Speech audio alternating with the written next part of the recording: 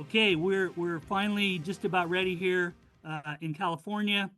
So 2 more minutes and I will start things up. Thanks again for your patience, everyone.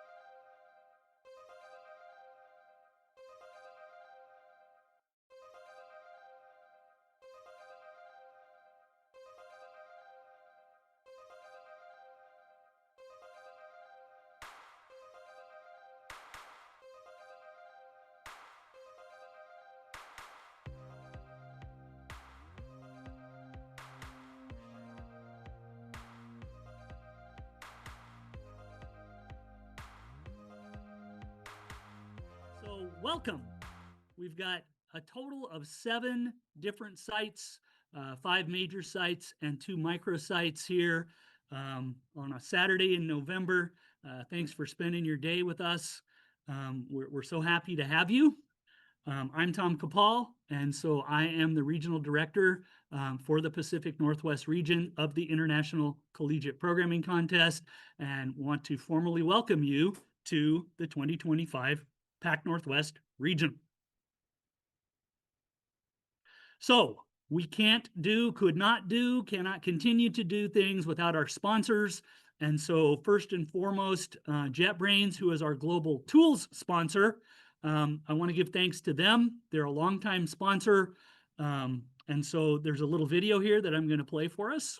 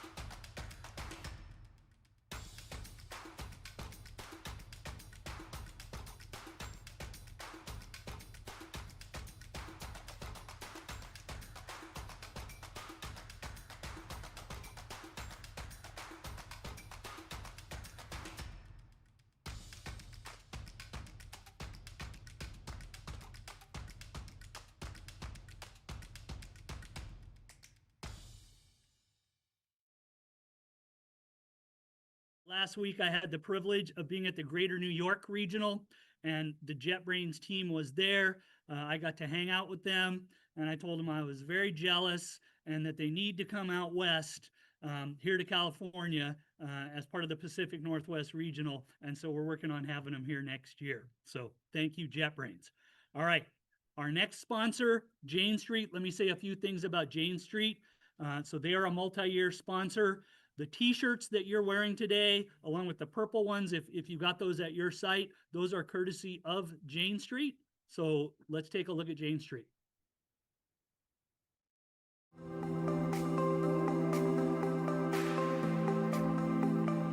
These competitions help to create and empower a new wave of talents and leaders in digital technology, and they help to grow a new generation of future programmers. The competitive programming community is special to me just because I grew up with it. I started doing this when I was 12, and it basically kickstarted my whole career. I think it's important for Jane Street to be supporters of ICPC community because this community is very important for development of many young people who just started their journey with software engineering. What makes ICPC special to me is that people from many different countries just come together to one place to compete against each other and create a community.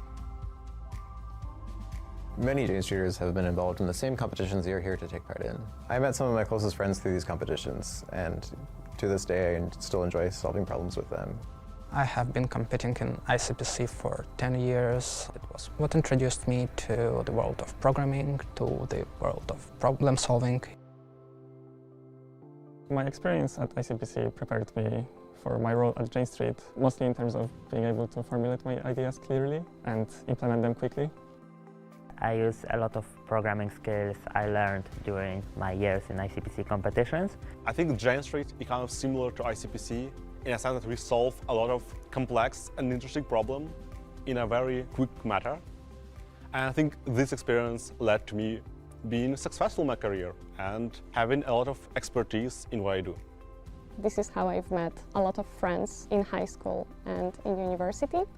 We participated in competitions, we share a passion for competitive programming, and now we work together at Jane Street.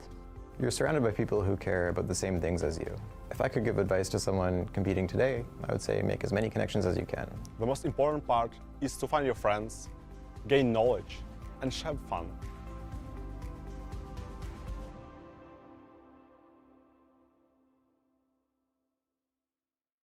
Thank you, Jane Street.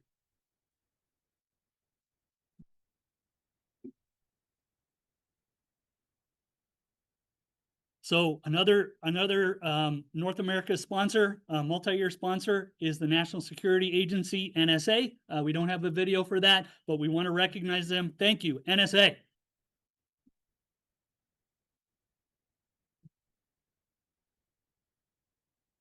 All right, and very important, we have a local sponsor, sole local sponsor. They have sponsored the Pacific Northwest Regional Contest at the platinum level for the past 3 years. And so that's Amplitude, the head judge and the head of the problem set for ICPC PAC Northwest, Nick Wu, works for Amplitude. And from Nick here, they have internship and job opportunities for you, guaranteed internship opportunities if you are a D1 winner. So that's nice. Take advantage of that if you win. Please take advantage of the opportunity, and Nick will have more information. And yes, by the way, I have to be a little bit silly here. He's here today, along with his judging crew, to tell you wrong answer as many times as necessary for you to get it right. But seriously, thanks to Nick and everyone at Amplitude.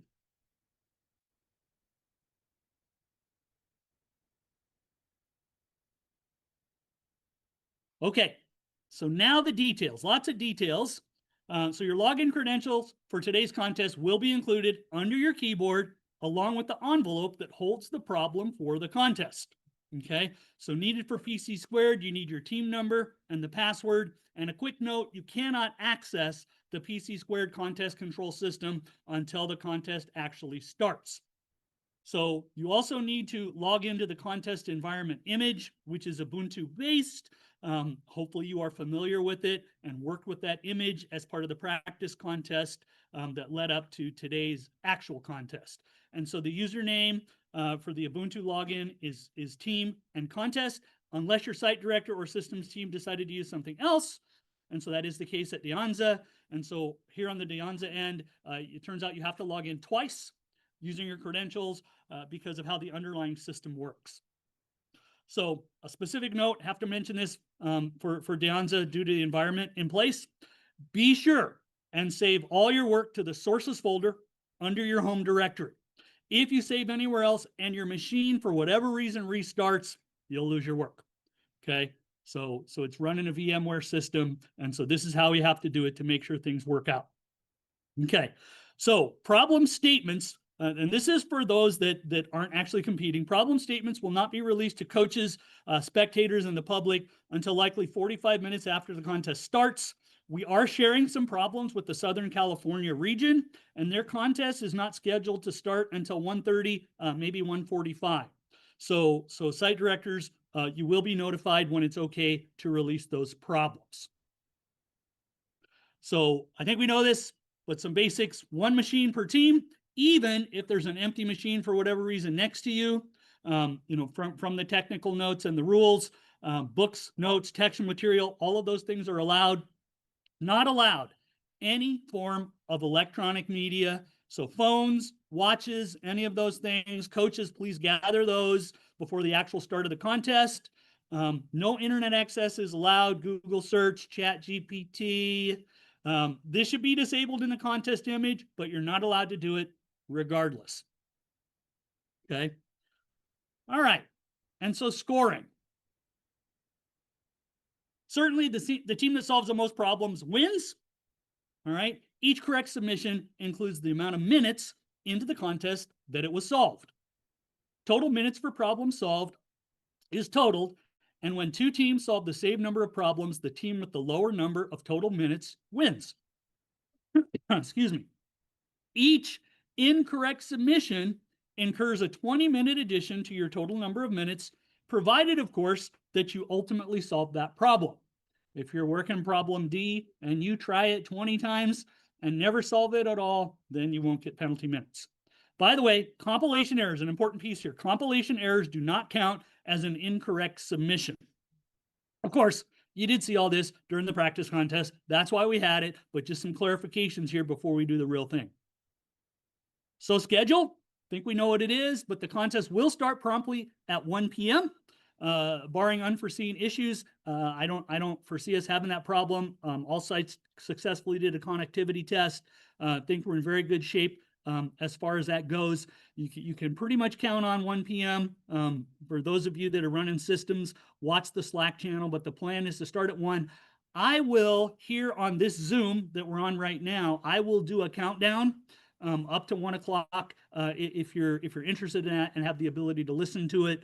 And remember, you can access this Zoom from any machine you have. Results via the resolver will likely be, the contest ends at 6, likely at 6:45.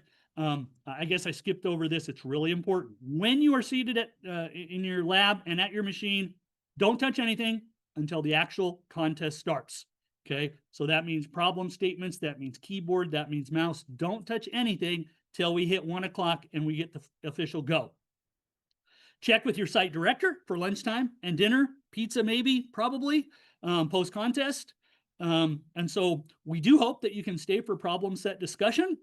And so our head judge, Nick Wu, at the conclusion of the contest, probably about 6:15, we'll go over the problem set on this Zoom right here that we're on. And then we'll have the resolver results. Okay, but we do understand due to travel constraints that some of you need to leave. And so, but please come if you can. Awards and advancement to the North America Championship. So gold, silver, and bronze medals for all team members for the top 3 teams in D1 and D2 overall. So that's across all of our sites, right? We've got 5 major sites and 2 micro sites. Okay, and so also top 3 at each individual major site in D1 and D2. Okay, plaques will also be distributed for the top team in D1 and D2, all right, and site winners for D1 and D2. And the medals and the plaques are courtesy of the sponsorship of Amplitude, our local sponsor. So top teams from D1 will advance to the North America Championship in Orlando, Florida. And so that's going to be March 20th. Okay. Last year, we advanced 5 teams. We are guaranteed advancing 4 teams. Some of the advancement is participation based. Last year, we had 155 teams. This year, we have 143 teams. So down a little bit, but we're still in pretty good shape. All right. And so now, if Nick is here, our head judge, he's got some notes for you regarding the judging. Move that out.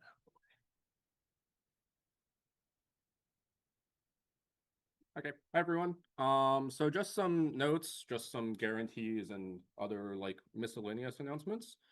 So for those of you in Division 1,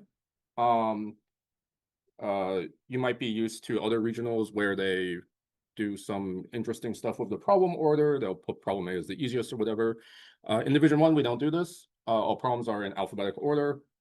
And we also guarantee that problems are solved in 2 of the 3 language groups. The language groups are C or C++, Java or Kotlin, and Python. In Division 2, we are a little more generous. So we split the problems into 2 halves.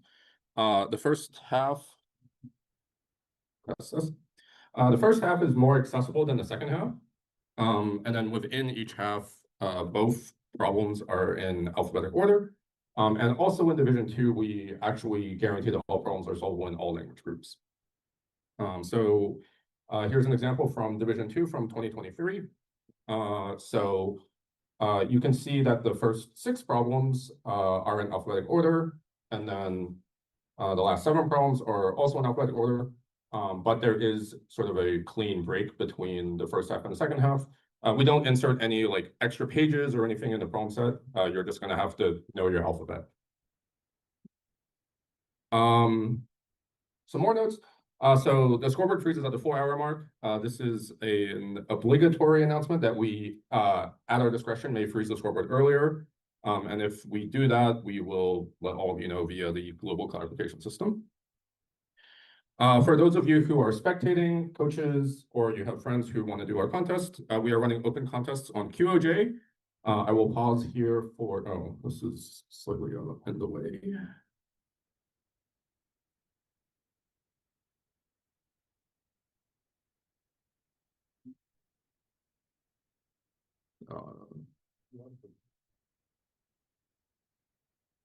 All right, well, the Division 2 URL is 2582. I'm going to leave this for 15 seconds for people to take a picture.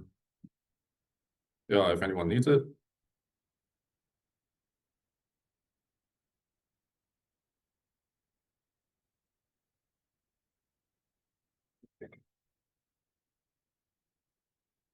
And then the final slide is we're running a live stream. The live stream is actually happening right now.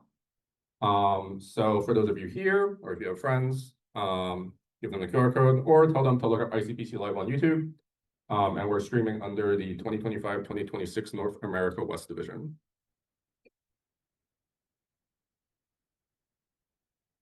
Thank you, Nick.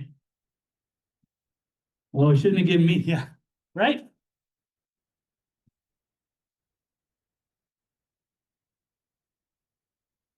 Okay, so Zoom's a little bit in my way here. So we did have a week-long practice for you to interact with PC Squared and the contest image and ask questions or put together questions. And then another note, we do need to bring it up. The contest image has been available on the website along with information for a couple weeks. And so from our main sites, so we'll go through for any last questions, so quick questions from the main sites. And so we'll go in the order that I have them listed here. So Jeff Draper and crew down in BYU, Hawaii. Hope you're doing well. Any last questions or clarifications from you? No questions here. We're good. Great to have you guys here. Brent Wilson, George Fox. Just one item that I didn't see in the briefing that comes up every year, and that is access to the sample data from the problem sets so that students don't have to key it all in. Right, so let me check real quick.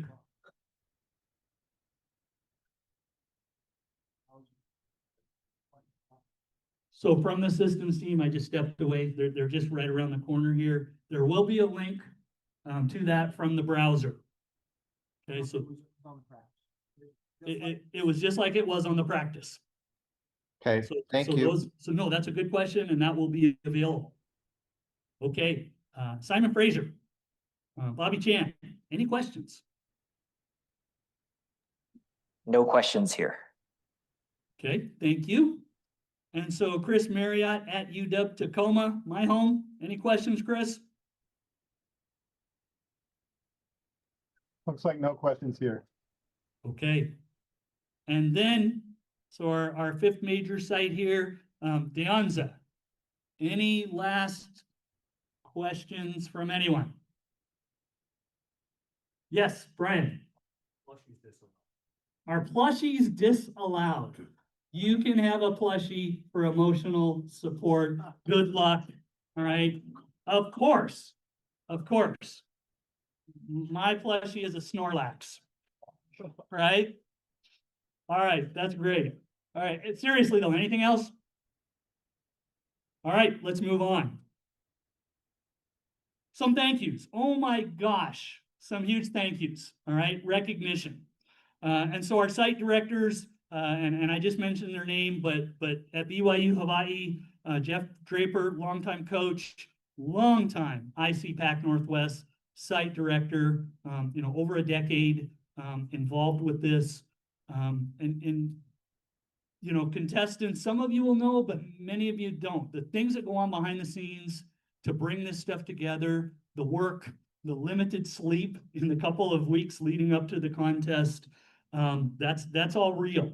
So these site directors and their assistants, their systems people, it's incredible the amount of time that they volunteer so that we can all meet today and watch you guys write code and solve problems, and hopefully have a good time.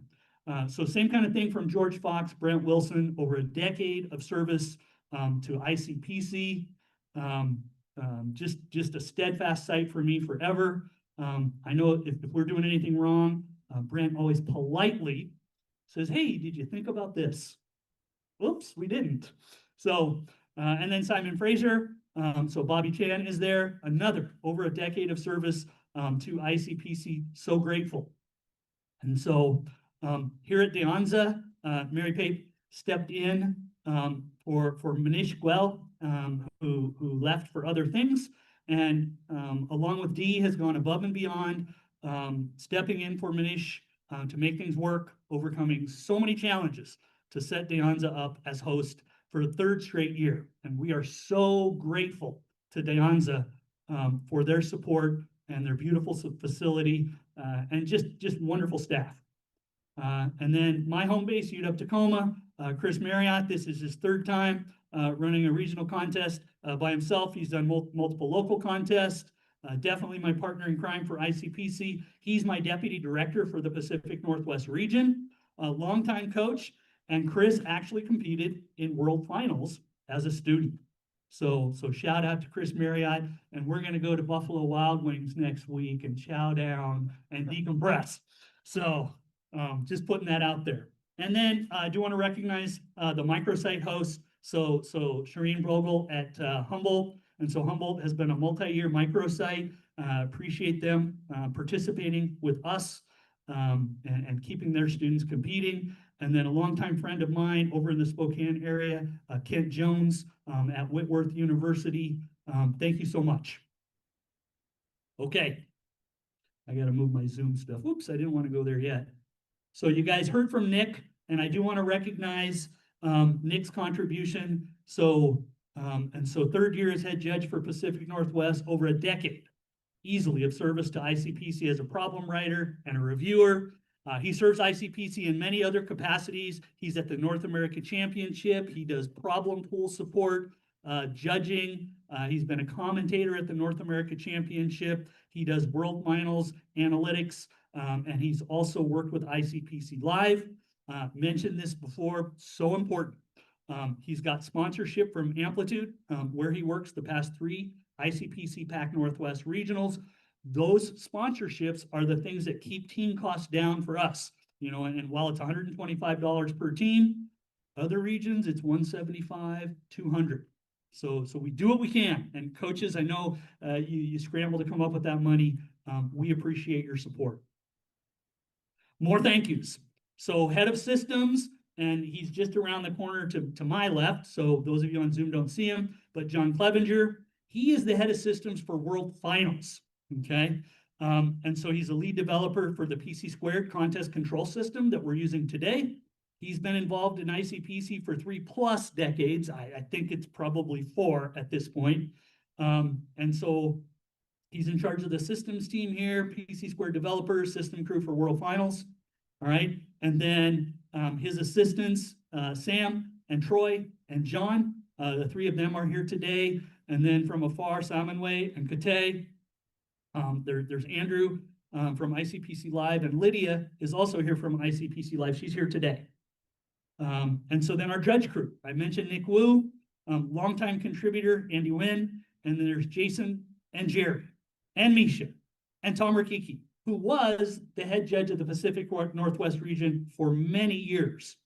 Okay, and some additional assistants, Alan and Bing and Brandon and David and Derek and Gennady and Jehan and Jonathan and Kevin and Suhas. So much work is put into the problem set and providing alternate solutions and timing to make sure that they get it right so that it works properly for you on contest day, like right now.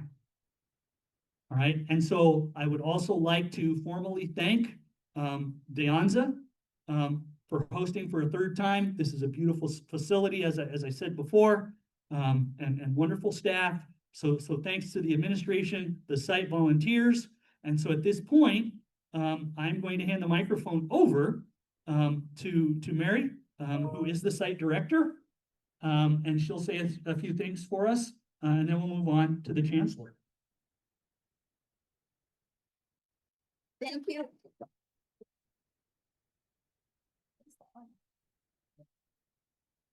It was on. Hello, it is on. Okay. First of all, welcome to De Anza College, and thank you for all the energy you're bringing here today.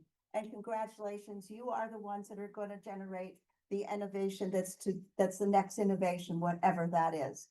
So welcome today. And your energy gives me energy. Thank you. I want to say that this wouldn't have happened today without all that Delu has put in. She's our lab coordinator, and she's been working on this day and night for the last 2 weeks. And and her backup is Min Wen, who is over there taking lots of pictures. So don't forget to smile. Lots of pictures as well. And then I could not have done it without our special helper, per se, who you will see running around, Abu Shami. He's our faculty in the Department of Computer Science and Information Systems. And I have had 150,000% support from my dean, Manisha Karia. And I said, you brought so much energy here. You know, there's one other person that brought so much energy to this college about 10 months ago. And now I would like to introduce the president of our college, De Anza College, President Omar Torres, and he's going to say a few words. Well, good afternoon, everybody. How you doing? Good. Congratulations on being here to our beautiful De Anza College campus here in Cupertino. We are so honored to have been able to have hosted this now for the 3rd year in a row. And we're just excited to see what all of the teams are going to do. This is an extraordinary opportunity for each of you. We're very humbled to be a part of ICPC today, and we wish you all the best of luck. I'm here with my Vice President of Instruction, Dr. Ram Subramanian. He and I wish you all the best of luck. We are very committed to this work and to the STEM field in general, and we just know that it's going to be incredibly exciting for all of you. So good thing that you brought the support.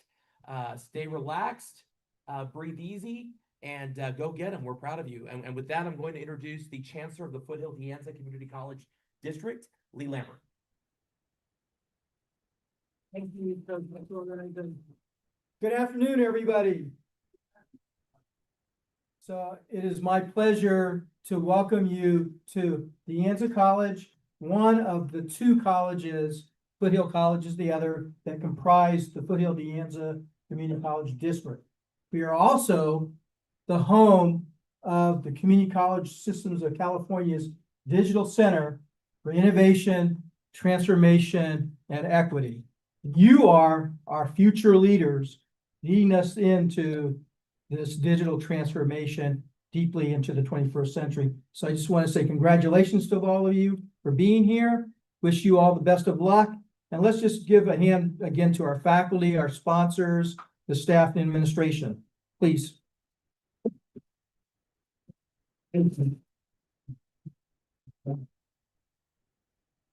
Okay, we move on. And other sites, thanks for hanging in there with us. Not that you had a choice.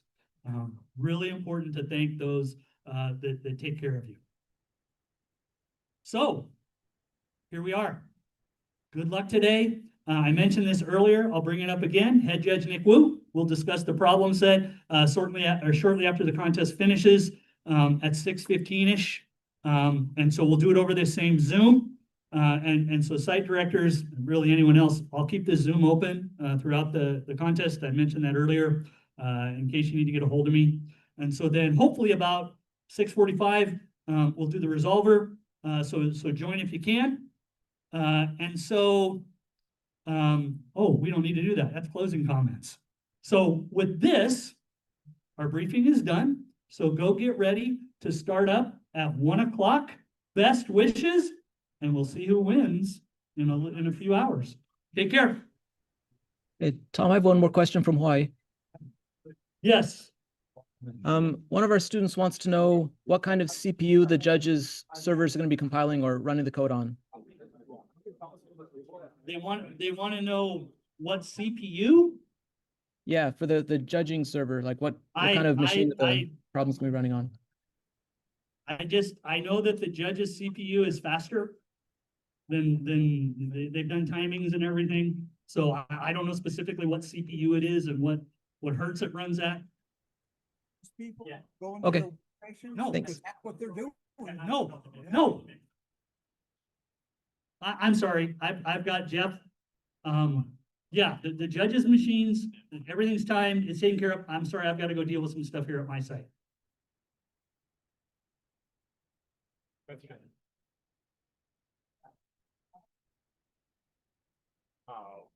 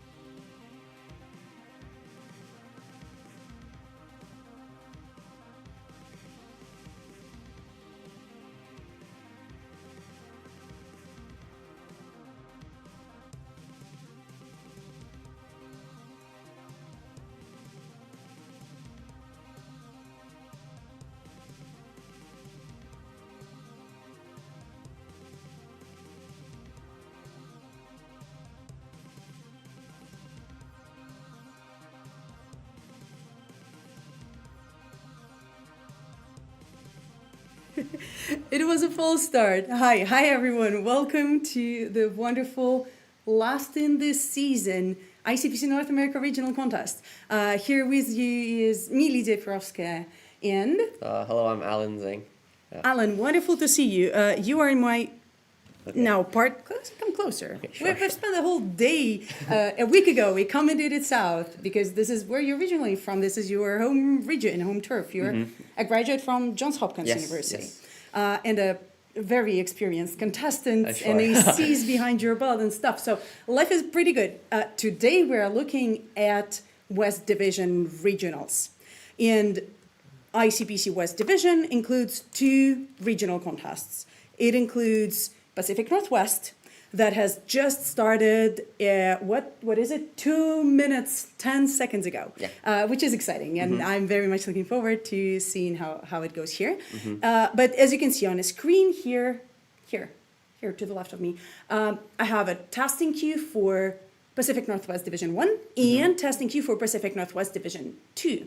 So all the contestants that we have just seen in this wonderful hall, I'm actually amazed at how huge it is. Yeah. Everyone fits in. It's like a very 60 teams. Very nice facility, actually. Absolutely awesome. It's Look at them all working. I'm excited. So all the teams are split into 2 divisions. Division 1 is the mainstream regional contest that allows team to advance to NAC and then hopefully world finals, win medals, championships, glory to North America. But what's Division 2? So Division 2, I guess it's more of a region, or it's more of a contest for people that are newer to competitive programming. So there's no qualification path. If you choose to participate in Division 2, there's no qualification path to the North American Championship. And the problems are, some of the problems will be shared, but a lot, they tend to have a lot of different problems too, and these problems tend to be much easier than the problems you're seeing in Division 1.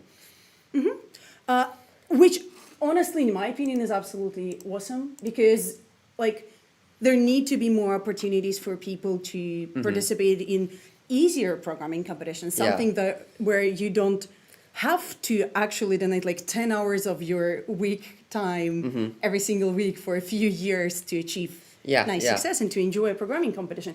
Have you ever been a part of a Div 2 contest? I'm not sure. South does it as well, Yeah, right? so South does it too. I personally never participated in Division 2. I think, Division 2 is very nice because in Div 1, or just in general, there's varying difficulties of contests, right?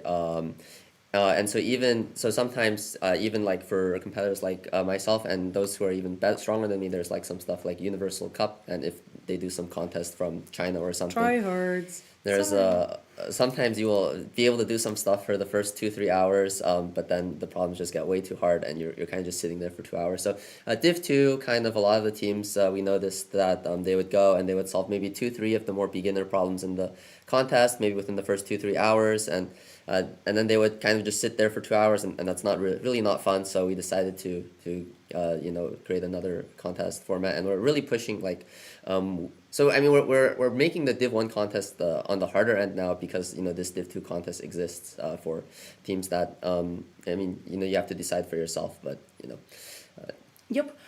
To follow all the contest links, first of all, just look up the video description. I hope that wonderful people in the chat will help me to assist our first-time visitors, people who just accidentally wandered into competitive programming live stream, to help them with the links. We'll go through the rules, so don't be alarmed. You'll definitely have it all covered. But if you want a full 360 experience, follow the links in the description of the video. I will also be playing those links in the line below us. We already have a link to Pacific Northwest scoreboards. And again, don't be alarmed with the number of wonderful, colorful letters that you'll see there. And, it's just a joined scoreboard for both divisions, so you can actually have an at-a-glance experience. And then there are plenty of filters to filter by the site you're interested or just by a division you're interested.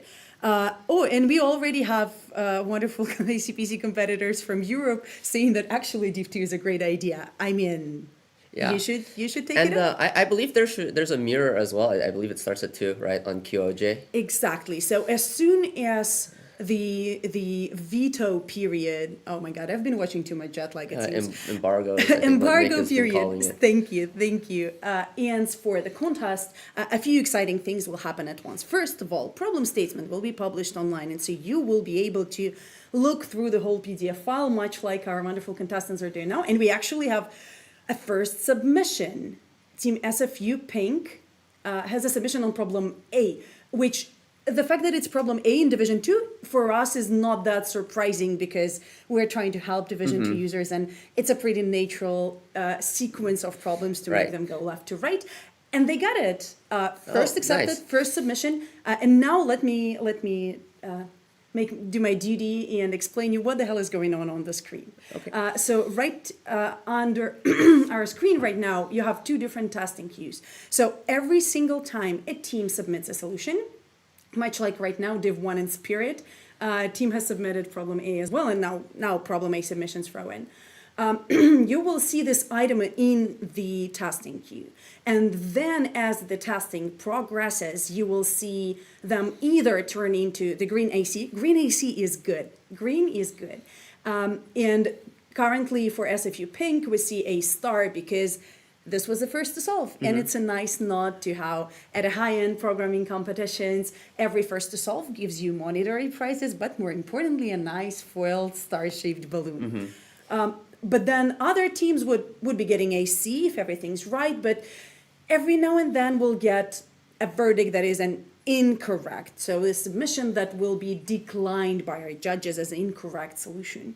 And then we will see a variety of different verdicts. I'll elaborate on them as we'll see them coming. But for now, the only thing you need to remember is green is good. And we are wishing all of our contestants an AC in the scoreboard. Right. I think in regional contests they do not have monetary prizes for first solves, but in the A pity. yeah, but in the championships, at least in North America, they do have prizes, and in World Finals they do, and it's typically a few $1,000s, so actually fairly significant. Yep. Oh, and we finally see a first submission into the Div 1. And I, for a few first minutes of a broadcast, will be reading the fun names of our wonderful teams just to have something extra. Oh, and here, unfortunately, comes our first red verdict. WA stands for wrong answer. But now the interesting thing for me to monitor would be if the team Horsewheels actually chose the problem right. Because where for Division 2, we kind of hinted them that going left to right is probably a good strategy. For Division 1, that's very much not the case. And the skill of finding the easiest problem, where it's not always guaranteed that the easiest problem is the shortest statement. Yeah. I would even say that on many occasions, the shortest statement is the deadliest problem. Yeah. Very elegant, hard to solve math problems. A lot of the unsolved math problems that need proofs also can be. Well, hopefully all the problems will be though possible. Yes, there are no impossible problems today in the contest. Problems. This is one of the great features of ICPC. We are not trying to pit our incredibly smart contestants against something that they would not be able to do.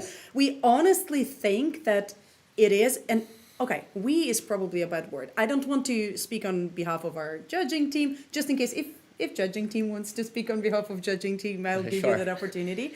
But in general, we know that every single problem that is given within a contest has been solved. Judging team has prepared one or usually multiple correct solutions. So it's a minimum of 3 correct solutions before a problem gets accepted. That's a lot. I see that there are other judges of programming competitions in chat. Please tell me how many correct solutions do you usually have when you prepare a contest? At least for Big South, I think it was 3. I believe Pac Northwest should be the same. And then also they require that you're able to solve it in 2 different languages. So if the bounds are a bit tighter, typically it'll be something like C++ and Java. Otherwise, since Python is easy to code, a lot of the judges will just submit something in, or just even translate the C++ code over to Python. Yeah, it's not guaranteed that all problems are solvable in all languages, but it is guaranteed that there are at least 2 languages you should be able to solve it in. We have incredibly high trust into what contest control system is doing for us.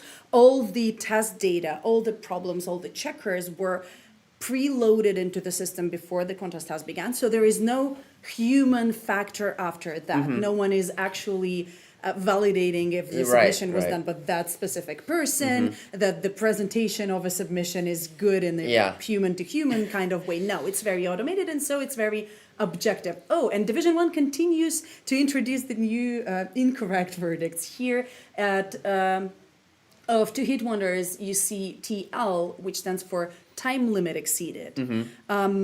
Oh, I'm just info dumping everything about competitive programming right now. One of the main criteria that we use to judge if the problem is correct or incorrect is that it needs to be effective enough. And so much to my happiness that the team actually referred to the O of N notation in their name, they probably got screwed by exactly that. And in Div 2, we have AC on another L. problem solved on So is AC on that B, the and Berkeley in Div team? 1 we have AC on L, and then Div 2 also solved C. Stop, wait, how many minutes into the contest are we? Like 12? It's interesting that it appears to be the moment where everyone have figured out where they're going. We will be looking here at Oh, it is Berkeley. Day okay. 1 standings. Give me just a moment. Right, so the strong And I'll schools, show it to our friends in the broadcasts as well. Yeah, so Berkeley is typically a very strong school. They had a very strong team the last 2 years. It was the same team. They made the World Finals twice. I think one of the times they got like 30 something with World Finals, which is pretty impressive. It's like not easy to do. Oh yeah. But how it works is you're only eligible to compete in the World Finals two times. They want to give more chances to other teams. So I believe the Berkeley teams, so that team is not going to be competing this time around. They're not allowed to. I think most of them are graduated too. And so we'll see which Berkeley team comes out on top today. That's pretty amazing. And we also have another first to solve in first division. So now we have revealed the color of problem G in Stanford Aquila, solve problem G here. That's pretty strong. And they have won that problem by the tiniest, it seems, margin. I see that Horsepills have solved problem G basically at the same moment. And now we see more submissions on G from other teams coming in. Yeah, so a lot of the times what you'll see, I guess it hasn't taken too much effect here yet, but teams, the scoreboard is public. It's not just for you guys to see, so teams can see it too. And so at the start of the contest, you can't really get that much information on the scoreboard, so a lot of times the teams will split up the problem set. I think a very common thing is one guy starts reading from the front, one guy reads from the middle, and then another person reads from the back. But as the scoreboard gets more populated, maybe after an hour or two, you can start getting more information off of the scoreboard, and if you see a lot of other teams solving a problem, then you might choose to go for it yourself. This can also be a trap. A lot of the times you will see, one team might be very strong in some area, like for example in Big South actually, the UMD team, which was very strong, solved like one of the harder problems is like a graph coloring problem that I wrote, and they got it in 23 minutes, and then I think the next team to solve it after that was like 3 hours in. Oh my. And I talked to the person that solved it, Danny Mattal. He's a very smart guy. He won IOI silver, and he basically told me that actually something very similar popped up in his research. So sometimes stuff like this can happen too, where one team is like, it just, one of the problems is very geared toward their strengths. It's just, lucky. There's some factor of luck that happens what kind of problem set you get. And so, you don't want to trust the scoreboard too much. You also do want to trust your own judgment of what problems you feel like your team is best suited to handle. See, kids, it's important to pay attention in class. Your research actually pays off. Because I know that there is this topic of, I will just do competitive programming and I'll get hired and I don't need anything else. But hey, you can actually synergize pretty nicely in this. And now another team has opened a different problem. We have been able to watch all of this right on the scoreboard, which is pretty exciting. So now we have 3 problems open in Division 1, including problem M by the team Mamadou from... okay, so Mamadou that is the Doo? UC Davis team. Mumu? Yeah, Mumu Dudu.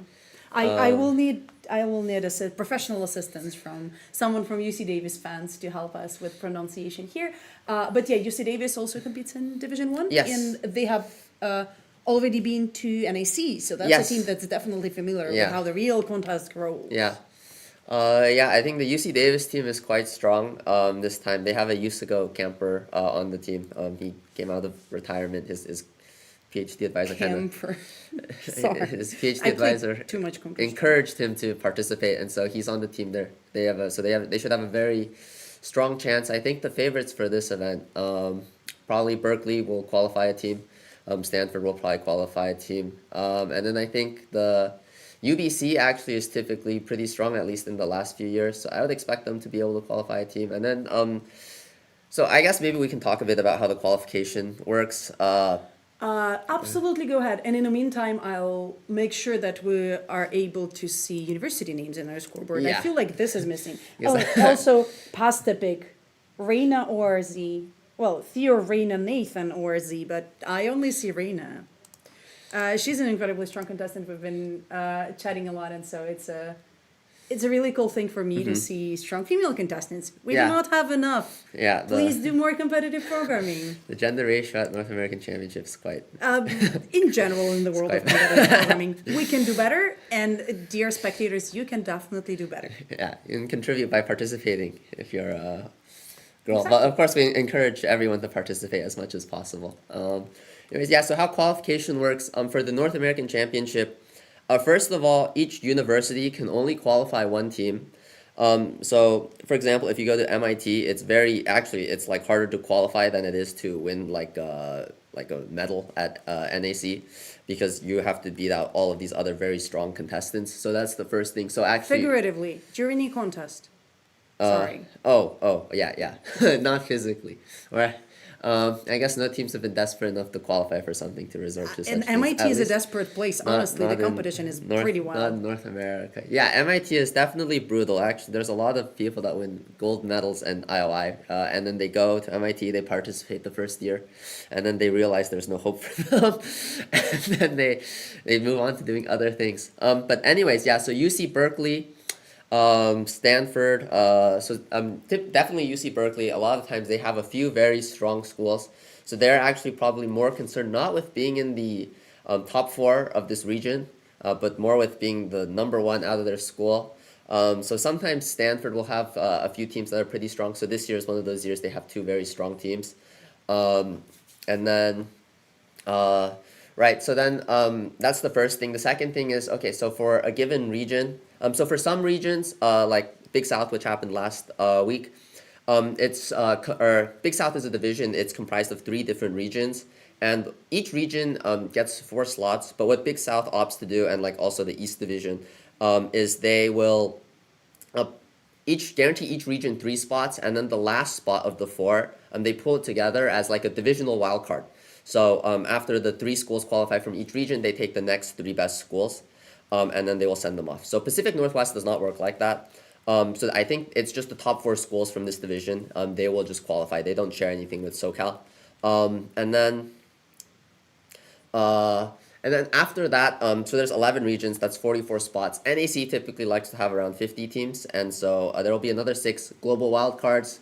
And you know how these get distributed out is a bit more subjective. A lot of times it goes to the East Division because that area They're strong. Yeah, they're very strong. So typically a lot of the times, like there will be teams that are like solving like a lot of problems, very hard problems. But you know, Stanford is there, CMU is there, or not Stanford is there. My bad. Harvard is there, CMU is there. MIT, and then you know you have Greater New York, which has like Princeton, Columbia, so all of these very strong schools. So that's typically why they get more of the global wildcards. One of the things that happened just a minute ago is, again, we had an incredible clutch for the first to solve on a problem. Oh. So 2 teams, Washington, Jack Rico, apparently a combination of their names or something, and San Jose State University, Hip Hip, have submitted problem A literally in the same minute. Oh, wow. But Washington came up on top, and they are currently in the first place with a 1 problem lead, which may feel negligible for the very start of the contest, but is in reality something that is very important to be able at the very start of the contest to work through those easier problems and to not collect penalty time. Right. Let me talk to you a little bit about the scoreboard and how the scoreboard works on ICPC contests. If you're already familiar, say plus in chat, and I'll probably try to move quicker. So what we do is, first of all, every problem for every team is either solved or not. There is no half points, there are no PD points for trying very hard. No, you either have a green box or you have a red box. Yellows that you currently see at San Jose in problem L actually means that the problem is right now is in evaluation. So it's running on our server throughout our test data, and we will learn the verdict momentarily. Then we are sorting all the teams by the number of problems solved. So the more problem is strictly the better. It is one of the ways we are also trying to persuade our contestants to never give up, to keep working on the problems right until the very end of the contest, because it's always better to solve one more problem. It always will, except for the tiniest corner cases where all of your opponents were just that good, will bring you better final place. So you always want to solve more problems, more and more and more, which is also why our contestants are not celebrating that much. Even if they have first to solve or solve multiple problems already, they would actually keep working, keep their head down. They would only allow themselves to celebrate something at the very end of the contest, if any time. But then you can also see the column that's called penalty, with at 2-digit numbers for most of the teams right now. What does the penalty mean? This is our tiebreaker. If multiple teams have the same numbers of problems solved, which is definitely happening. There are more teams than problems, so it's definitely happening. Pigeonhole. Yep. See, I did my computer science back then. So we want to have a tiebreaker, and our tiebreaker is called penalty time. A penalty time is a nice way to represent how fast and accurate we're working through the problems. The implementation, the precise implementation is as follows. Oh, I'm sorry. For every problem that you've solved, you're getting the penalty time equal to the number of minutes that you have spent solving that problem. So that elapsed from the start of the contest until the successful submission. So right now we see, if you go from the bottom of the screen, Stanford Cardinals solved one problem, problem G. It happened on the minute 22, so they have 22 penalty minutes. That's easy. But then if you have solved multiple problems, then hey, awesome, their time is also just added to get the total penalty. But there is also another factor that we are yet to see in this exact scoreboard, but I'm sure it's coming any second now. So imagine the horse pills team that currently has 2 red boxes on A and L, so those problems are not solved by them yet, and 1 green on problem G. If they solve problem L right now, say at minute 24, they will get 12 plus 24, 36 penalty points. But they will also get extra penalty for the fact that their first submission on problem L was incorrect. Because we want to encourage teams to test, even though this incredible skill is completely lost on most of the competitive programmers these days. I feel like there is this sentiment like testing system is for testing, where Really? instead of proving a solution or spending extra time stress testing your solution locally or doing something, you're trying to save your time and submit, which pays off sometimes, but not always. Yeah, I mean, stress testing is, and I think most, unless it's very easy to code something, most of the time you do want to prove. And stress testing is only for like later in the contest when the keyboard is more free, the problems get harder, and you have to spend more time. Actually, the starting scoreboard, it doesn't really matter that much. The reason. For real? Already? We can talk about problems now. Okay. That's so quick. So anyways, just finishing the thought. The reason that it's important to solve problems quickly at the start is mainly to give yourself more time and to not take up the scoreboard for some of the harder or not the keyboard for some of the problems that are harder to implement later on. And so, but a lot of the times the early leaderboard doesn't matter so much because also the time penalty is not as important. Because as the contest goes on, for example, if you solve something at hour 3, then the time penalty you get added to your total time is like 3 hours. And so if you compare this to the first like 20-30 minutes of like people getting like plus 30 time penalty, plus 20 time penalty, it's kind of insignificant. So yeah, I think teams at the start mostly are just focused on trying to get through as many of the easier problems as possible and freeing up as much time later on for people to use the keyboard when they need it. We had a new leader in Division 2, teams suffer overflow, Let's see the who Div have 2 set. clearly suffered some overflows, has taken the lead. And to easily see significant scoreboard changes in the testing queue, you can look to the left side of the team names, the part that has current team position in the scoreboard. If it's 1, 2, or 3, you'll have the gold, silver, or bronze color. So anytime you see someone in the testing queue with that special metal color across from them, it means that something major is going on. That's actually one of our either favorites or current unexpected leaders be up there. But again, we have so many teams to follow, and not all of those teams are actually in the background of our camera shot here. We are physically in California at the Anza site, but actually Pacific Northwest covers many, many different sites all across the nation, including Hawaii. Which makes it actually absolutely amazing. Excited. Pacific Northwest takes place in Alaska, Hawaii, British Columbia, Washington, Oregon. Then separate sites for North and Central California, as well as Western Nevada. So even though in the camera shot you see 50, 60 teams that combine Div 1 and Div 2, expect seeing so much more in our scoreboard. And speaking of so much more, I should be able to do something cool right now. Let me try and work some magic here. Here we go. So just a few minutes ago, another contest has begun within ICPC North America West Division. Southern California has an independent contest with just a few problems overlapping between our problem yeah, sets. I believe it should be 2. I actually don't know which problems. I think I know one of the problems that overlap. I'm not sure about the other one, but and this is very experimental for me, so I'm a little scared, and I will have to spend part of my attention just making sure that everything works fine. But we should be getting the testing queue for Southern California in the lower right corner of our screen. Again, I'm so sorry, it's very experimental, so please forgive me if there are any major mistakes. Okay, and then should I maybe start going through some of the problems since so I'll start with A from Div 2, I think. So first we know it's easy, right? Yeah. Do you think I should be able to solve A from Div 2? Is it that easy? I'll be honest, I only read the harder problems on the Div 1 set, so I actually don't know. Are you so sure you'll just easily breathe through all the problems on the live broadcast? I had to worry about Big South the week before, so I had 1 week to kind of go through these. So I didn't have that much time, so I just prioritized some of the harder ones to make sure, hopefully I don't look like too much of a clown on the stream. Maybe that's part of the teamwork. You know, someone needs to start from the bottom, someone needs to start from the top.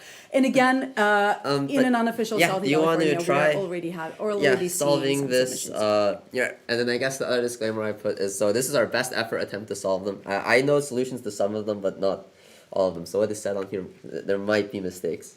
But hopefully most of it's correct. I should be able to think solve most of them.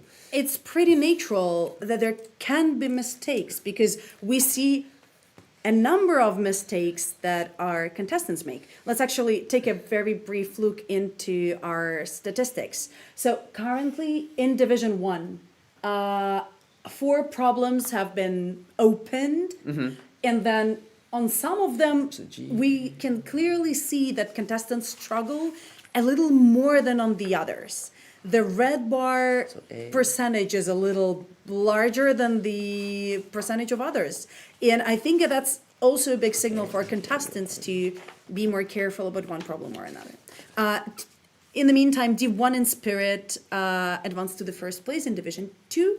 And they're now at 4 problems, so maybe they were actually supposed to be in Div 1, and they decided to go for something You want to solve easy. this problem? It's about Genna. Okay, Div 2, 51 teams have already solved problem A. I should be able to do this. Let's go. Sure. Let's go. Let me read the problem. Okay, here you go. Yeah. Okay. And then Genna is training an elephant to compete in the iteratively counting peanuts confrontations. It's a joke about ICPC. It's an acronym of ICPC as well. As part of the training, Genna puts out peanuts, and the elephant has to count all of them. However, elephants are not that good at counting peanuts, and Gena's elephant crushes some of the peanuts during the training. Gena is tasked with cleaning up the peanut debris that is left over. Gena cleans up to 10 milligrams of peanut debris. In total, I guess. Gena knows that each peanut weighed exactly m milligrams, but forgot how many peanuts he put out for his elephant. Or that there could be up to m by p milligrams of peanut debris for various reasons. The amount of debris could be much lower. Help Gena compute the minimum number of peanuts he could have put out for the elephant. So, yeah, I should be able to do this. Let's go. I will not write code, though. And we have a submission from UC Davis who were tentatively in the first place, but it was a wrong answer on G. There will be so much going on, so I'm really relying on the chat to be able to read all of that fluently by the end of the contest. Yeah, there's a lot going on. Yep. Okay, cool. We have a number of peanuts. Let me put them here. P of them, that's cool. Ooh. Oh, it works, nice. And then we know that a total leftover looks like Stanford is becomes trying a D. M for the first attempt on M. It does Or not. is it? No, No, we had M. Oh, that's right the there. wrong. Oh, that's the div2 scoreboard. My bad. Or No like worries. on the Oh yeah. The statistics line down okay. here is the div2 because Okay, it's my bad, yellow. yeah. Dear it matches, spectators, okay. it should match with the color. Match with the Q, and okay. these are ICPC colors. Did you notice? No, I did not actually. Hey, we're trying really hard here. Okay, let me continue. So we know that the total leftover debris is D, and then we know that each of the elements was originally M. There could be M by P, but it could be much lower. But they need the minimum number of peanuts that was possible. So we instead need to just divide D by M.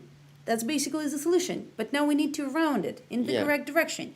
So if D is actually M by a number, whatever integer, then this will be your answer. And otherwise, you need to round it up. Yeah, with the ceiling Yay. function.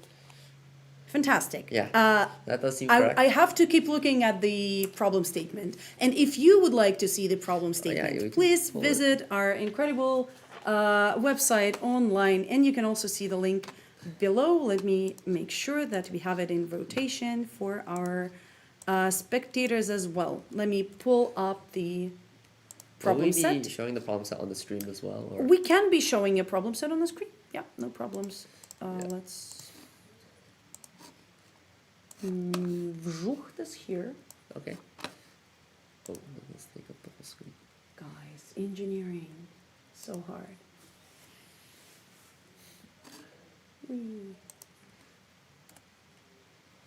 Awesome. Here you are. Here is how one problem set looks like. And the reason why I wanted to go through it visually is also because there are plenty of useful pieces to that problem set. The sponsors. Sponsors are incredibly important. I don't see a reason not to acknowledge the wonderful sponsors. We were also acknowledging them during our opening ceremony, as well That's as right. our hosts. And host universities are arguably maybe even Yeah. larger sponsors than the one that are represented by Yeah, it industry, is- because they donate to our competitions both their venues, their time, their resources, and their students, which adds up to basically everything. Yeah, it is a lot of effort goes into setting these up. Yep. Looking at the problem. So here is how an elephant problem looks like. I just read you aloud all the introductory story part of it, but it's actually very important to go and look at the limitations, at the maximum and minimum values. We're always trying to look for corner cases. Well, not in the problem A. It is designed to be trivial enough to make sure that every contestant and team feels comfortable solving it easily, moving on. Because having incorrect submissions at the start of the contest can really affect your morale. Yeah. But when you check that those values are reasonable, it also allows you to then, when you go into the implementation details, choose the right language, Mhm. because pretty often we can see a problem that looks straightforward, but because of the max values on some of the input, requires Python and Longend, and I'm pretty sure we're about to see some of the problems like Yeah, this yeah. in this Actually, some problem of set the as well. harder problems. There's one where you have to think about the time complexity pretty hard. Yep. And then sample inputs and outputs are also a very important part of the problem and the problem statement, and you definitely need to check through them all the time. Oh, and we have Diamond Dust go into the first place in Div 1. They have figured out problem A, good for them. UBC. Oh, nice. Again, Division 1, problem A is not the problem about elephants. It is much harder. Is problem A something you would be interested in Yeah, sure, we can do this. covering shortly, just to give everyone an impression of how problem A in one contest can differ from a problem A in another?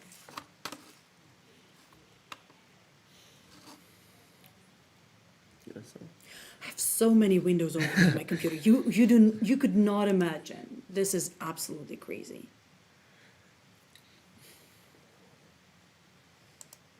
This one. Found you. No. Yeah, so UBC is another of the schools I said we should be. I mean, these are typically the three schools, Stanford, Berkeley, and UBC. These are typically the three schools that go pretty consistently. And then actually Pacific Northwest typically sends 5 schools. They typically get one of the global wildcard spots. So teams are typically fighting over the last 2. Amazed by amazed. Oh, okay. Hello, Wesley. One of my friends is in the chat. Yay, thank you. We're very happy that you're all tuning in. It might be a good moment now that all of the contest has begun to actually share something in social media. It can be either this broadcast or just a link to a scoreboard where you're rooting for your either teammates, classmates, or just friends. So Yeah, it's let's see who good advances to see the the next community. stage. Yay. Yeah, and actually Wesley used to go to UC Santa Barbara, and they have a pretty strong team this year, so I'm sure he's cheering for them to hopefully advance from the Southern California division. Oh, so actually he's extra motivated because this tiny red rectangle is the only way he can learn how they're doing. Oh, really? Well, tune in. All right, you Currently better in a keep second, account. They have actually. 3 solves, I think, right? Yep. Oh, nice. Yeah, that team is quite strong. They have some very strong people on that team. Cool. We're ready to go. Okay, Whenever yeah, you sure. are. So let's, read the problem. So first, we notice there's a time limit of 2 seconds. And what this means is that after your code compiles, for each test case, it has 2 seconds to run. And typically, the number of cycles that is, roughly is 10 to the, so each second is roughly 10 to the 8. I guess operations you can call it. It's not like actual clock cycles. Like we don't go division is 3 clock cycles and then you Yeah, break it just down don't do anything complex. It's just how many you can think of as how many operations you do. But anyways, okay. So then we read on their journey to World Finals, Team Shuqin Academy needs to conquer the North America Championship. They have n problems in the problem set, with problem I taking SI minutes to solve. This means that they must solve the problem they are currently working on before moving on to solving another problem. For each problem solved, the judge instantly brings a fully inflated balloon to the team. And then Chika Fujiwara, it's an anime character, the troll of the team, decides to tie all of the balloons to the team's lucky dice so that it floats. Each balloon starts at 1 liter of helium at the time the team receives it. Liter. That's 10 by 10. Allowing it to lift 1 gram. Okay, 1 liter, 1 gram. All balloons have lifetime D. Balloons deflate at a constant rate of 1/d per minute, with lifting capacity in grams decreasing at the same rate. For example, after D over 3 minutes, a balloon after D over 3 minutes can lift 2/3 of a gram. And then stopping at 0 grams after D minutes. The dice floats if at any time the sum of the lifting capacity of all the team's balloon is greater than or equal to the dice's mass. The mass of the balloon itself is negligible. So given a problem set of n problems with the time to solve the ith problem as SI, along with the deflation rate D and the dice mass, output the minimum number of problems Team Shuqin Academy needs to solve to float the dice. If the dice cannot be floated, output -1. Okay, and then so the first line of input contains 3 integers and NMD, and then the which is the length of the problem set, the balloon's lifespan, and the mass of the dice. The second line of input contains n integers, the time it takes to solve the balloon, and S of I is very large, and N, D, and M can also be quite large, so 10 to the 5. And then either we output the minimum number of problems the team has to solve to float the dice, or -1 if it is impossible. So just write out everything that we know. So, balloon. Oh, speaking of balloons, we hopefully will be seeing some soon enough in our background. Oh, Yeah, sorry. it's fine. The Okay. drawing one. So one problem, equals one balloon, and then equals 1 gram lifted, I believe. And then, okay, and then it decreases at a rate.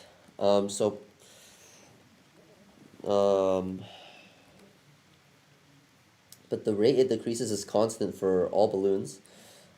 And then okay, so the part I actually need to think about is the part where it says a balloon after d over 3 minutes can lift 2/3 of a gram. So each. Oh, okay, I see. I added some pretty colors to unofficial Southern California testing queue, but even though some of the problems do match between Pacific Northwest Div 1 and SoCal, matching colors do not represent that yet, just yet. Okay, so Div 1 in Spirit is like probably collecting a lot you would of want to penalties on your sort problem map. all the balloons first, and then if you cannot use the first K balloons to lift the dice, you probably can't. Oh, hello. Yep, sounds about right. Okay, Jason is here. Do you want to talk? Oh wait, you're the judge for this problem, right? Here's who's gonna solve problem A for can us. solve problem A. Okay. Okay, let's try. Okay, so if you so you can play out the time because okay, let me see. Let me see the do total a amount of switch time. through. You go here. Okay. You go here, and I'll just move my streaming Can you do the equipment time a little steps? bit to the left. Okay, sounds good. Okay, so you might not be able to, simulate out all the time steps because n is 10 to the 5 and s of I is 10 to the 5, or the max value that each problem can take is 10 to the 5, so that would be 10 to the 10. That would be too slow. So you might need something smarter, but actually you don't need to go through all the time steps individually. You can just do the balloons itself, so you can just add one balloon at a time and see how many. Okay, so I see. Why don't we work on this sample first? So we have n equals 3, m equals 4, is that d, the length of the balloons? Okay, so d, actually there's a eraser. D equals 4, and m equals 2. And okay, Jason, do you want to introduce yourself? All right, what do I say? Hello. Here's your camera, Here's the here's your camera? mic. Okay, sounds good. What do you want to plug? Oh, what do we say? Well, let's talk about well, okay. First, I'm Jason Feng. It's my first year as a judge, so it's pretty cool. I used to this go one has to a lot of samples. Oh, you're interrupting me, so rude. Oh, sorry. So I was with I went to ICPC first with Sierra College from Rockland. I went in 2023 February, I think, and then after I transferred to UC Davis, I went with Sierra College one more time. Those are both the D2s. And then my last year, as my senior year, I went with UC Davis. We got to NAC, the North American Championship over there. And I believe some of your teammates are competing this year. Yeah. I'm so sad. They abandoned me, or I abandoned them actually. So maybe I should feel bad. But either way. I got the Davis representation. This is our mascot. Join Davis Competitive Programming Club. no bias. Okay, yeah, so you wrote this problem, and so you can maybe guide me and see if I'm on the right track. So I think first we should Let's see. sort the balloons, Okay, right? I sort think the if you can't balloons. solve it within the first like k balloons for some arbitrary k, then probably it's not solvable after because you're the rate of you solving the problem is just going to get slower, and then but the rate of the balloons deflating doesn't change. Yeah. Exactly. So okay, here we need to lift 2 grams. Yeah, I guess I'm not that used to this Welcome units to the with metric world. Oh, The okay, proper so one. okay, if we solve if we sort the problems and solve them in the shortest in the order of how in that order. Okay, so first we will solve problem 1. So at time 1, you'll be able to lift 1 gram. So We'll have to lift 1 gram. Okay. okay, so this is still not enough to lift the dice. The dice is 2 Okay. grams. Okay, just like that's a t. So then at next we will try to solve the second problem, and so this will be solved at t equals 3. T equals 3. This one will have deflated by then. Yeah, and then so at that point this you'll have 1 over some number plus 2, and then how much will it have deflated? I think it will have deflated 2 times units. So it'll have will it have 1/2? 1/2 of the original remaining. Yeah, so it can only lift 1/2 of a gram. Okay, so this is still enough to lift the full balloon because it's just or lift the full dice. 2. This is 2 from the second balloon. Yeah, from the second. But this one only. Oh, should this be a one 1. only Yeah, that lifts. should be a Oh, 1 as my well, bad. Okay. So only 1. Oh yeah, so yeah. at Okay, that yeah. point- Each one only lifts 1 gram. You're Yeah, right. yeah, You're yeah. right. So That's at just the this timing point, problems. still, you cannot fully lift that balloon. So we then do the last problem, and this will occur at t is equal. Oof, what is that? 3 plus 5, 8? To 8. Yeah. And then this point, am I correct on this? The first balloon can lift 1 over 8 left? The first balloon will be completely deflated by then. Oh. So we will only have lifted. So are you like subtracting off like 1 over d every time? Yeah, every second that passes, we're subtracting 1 over d for each of the remaining balloons. But if the balloon is completely gone, then it doesn't contribute. Oh, you just subtract off 1 over d. Okay, got it. And d here is 4. Okay. Yeah. All right. Okay, that makes sense.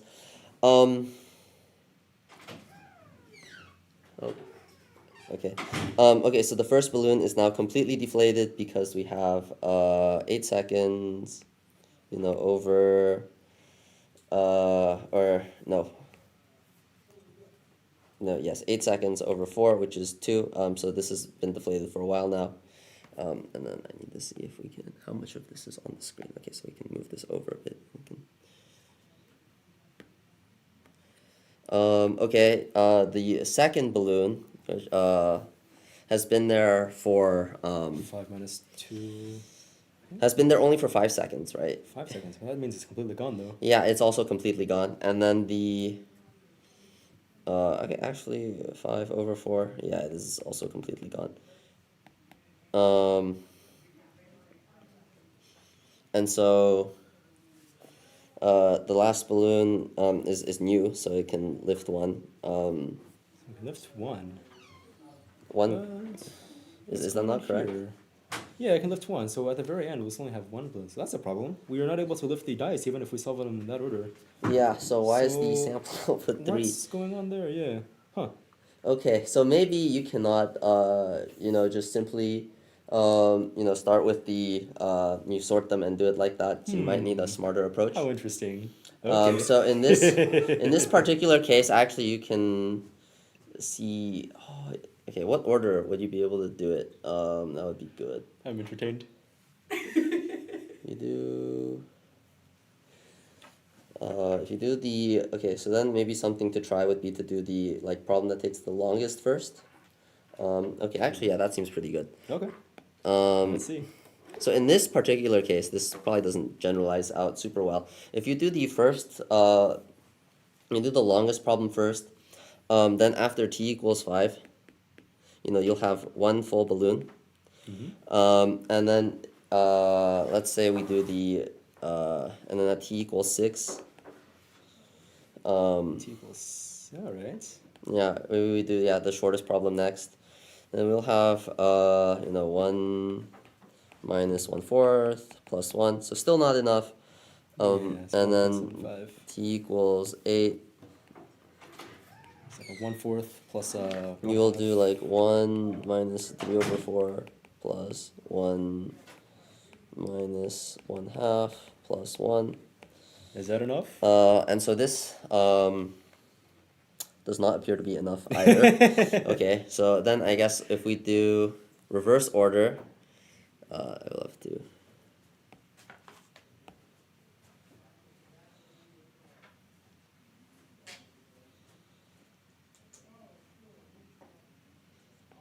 Okay, t equals 7.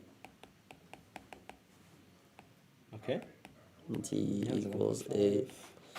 1 minus 3/4 plus 1 minus 1/4 plus 1. So, okay, in this case, it perfectly works out. There Okay. we go. All right. So this maybe implies that we should do them in reverse order, but we can't. And so actually, like, this is a decent example of a problem where you can just guess and do it because it's actually pretty fast to implement. But I think we should probably try proving it. Why it might be good. I actually still am not super for sure that this is the best way to do it. But if you do it in reverse order,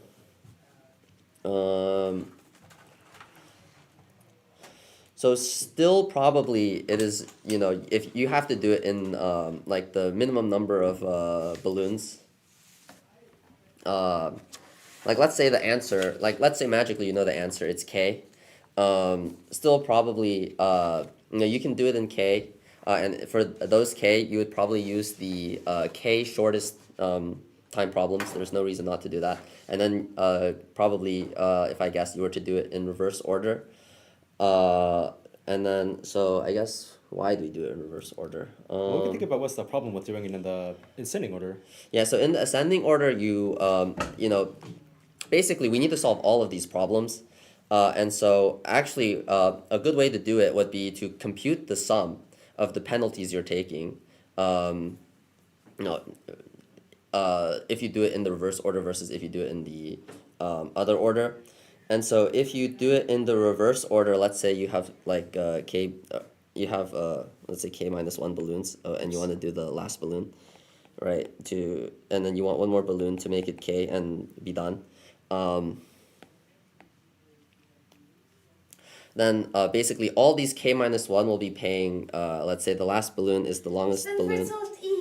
And this will take, okay, how much time will this take? This will take A time, A of K time, okay? Then each of these K minus 1 balloons, will be paying, and this is the max value among K, max among K. And each of these will be paying, A over K minus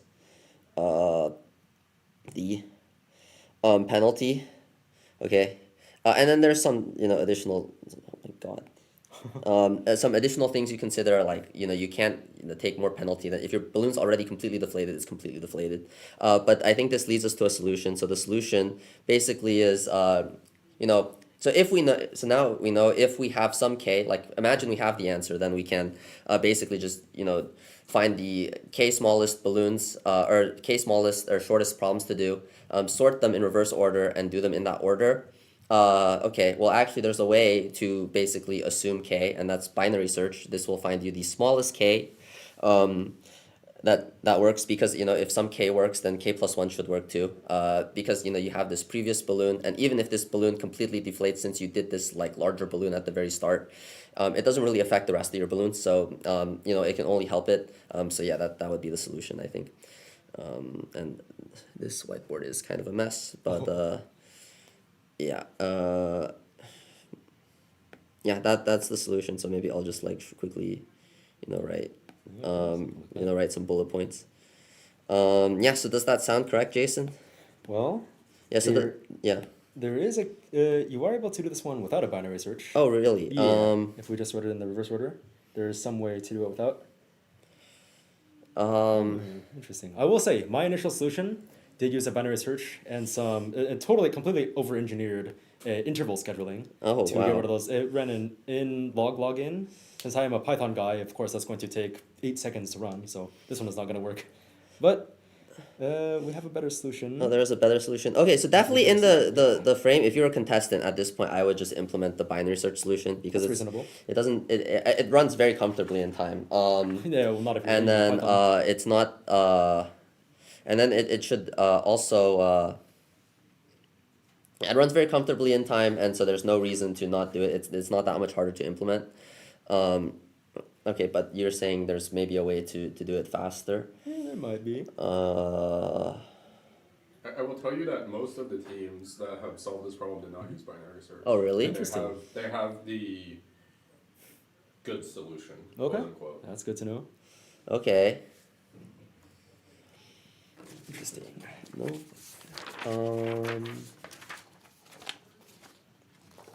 This one's on Division 2 problem set as well. I think this is problem J. Oh, not J. G? The G? G or H? Okay, I mean, you can just, Yeah, you know, G. scan through the whole thing. Balloons will deflate, and then...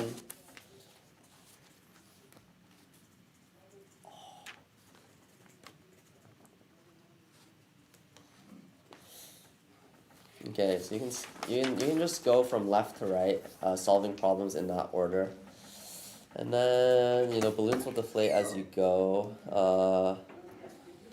But eventually you'll hit the first balloon, and there will be some number of non-deflated balloons. See, but the problem is, like, actually, when you implement this problem, you will not be like subtracting out the penalties for each individual balloon. You would do it as a group. You would like count how many. Actually, would you? Oh, it depends on D, I guess, but. I would subtract as a group.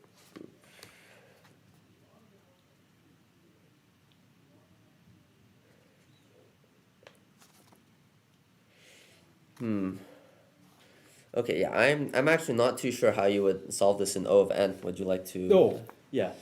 So there is we do need to keep the sorting in that order, but then there is a way to do a O of n loop only after that. So. Yeah, so here's the whiteboard. Okay, let's see if we can have my CS major handwriting. Actually, I'm CSE, let's see if that makes it even worse. Okay, let's see if I remember how to do this one.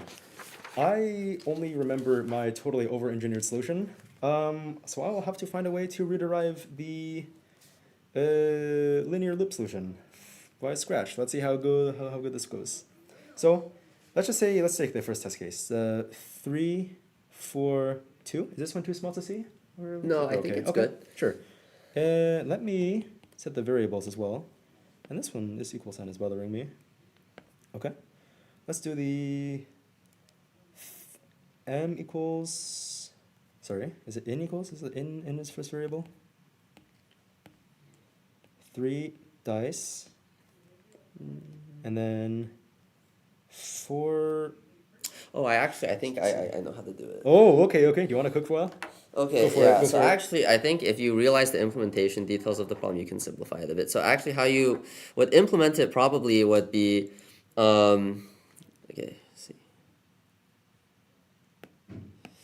Okay, so you would do the problems in reverse order, right? And so. For sure, that's a 5, 2, 1. Yep, on the first one. So we'll just say these are sorted A of n, and minus 1, A3 to A1. So you would probably have some kind of queue. And then, so you would so the queue is initially empty, you do A of n first. Okay, and then you're like tracking some kind of time. Time equals S of n, right? And then basically as you add problems to this queue, you would, like each time you first know how many elements are in the queue, right? And then, okay, so you'd maintain a couple things. So you'd maintain the number of problems in the queue.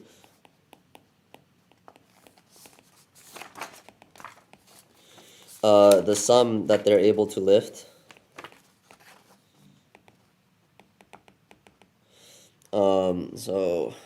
What should we call this? We'll just maybe call this Q. Okay, Q is equal to this, and then the sum will be equal to this. And then what will happen would be, on each timestamp. So you're jumping, like, so first you do, and then the next timestamp would be t s of n plus s of n minus 1, right? So at s of n minus 1, you noted down what time you put a of n in the queue. And basically, if there's a difference between the time you put it in, for example, let's say s of n minus 1 is greater than d, then you would want to pop a of n out of the queue, right? And so once you pop it out of the queue, so you would also be tracking at this point. You can compute like how much it deflated. So you would subtract out the amount it deflated from the total sum, making sure you don't over subtract, because if you penalize too hard, you will get like negative numbers. And then basically the observation is each number goes in the queue, each problem goes in the queue once, and then it will also leave the queue once. And then essentially you'll just keep doing this. You'll keep adding the problems to the queue and removing them. And at some point your sum will be large enough. And then basically what will end up happening is you'll process problem A of 1. And then you'll have some number of problems in the queue. So this means basically like, and let's say K is the minimum number of problems you need to do. K equals minimum number of problems, problems. Okay, at this point the queue might be larger than K. So what you would want to do is you'd want to start popping problems out from the back of from the front of the queue, which is in the order of when you did the problems. And then as you're popping the problems out, you would do the same thing. You would compute how much time like between the basically how much they've already deflated, get rid of the remaining deflation, and each time you would basically check if you have enough balloons to lift that amount of mass. And then like this, you wouldn't need the binary search anymore. You just do it in O of n. A sliding window kind of thing. I think that's very reasonable. Yeah. Yeah. I like the solution. Yeah. Yeah, and it shouldn't be too hard to implement as well. Yeah. Okay. Nice. I like it. Okay, so why don't we pull up the scoreboard again? Maybe sure. Catch up. Hi, I'm back. I can click buttons. Speaking of balloons. Oh yeah, so we have lots of balloons. Oh, there we go. And we just got a bouquet. And bouquets in person as well.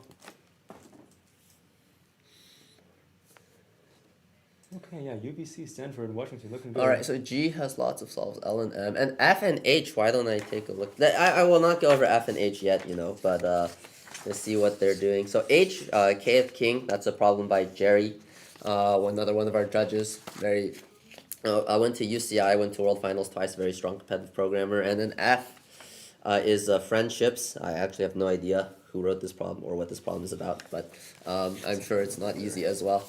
Yeah, H definitely, it's not too bad, but it's definitely probably, I would say, in the middle of the set, so it makes sense that, after A, G, L, and M, that this problem is being done next. Yeah, so I guess where should we go from here? Have we gone over your problems? Have you written? I didn't. No, I didn't contribute any problems to this region. That's right. You were working for the Southern California region. Okay. No. The Southern Division, which is like division. Texas and. Texas. I see. And Big South. Florida, Big South. I see. Okay. I always get those confused between the Southern California and Big South. Yeah, I think this is your only Div 1 problem, I believe, but I think there's some Div 2 problems, right? Maybe we can see if some of the Div 2 problems that have been solved a lot are some of yours, and maybe if they are, we can maybe go through them. I'll be very happy to. Yeah, so Lydia, can you pull up the Div 2 scoreboard? And I'm very happy to talk about Div 2. This is the Div 2 scoreboard. So are any of those problems yours? Oh, let's see. I actually don't know off the top of my head. Let's see. Elephant problem. This one is from Nick. That's from. Let's see. So C has a lot as well, it looks like. Oh, here we go. Linfield is going up. C, GPU computation. Okay. Did you write that? No. I did not write. No, I think Nick wrote call for problems too, right? Nick wrote B. I think so, yeah. Nick wrote B. C. I think this is also Nick's. Is it? He contributed a lot to the this one. Missed alarm. Missed alarm, yeah. No, not yours. You're writing some of the harder Div 2 problems. Giving them a hard time. Okay, if you say so, All right. Okay, 3, that one is. Did you write this one? I don't think so either. So right? This is someone else's problem. I can't remember who's the one who wrote it, but I'm the one who prepared it. So I can't take the credit for this one. Let's take a look at I. I is server core. Okay, I don't think so. Yeah. Okay. Not many of these. Okay. I contributed to Div 2, G, and K, I believe. So you want to go on the stream with I that? need to Oh, go let's on do it. stream and, Let's do it. and provide some propaganda. Do we put it on stream? We can put it on stream. Do it. Should I? Where should I Yes. fit? Right in the middle? Instead- Or Yes. should I stop that? 2 people on the stream. All right, match. Alan, you can. Okay, take a yeah, break if sure. you want. All right, I'll let's take see. a break. Okay, With I'll the be back, propaganda? I guess. All right, I will come in. I know I promised I would be here, and hopefully it's more chill. I'll leave this out of frame for a bit. Okay, for a bit. Yep. Hi, everyone. So for those who don't know me, my name is Nick Wu. My competitive programming handle is Xiao Cone. I'm the head judge here in Pacific Northwest. So if you really like the problems, you should thank all my judges. They came up with lots of great ideas. And if you hate the problems, let me know, because I wrote probably the bad ones. Liar. Yeah, I actually wanted to come on stream a while back because I wanted to talk about problem G from Division 1, which I think is problem C on Division 2. I think so. Honkai stress relief? Honkai stress relief. All right, or is it B? I can't remember. It's C. It's D. It's D. D, okay. Let's get the scoreboard up. Can we get the Div 2 scoreboard for we have our scoreboard MC in the background. So Honkai stress relief, yes, it is acronymed HSR. So for those who don't know about Honkai Star Rail, why are you not playing Honkai Star Rail? Is a question that I will ask. I've heard you ask this many times. Yeah, and the reason why I wanted to talk about this problem is because I think at 30 minutes into the contest, I think a certain team that was near and dear to our hearts was in the lead, and then they made a submission to problem G, and it was wrong, and I looked at it and I was very sad, and I guess we should talk about this problem now. So do you want to read it or do you want me to read it? You go for it. Okay. You're the one who wrote it? All right, I'll read it. Okay, sounds good. All right. So this is problem G, or problem G in Div 1, or problem D in Div 2. I see the scoreboard was scrolling, but I'm pretty sure if you scroll up to the top of Div 2, only a couple of teams in Div 2 have solved it. It's one of the harder problems on the easy side of Div 2. However, if we go to the Div 1 scoreboard and we pull up problem G, you'll see that there's a pretty big column of green with our featured team here, unfortunately still with one incorrect submission on it. Anyway, Honkai stress relief. Audrey, having finally finished her last exam, decided to lay in bed and open her favorite video game, Honkai Star Rail. Over each of the next N days, Audrey has decided to carve out a block of time where she will play Honkai Star Rail. The block of time may vary from day to day. Meanwhile, Audrey's smartwatch tracks her stress level and does a single check every day. If Audrey is playing Honkai Star Rail at the instant in time when her smartwatch decides to perform a check, her smartwatch will report that she is relaxed. Otherwise, it will report that she is stressed. So Audrey does not want her smartwatch to report that she is stressed, and we want to compute the probability that there is at least one day where Audrey's smartwatch reports that she is stressed. Okay. For those who we're actually pulling up the statement right now, I believe. We're in the process of pulling it up.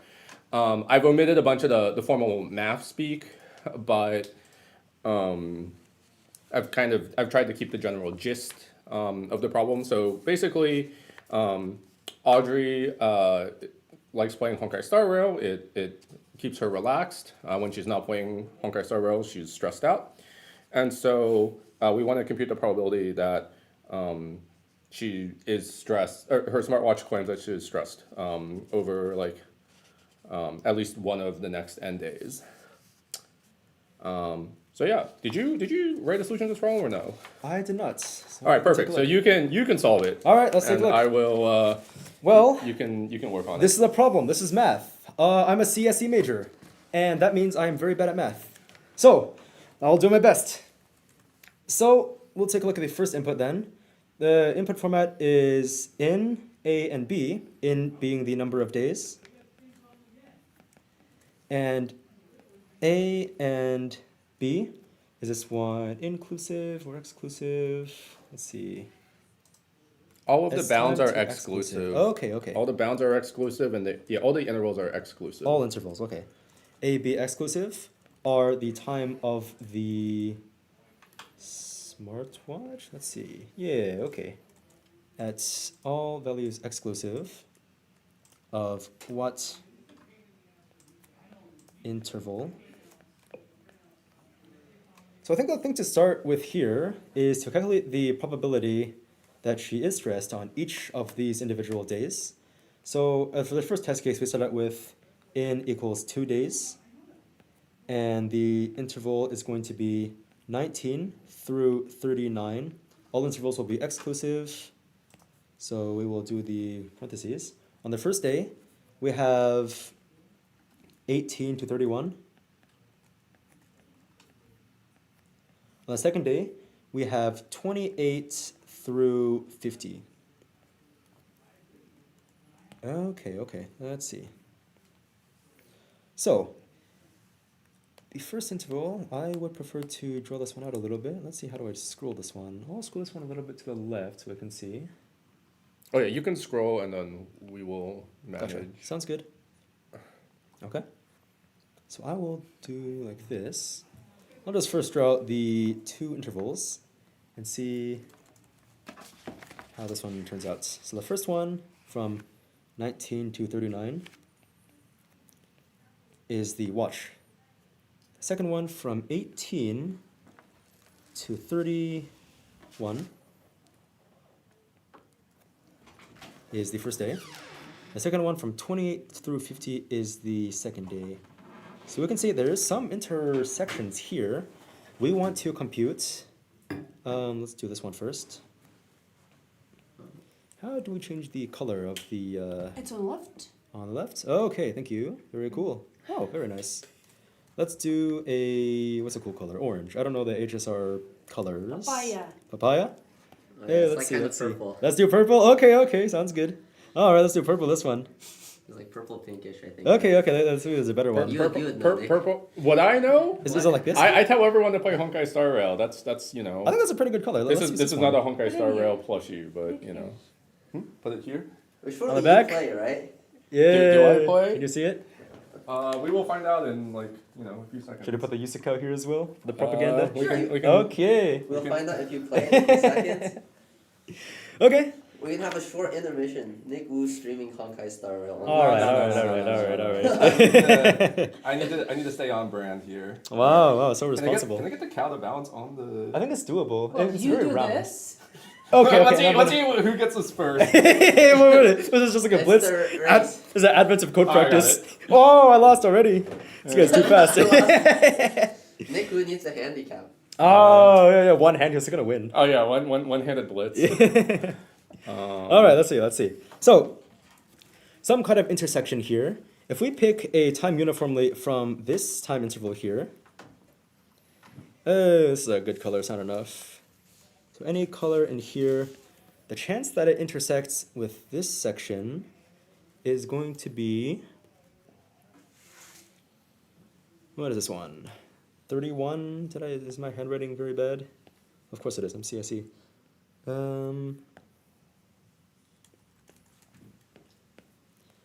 So this 19 through 31, instead of 19, out of 19 through 39,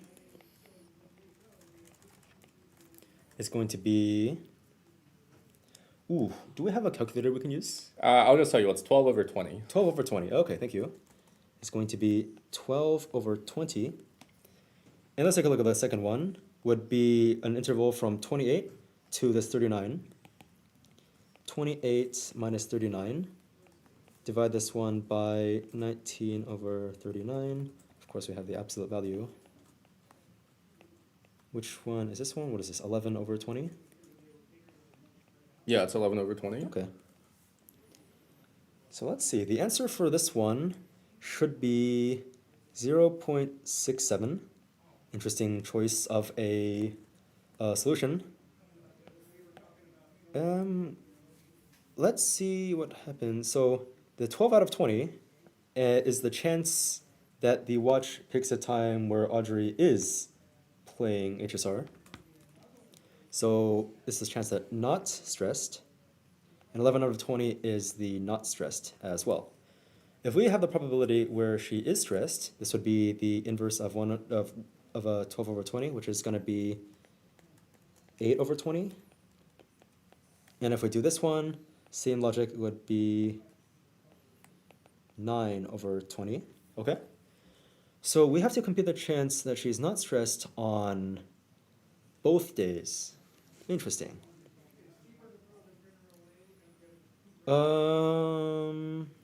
So you mentioned that you wanted to be probability that she is not stressed on both days, but I feel like you've been kind of mixing this up a little bit. Like you might have said like stressed on all the days, not stressed on all the days, and so on. Yeah. But I Only think at so. least 1 days. Yeah. So yeah. So the original problem says compute the probability that there is at least 1 day where Audrey is stressed. And it sounds like what you were trying to do was you were trying to compute like the inverse of that, Yeah, right? looks like it. That she's not stressed and she is stressed. I'm thinking if we have the chance where she is stressed on, if we have the chance where she's stressed on 0 days, and then if we take the 1 minus that, would that be the chance that she is stressed on 1 or more days? Is that how math works? Maybe I need to think of this one a little bit more. So we can compute that quantity. We can compute the quantity that she is not stressed on every single day.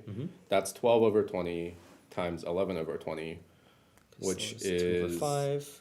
which is like 132 over 400. How did you do that? I mean, I know what the intended solution is, That's this is going along that path. Okay, I see. You know how you were asking why the sample output is 0.67? Oh, okay. Let's say that you know, I had to massage the numbers a little bit. This guy. Great, that's good to know. Okay. Oh, we have more judges. Oh, all right. Oh, wait. Did you get my message? Oh no, I guess I didn't. Oh. All right. I thought I was being summoned. Okay, that's okay. Looks like we're all okay for now. So 2 over 5 and 9 over 20. This is the chance that she is stressed for the first day. This is just that she is stressed for the second day. We're looking for the knots.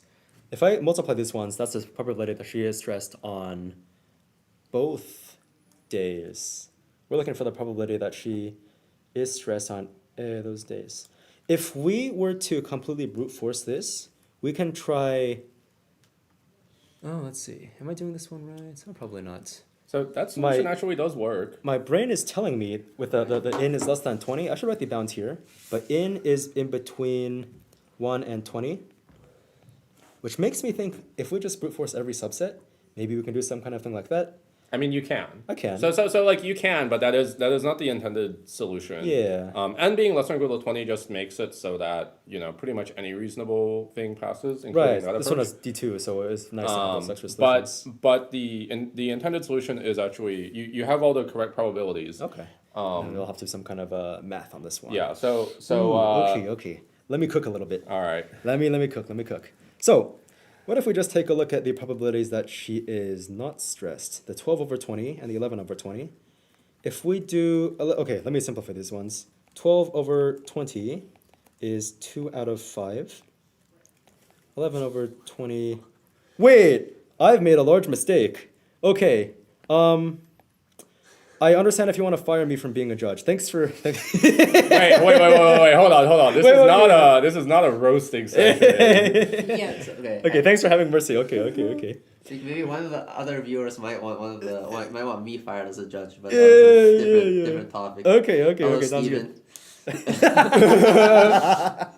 Thanks for having mercy. Okay. All right. So. Yeah, but Jason's doing a good job. Thank you.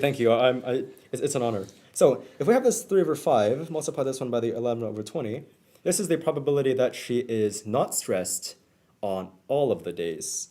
If we multiply these one, we get 33 out of 100. So that's the probability she's not stressed on all of the days. If we take the inverse of this one, we'd find the probability that she is stressed on any of the days. If we do this 1 minus 33 over 100, does this one get us 0.67? Yes. Okay. I think that is something. So I think for this one, if we compute all of those probabilities by doing some kind of the range intersection kind of thing, So we have to take in for each of the ranges here, see the intersection of these ranges. In this case, it would be 19 and 31. Or for the second one, it would be this 28 and 39. Naively, you can just do a bunch of if statements. I don't see any problem with that. Maybe there's some kind of smart way to do it. So with some mins and maxes of the starts and ends. But once we get those probabilities, we'll have to divide that range, the length of that range, from the range of the watches interval, in this case 39 minus 19, to get that probability. And if we multiply all those probabilities together and subtract 1 from that product, I think that should get us the correct answer of 33 over 100, or not 33, 67 over 100, or 67 over 100, as the cool guys say. Yeah. That's a good problem. I like it. Yeah. So okay. So let's do a quick summary here. So my apologies to everyone, but not really. I was the author of this problem. We got it? We have a first to solve by Stanford Cardinal on problem B. Oh. Okay, let's see. What is that? Problem B is Bus seating. Bus seating. Okay. All right. Teams are making progress. Cool, very cool. But back to some Honkai Star Rail. I mean Honkai Stress Relief. Yeah. So I proposed this problem. Davis got it. UC Davis did solve it. They solved it at the Alright. 72-minute mark. It took them a little while to find the bug, but I'm glad that they did. And we're gonna tell everyone what their bug is because it is possible to have like all sorts of like random mistakes, and this is a lesson you can pick up in for your programming contests. So the basically the core idea is we're going to compute this like complementary probability. So instead of computing the probability that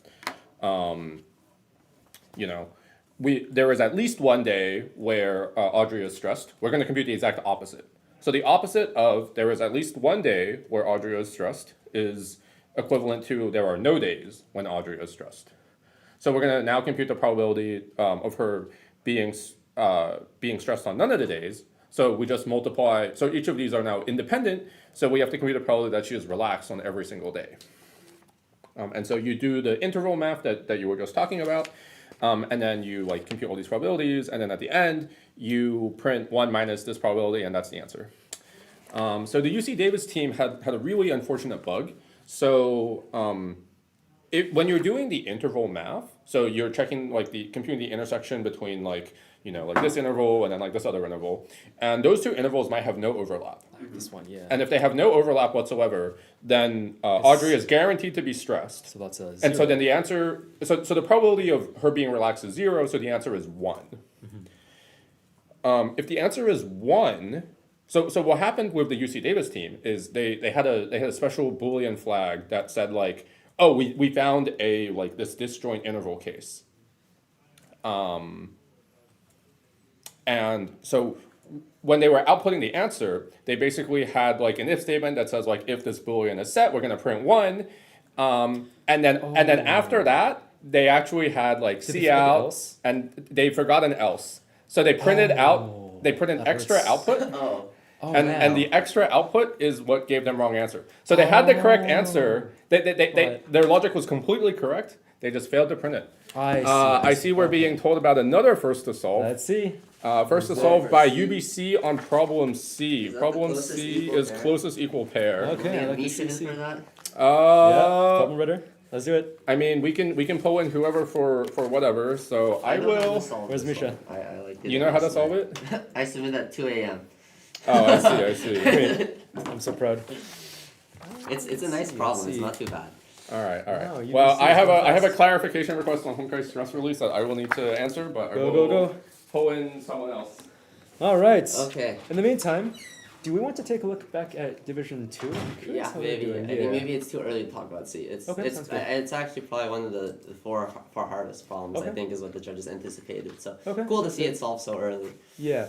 Do you want to come over here on this chair? Oh yeah, sure. I Sounds can good. join that Okay. into the stream. Did you ever do a Division 2 before on an ICPC? No, I've never. Really? did Wow, it, look yeah. at Mr. Fancy Pants over here. Not really. Mr. Huge Brain. Oh man, that's good. Okay. You can also be very bad and choose not to do div 2. I mean, Well, it's a I mean, choice. if you want a free trophy, but it's not against it's against the spirit of the contest. Makes me feel a little bad. Looks like we have one solve on L. Which one is this? Training round 4. Okay, all right. We can wait for a few more teams to talk about this one. Which one is I? We're sitting on I. Or maybe we can ask the people in the chat have any problems they want. Like if anyone has any requests, maybe you can. Do we want to take a look? Yeah, anyone have any requests? Well, everyone is talking about Espion. Great, fair enough. Huh. There has been a request for, okay, since we talked about bouquet of balloons, we want to, I should talk about this one a little bit. Bouquet of balloons, Let's see, do or I we see the can't see problem the chat statements? room. Bouquet of balloons? Yeah. Didn't we talk about that We one? talked about it a little bit, but the problem statements talks about a certain character from a certain show.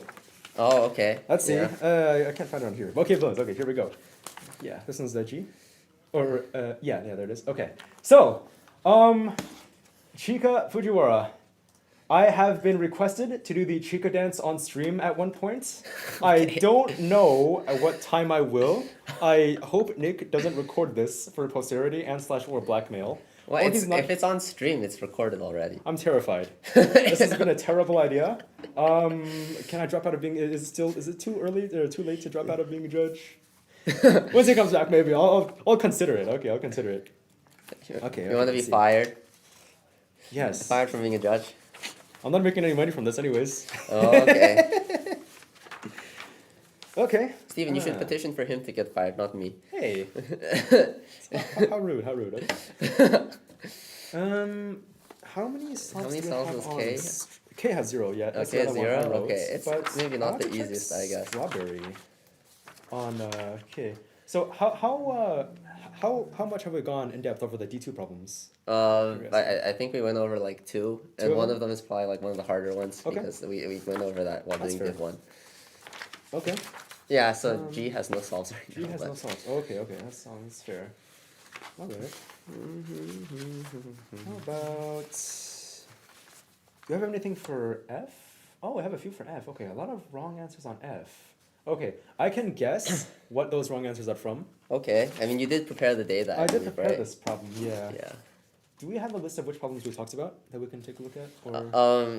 Okay, that's okay. No, We'll but I freehand think this, it hasn't no been that much. problem. We talked Actually, about write it down. elephant, Gotcha, and then we okay, talked sounds about Elephants. bouquet of balloon, and Elephants, then we balloon. talked about Honkai stress relief. Gotcha, So, okay, sounds good. Yeah, there's That's a lot we A, have D, not and talked about. G, I want to say? Yeah. Okay, sounds Or good. something. I mean, yeah, I know problem names only mostly. Yeah, that's fair enough. Okay. Let's take I want to see B. What's with all the wrong submissions on B? We have half of those, 2/3 are correct submissions, 1/3 are wrong answers. Let's take a look at call for problems round 3. So I will go ahead and take a look at the statements, scroll down a little bit, and we'll. Post the ones that we covered. Sure, sounds good. We took a look at elephant problem, right? Mm-hmm. Take a look at this one. Honkai stress relief, D, and bouquet of balloons, which is G. Okay. Then we can talk about B, which has a few wrong answers, and I'm curious why we have that. So, B, call for problems round 3. I'll take a look at this one first. So, call for problems for the Pacific Northwest Regional has finished, and a number of problems were proposed. This year we had like, what, 70 around that? I don't know. There was a lot good of amount, problems. but some of them got yeah. taken to Big South after they Oh, split us gotcha. up. Okay, sounds good. Yeah. There's a ton of problems here. Very grateful for all the judges, of course. The judges voted on the difficulty of each problem. The Pacific Northwest Regional this year will feature some number of problems, and one of the goals is for no 2 problems to be too similar in difficulty, okay? So specifically, if 2 different problems have difficulty rating D of I and D of J, then the difference between the 2 must be at least T. And we're given the number of problems proposed, we want to compute the maximum number of problems that can be put on the Pacific Northwest Regional. Okay, let's write down the input first, go over a sample case, and then looking at these sample cases, I can see Nick had some contribution in writing this one, right?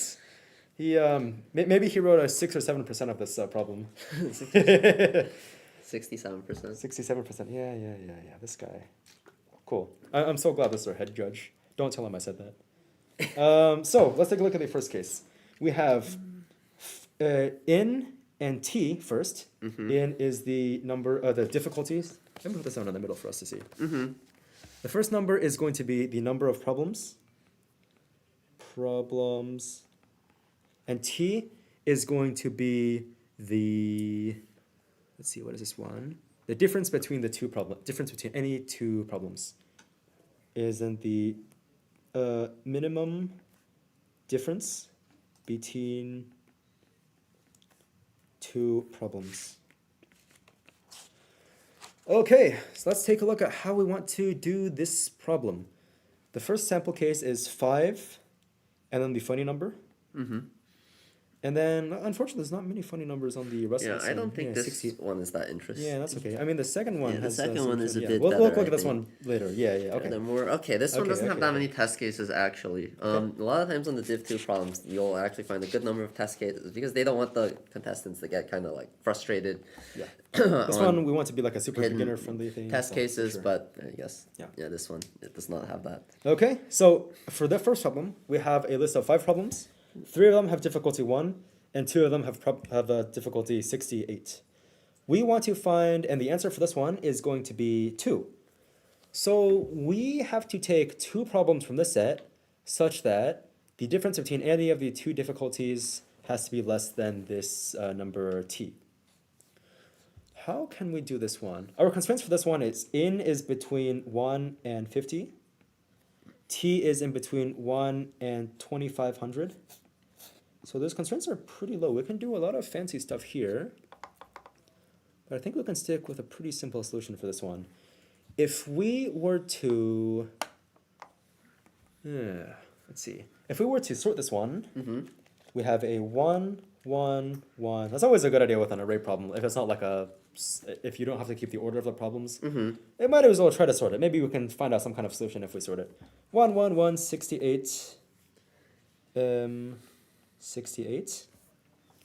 And then what if we go one by one and see, what if we keep a set of all of our problems? So that number, I think it's 68, not 168. Oops, yes, big writing mistake here. Good catch, 6, 8. If we were to keep a list of the problems that we picked, then we could check our list and say, if the list contains a problem that has a difference between that one and between that difference, then we skip that problem. Otherwise, we can add it to the list and then keep going from there. Okay. I think how this one works is a greedy problem. Yeah. Where we can just go smallest problems to big problems. Yeah. We can loop this one and say, oh, if we want to take the smallest problem that still fits that constraint. So let's do this one. Let's give this test case a try. I need to scroll down a little bit on this side. So if we were to do, we're just going to start at 1. We're going to start at 1 here. We're going to say our list is initially empty. Once we have a 1, we're going to say, is there anything in our list that has a difference, if you subtract it from 1, has a difference that's less than t? Our list is currently empty. We don't have anything, so we're going to add it to our list. So our list after this one is going to be contain 1. Our second problem, we have another 1. We're going to say, are there any problems in our list that the difference between 1 minus 1 is less than t? Our t in this case is 6, 7, and our only element in the list is 1. 1 minus 1 is going to be 0, and the difference between those 2 problems is 0, but that 0 is less than 6, 7. So we have to skip the second one and keep our list as just one single problem. Same can be said for the third one, where we only have a 1 here. It gets a little bit exciting once you get to the 68, where we're going to look through a list of 1s.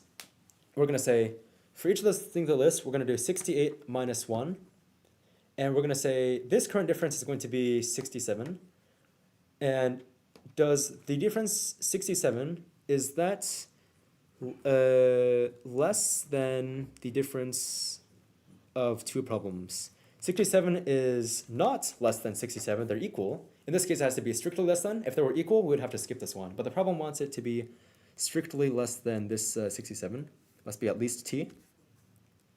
No, that At least doesn't. T? No? Yeah, at least This one T wrong? would mean yeah. I think at least T should mean that if it's equal, it's okay. If it's equal, then it's okay. So Yeah. So T 67 or is T equal to or 6. T or the difference should be T or greater. Basically, is what T it's or saying. greater than, yeah. T or greater. So I think yeah, actually you can take this one. Okay, so let's take this one.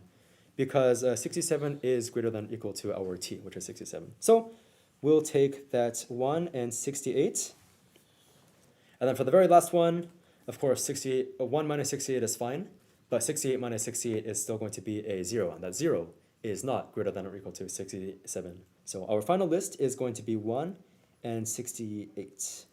For this problem, we only have to output the number of problems. So if we're clever, we don't even need the full list.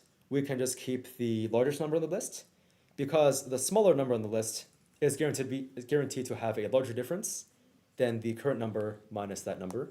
For example, if we have, let's say we have a big number like a 200. 200 minus 68 is always going to be a lesser number than 200 minus 1. And if 200 minus 68 passes that case, then 200 minus 1 is guaranteed to be past that case, because 200 minus 1 is guaranteed to be greater than or equal to 200 minus 68. So if we wanted to output a problem set, then we can keep the list if that's what the problem asks. But since we all just need the length of the problem set, we can just keep the biggest number along with a number of problems in the set and just output either the length of this list or output the number of problems in the set. Cool problem. I like this one. It's very elegant. Okay, yeah, why don't we check on the Division 1 scoreboard again? Do we have any first solves on any problems? I am curious. Yeah, maybe. Maybe not yet. Okay, that's no problem. Looks like everyone's still doing. I like those bouquets of balloons in the background. I think it's a pretty cool problem. All right, so I guess what's left is D, I, J, and K. So do you want to take one of those? No, I mean that hasn't been solved. So Gotcha, D is farthest city. So actually, it's you know, the teams that are making submissions to this, I think they're making a big mistake. So actually, conceptually, this problem is not too. I mean, you have to know some pretty advanced. Somewhat advanced data structures, and to come up with a solution is not that bad, I guess. I mean, it's still pretty rough, but the implementation is pretty bad. How you go about this problem, I guess maybe at some point we'll cover it. But yeah, so I think this is definitely a problem that teams should be implementing last. I think the other problems, they might be a bit harder to come up with the solution, but you know, you should definitely, like, for example, the paralink milk pond problem actually is solvable in 10 lines of code, but it is pretty hard to come up with the correct states for the DP.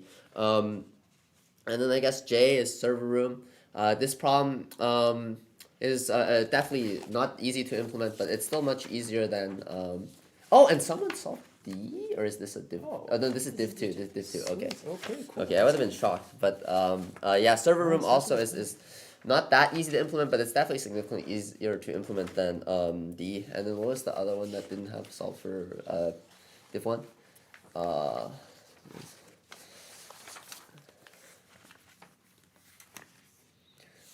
Anyway, so this gets to like some ICPC strategy. There is strategy, and a lot of the strategy has to deal with how to minimize, I guess, like disaster mitigation. Basically, like I always say, the floor. So the ceiling of your team is dependent on how strong the individuals on your team are, but the floor can go very low, even if you guys are all very strong competitive, all IGM, LGM, you know, if you guys don't coordinate well, you will perform like much below, like if all three people are fighting for the computer at the same time, for example. So I mean, for example, this is definitely, D would definitely be a problem where maybe save it towards the end of the contest, you know, when people have like free, like the computer's unused, so someone goes on there and type, but definitely you should not be taking computer time away if another one of your teammates needs it. Yeah. So G has some wrong answers. I guess maybe we can find some other problems to talk about. Do you have anything exciting in D1? Any big solves? Yeah, I'm keeping an eye on the K. That's what I'm looking forward to. Okay. Oh, for div 2. Oh, yeah. For no reason in particular. I'm not biased. K in div 1 also does not have a solve. Which one is that? It'd be funny to put Keith King there, but. Oh, okay. So actually, yeah, I did not know how to do this problem because I never read it. But I was told that this one, might be a bit tricky. I guess we can wait till later to see. Also, maybe me live solving this might not go the best, but we'll see. Now, why don't we do? Let's see, we saw it. We did A, we did G, we did L and M. Do you want to write those down as well on the sheet? Oh, mark them. Yeah.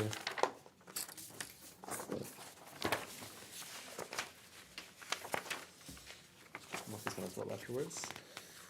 Okay. In the meantime, we can even take a look at. We can keep going through the D2 problem set. Yeah.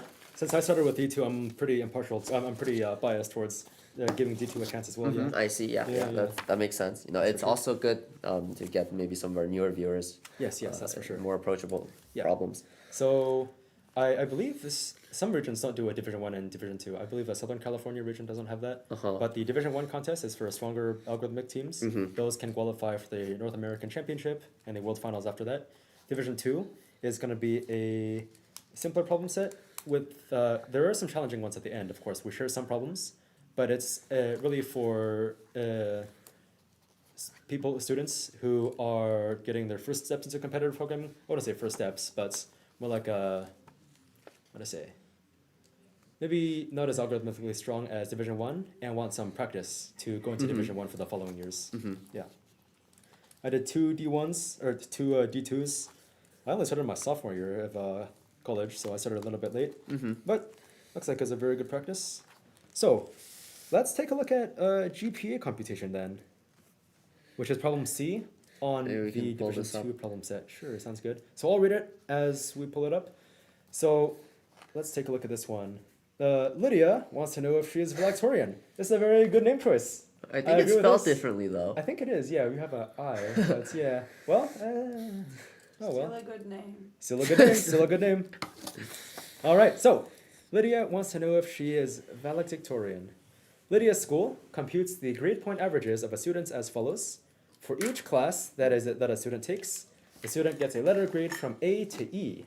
An A is worth 4 points, a B is worth 3 points, a C is worth 2, D is 1, and E is worth 0. The unweighted GPA is therefore derived by computing the sum of these point values and dividing it by the number of classes that she took. To compute the weighted grade points average, each of these classes assigned a tier from 1 to 3. If the student gets an A, a B, or a C in a tier 1 class, they get an additive bonus of 0.05 points. If a student gets an A, a B, or a C in a tier 2 class, they get an additive bonus of 0.025 points. And otherwise, if a student has a tier 3 class, then I guess you don't get a bonus at all. It's the only ways to get an additive bonus. The weighted point average is computed by adding together all the additive bonuses to the unweighted grade point average. To the unweighted point grade average. Okay. So I guess first we have to calculate the unweighted grade point average, and then adding to that all of those additive bonuses. So this is very interesting. Okay, well, we can take a look. So let's start with the first input and see what we got. We're going to start by first computing the unweighted GPA and then go through the weighted GPA. Sure. So this one also wants you to output floating points, so maybe you should. Oh, yeah, it looks like we have a lot of floats on this one. Competitive programmers hate floats, but unfortunately, or fortunately, we gotta do some floats this time. That's okay. So for this problem, typically with floating points, you have to be a bit careful with the precision errors with how floating points are represented. Especially if I guess the range of values in the problem is very large, then the mantissa will represent a wide range of things throughout the computation of the problem, so you have to be really careful about minimizing the number of times you divide or things like that. Luckily, in this problem, I think you still might need to minimize the number of times you divide, but you should only have to do it once for each set of numbers, and then you can just add them at the end. Yeah, and then so if the number of floating points is like a large amount, Maybe like 10 to the -9 or 10 to the -10 or something like this. Yeah, Then some you have to modify your C++ print output as well with the fixing the length of the floating point output. I'm to so glad I'm a Python guy. Let's go. I don't have to worry about that at all. That also means I always TLE and things though. Does Python not have a limit on how many digits it prints after? It has a limit. Doesn't sometimes it defaults to scientific, or does that never happen? It does. Okay, so you have to do that too. Okay. Yeah, sometimes. Yeah. Yeah. So there's a way to change it for sure with some print formatting, but Yeah. generally it's plays pretty nice. Okay. Right. Let's take a look at this one. First, let's start by calculating the unweighted GPA of average A through E. In this one, we have one of each, A, B, C, D, E. We can start by calculating all of their point values. And to do that, we can either say, we can do that, let's do that a pretty easy way for now. Let's just say, if that, actually, let's go through it with a loop. So we're gonna loop through each of these lines. We have to find a way to extract the character, A through E, and the number, 1 through 3. Each of these are gonna be a string, A1. And to do that, we can take the first letter of the string. S0 is going to be the A. I should use a single for that. S1 is going to be the character 1.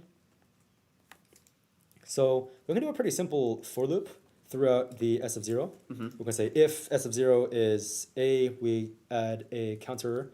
We're going to have the we can have a global variable as like a total sum. Yep. And if we say we can go to A, we can do a total sum plus 4.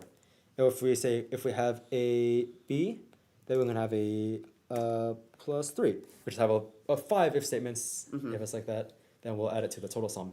At the very end, after we iterate through each of those lines, we can divide the total sum by the total number of classes to get the average, because the average is the sum of the elements divided by the total. So in this case, we have A, B, C, D, E. That's going to be a 4, 3, 2, 1, 0. If we add that together, that's going to give us a, what is that, 10?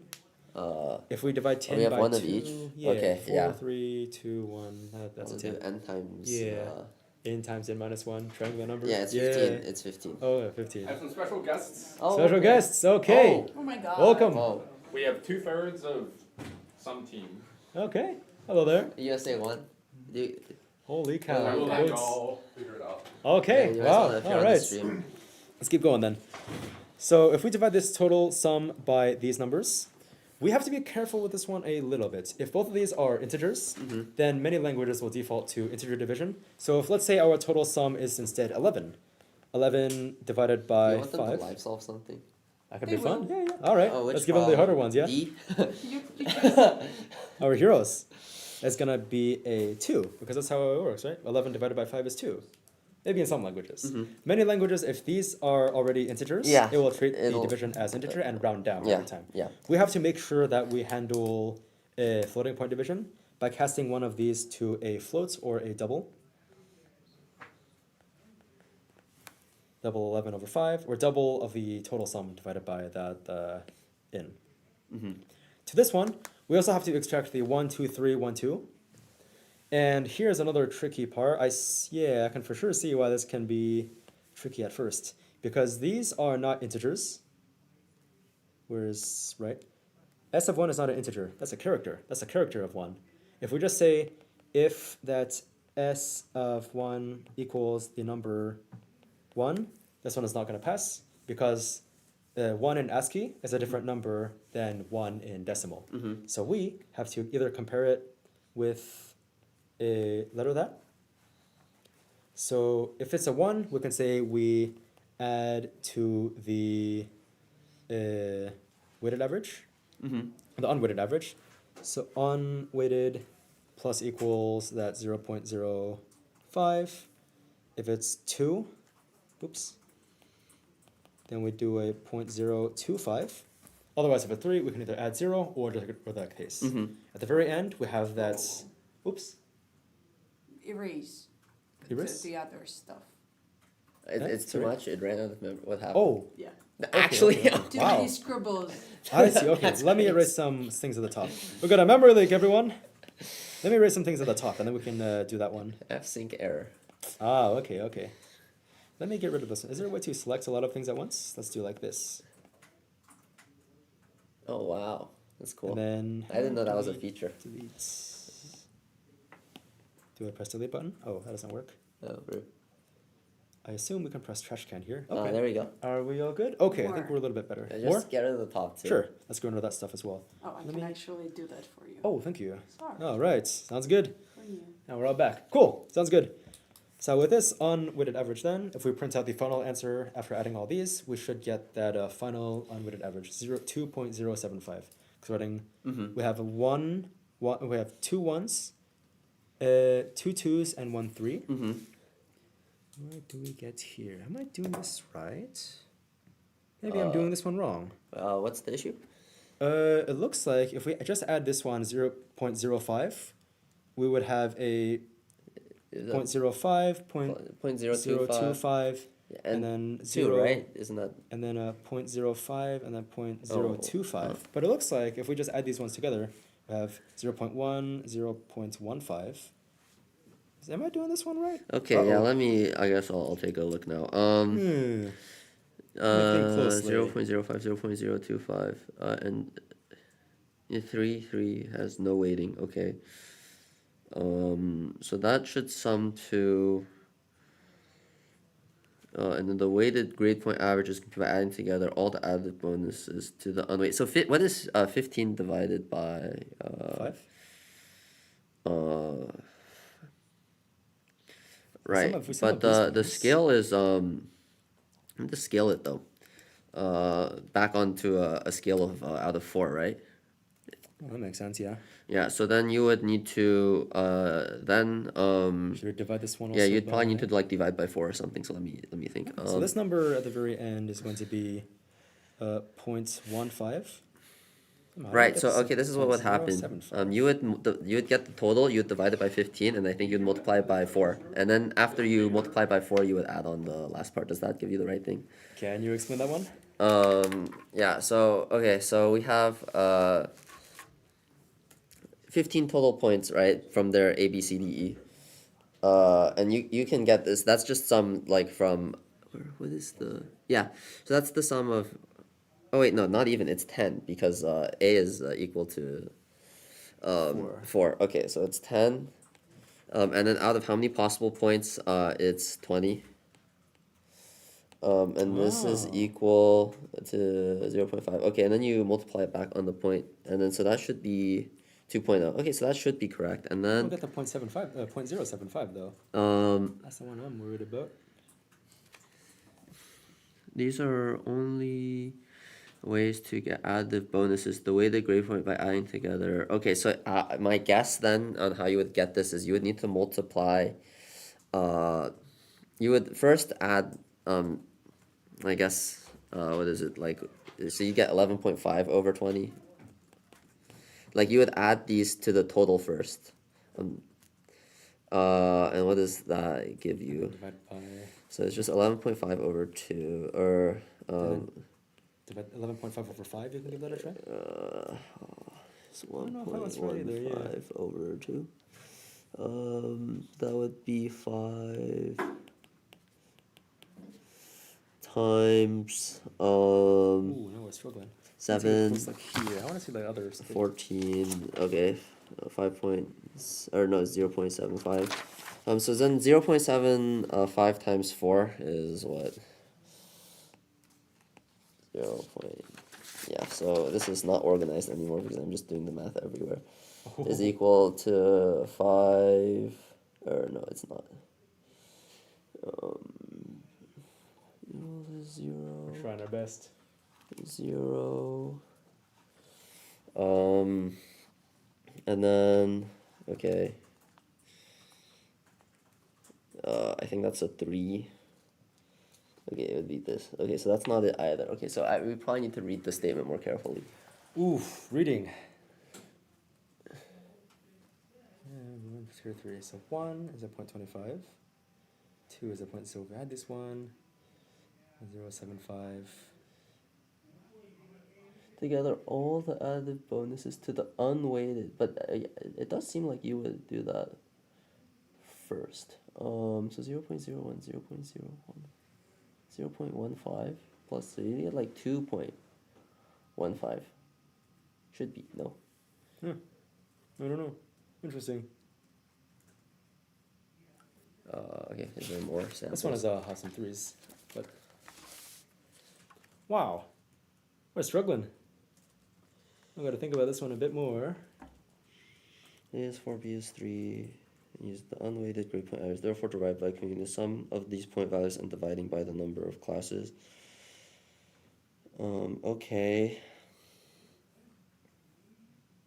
2, okay, yeah, so that gives us the same thing as what they computed earlier. Computed the weight, okay, so the unweighted is 2, I think we can agree on that. And then the weighted grade point average is assigned if the class is in tier 1, they get a bonus of 0.05. If a student gets an A, B, or C. Oh, it's only if they get an A, B, or C. Ah, there it is. Looks like we forgot to read.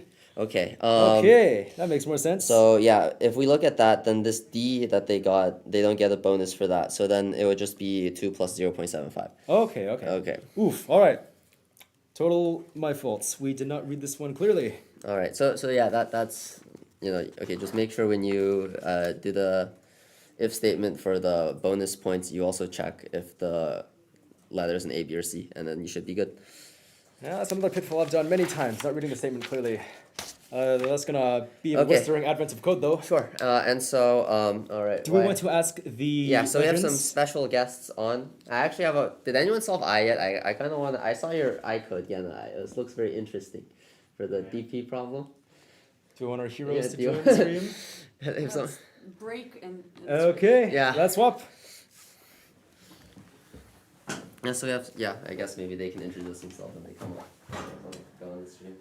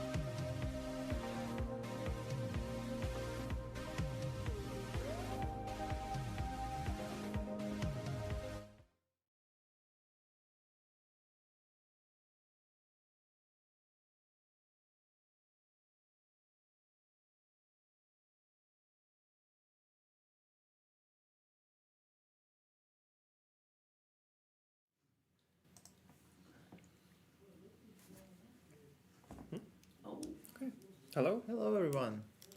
Welcome back to the stream, where I guess we can quickly introduce ourselves. For sure. This is I'm Andrew or Eknerwala, and this is Tourist. This is Tourist. Yes, this is Tourist, and we are 2/3 of the USA 1 team doing Universal Cup in particular. Yeah. But yeah, we just we're both in the Bay, so we thought we should drop by and help commentate some of this regional. Absolutely. Yeah. So looking at the contest, I think the most recent developments were that in Pacific Northwest, at least, like K has gotten. I guess K just got its second solve. Is that what? Yeah, in Division 2. Yeah, sorry, in Division 1. In Division 1. Yeah, we had first solve from a team actually on rank 20, which is kind of interesting because that's the first. It's interesting, like they solved it as their fourth problem, where like the red team solved 8 problems, but not K. Yeah. And then, well, now we have another team who solved K, so probably more teams will catch up. Yeah, yeah. And from what you guys were discussing earlier, you were saying that it's actually it should be one of the easier problems. I guess it's subjective. I think I test solved this contest at least. No, I didn't time myself, but I just like tested some of the problems basically, and I think this one just seemed pretty easy to me. But maybe there is some part of scoreboard effect where like no one else is solving it, so people are not considering that this could be an easy problem. Yeah. And also, I think the constraints of this problem are a little bit tricky because n is very small, like n is up to, for some reason, 67. I don't know why this number is special at all, but for some reason it's the constraint n, and the solution is actually like linear time or like n squared, I'm not sure. Yeah. But n squared, I think, yeah. So basically it was very... Like it's tricky, like if you look at the constraints, you think, oh, like it may be like something polynomial, but like large polynomial or something. Maybe that tricks some teams. And also you also need to find the number of ways to do something modulo 67 again, which is kind of unusual because usually when you ask for a number modulo something, then you would want this to be like modulo something around a billion. Right. But actually this problem, again, it actually doesn't matter. Like the Right. solution can just use any modulo. Right. In some problems, the small modulo actually is relevant because it allows you to calculate the answer more easily. Just let's say, I don't know, in some time proportional to like it might be the modulo or something like that. Right. There are some problems that have this idea, but this one is not one of them. Yeah. And so, yeah, maybe some teams just like, got a little scared. I think this problem also does have like a little bit, I think it's a little bit easy to, we can talk about the specific problem. So the specific problem is pretty much, we're given a string, and we'd like to change some characters of it so that it has exactly k occurrences of SHH. Like, Sure. Sure. Where's a good input? Why is there no good input here? What do you mean about good? Well, I just wanted something that has like a bunch of, I guess it's fine. Sure. The first one. Sure, the first one is fine. So we're given the string Eurovision, right?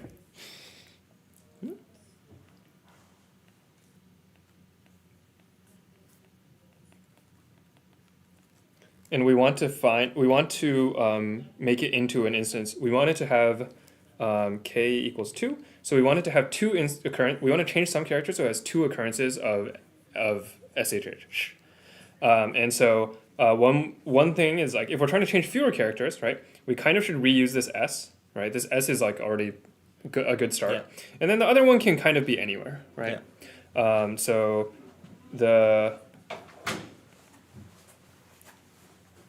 we should change this S. We should use this S and make this SSH. And then like maybe we can do like either this one or this one or this one as our other occurrence of. And so the answer is like we have to change 5 characters, and I think there's like 4 possibilities. And I think it's a little tempting to do something that is like is just you kind of look at the string and you just like try and match up as many S's and H's and stuff as you can, and kind of solve it in a little bit of a greedy way. But trying to do that results in it's pretty intractable actually, right? Well, I think you could try to do it greedily and you might even succeed, but you also need to count the number of ways to do it, and I think that makes it kind of feasible. Yeah, yeah.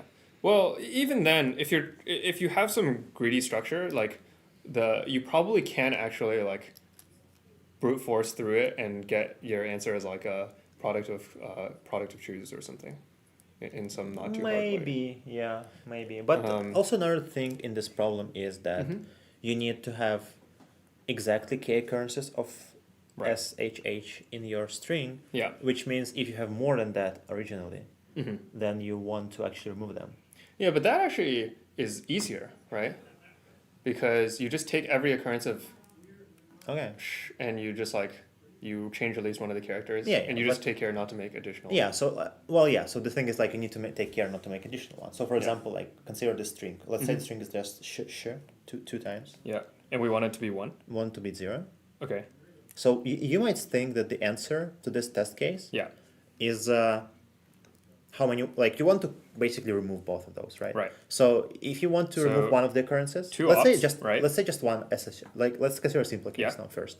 It's just one string SHH and k equals 0. In which case the answer would be 75 because we have 26 letters in the alphabet, and we can choose any of the 3 letters to change. Right. And like we only need 1 letter to change, obviously, to remove this occurrence. But we have 3 letters to change, and then we have 25 different letters to which to change the letter, right? So the answer is 75. And then if the string is just 2 occurrences of and k equals 0, you might think that the answer is just 75 squared because you have 75 ways to remove the first one and then 75 ways to remove the second one. Yeah. While in fact it's not true. And why is that? It's because if you remove this one by changing this into an S and this one by changing it into an H, then you actually construct a new one, right? Right. And I think also that can occur here, right?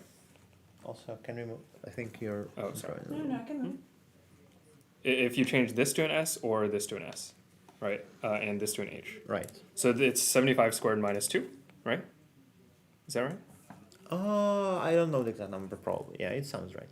Yeah, and I guess like, you know, if you're determined, I think you can actually solve the whole problem this way. Okay. You just like subtract some stuff and do it with some stuff, and you know, it's a little painful, but you know, you probably throw in some Fibonacci numbers and stuff or something like that, and you know, you come out with like a full solution, but it's extraordinarily painful to do. Yeah. Would you like to do it for n equals 10 to the 5? I mean, I'm sure you can. Okay. Yeah. You sure you can? Sure. Yeah. But obviously, that's not really the solution. That's not really the best solution. Yeah. And the solution, the intended solution, really is kind of you forget about all this greedy behavior, right? And you just try and essentially do a full brute force, but you use DP to optimize it, right? Right.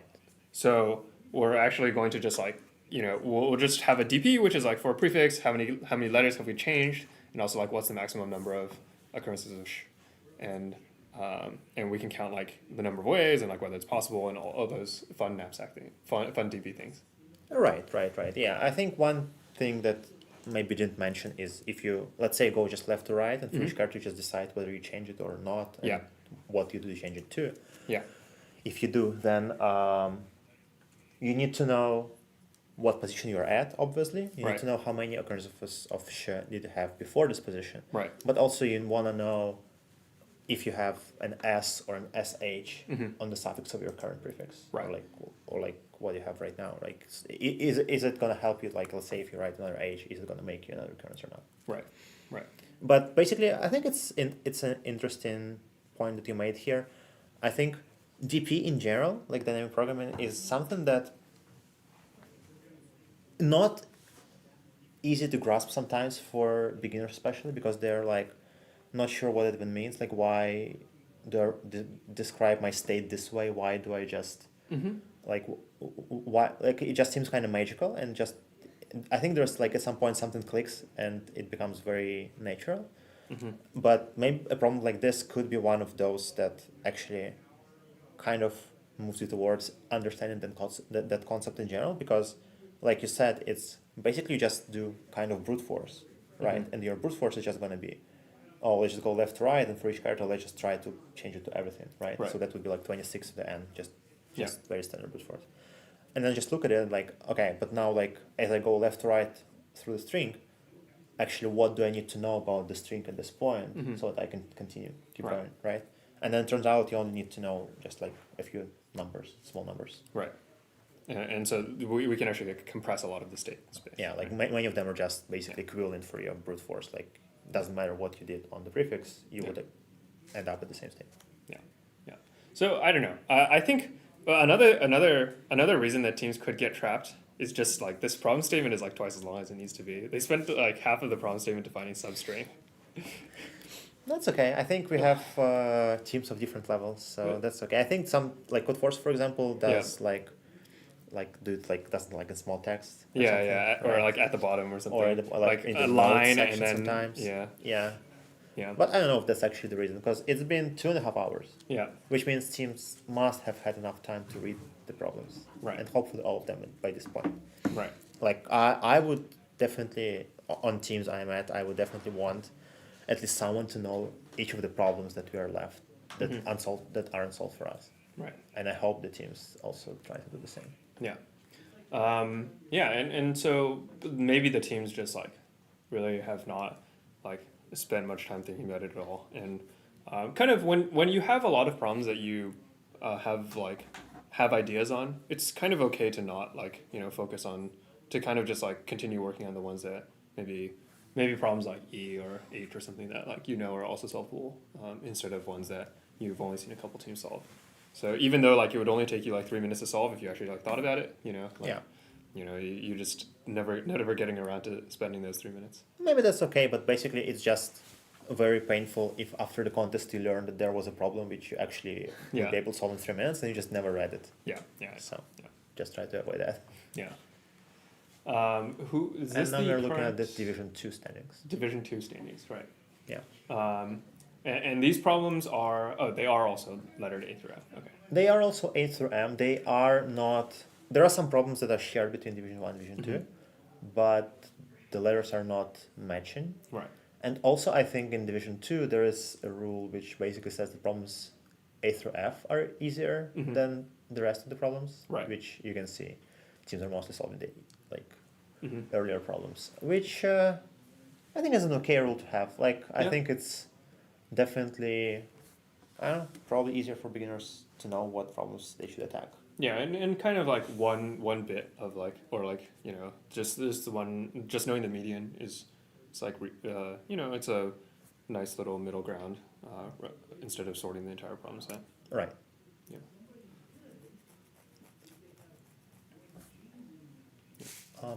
And do we also have the third scoreboard? We can take a look at that one. Okay. Yeah, and this is SoCal scoreboard. This is an unofficial scoreboard because the SoCal Regional does not officially publish their scoreboard.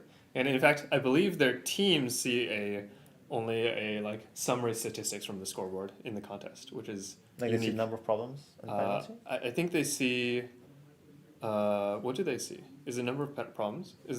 I don't know. I think so. Yeah, I think teams see the left columns, right? Like they don't see the per problem settings. I think they don't. Yeah. Yeah, which you might be able to tell looking at the scoreboard. Maybe not that much by now, but basically like problems 5 and 6 look kind of odd, right? Because the leader hasn't touched them. Then like quite a bunch of teams below, and like actually the top 2 teams didn't solve either of them, and then like some teams solved both, and then. It's interesting. It does happen sometimes even with scoreboard. Full scoreboard. Even if you see the scoreboard. Yeah. But still. But I believe some of the problems are shared with PNW, but we don't actually know we don't actually have a copy of the problem set, so not exactly sure. As far as I know, it's only like a couple, a few. Not that many. Less than half for sure. Yeah. Do you have anything to say about any of the teams?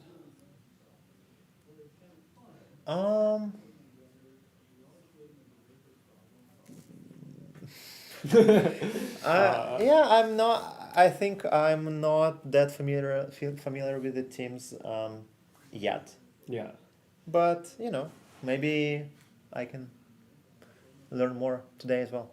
Yeah. Is Chinyu at UC Davis or not yet? I have no idea. I don't I've know. heard some rumors. I'm not sure though. Would be wild. I have no idea. Yeah. But yeah, this is the division. This is the Division 1 yeah. scoreboard. And we just had okay, a submission from Stanford Aquila. Yeah. Who solved F and moved to 4th. Mhm. We also had a submission from Diamond Dust, the problem D, Mhm. the team from UBC, who did not get it accepted, unfortunately. It was, yeah, they tried solving D, which hasn't been solved by anyone yet. Yeah. Which I think that one is pretty hard. Like definitely much harder than K, I would say. Like much harder, much Right. more implementation. But people are trying it still. So Yeah. we'll see. Yeah, we're about halfway through the contest, and so kind of at this point, you kind of just seeing how Diamond Dust has like all but two of the problems that have been solved so far. Do you expect them that they might finish this contest in the next 2.5 hours? I would guess. Depends on D. I think D definitely is by far the hardest problem. Like if they can just get it accepted like very soon, Yeah. then I would say yes. Mhm. If not, then I would say no. Mhm. But I would also expect that they would not be able to solve it quickly. But we'll see. Mhm. Mhm. And we also have a team from Berkeley who just solved C and also moved to the 8 problem. Right. Group. Do you know how many teams, or it's by schools, right? How many schools go to North American finals? Is that right? I think it's like 3 or 4, and there's some fluctuations Right. based on performance and wild cards. Right. So yeah.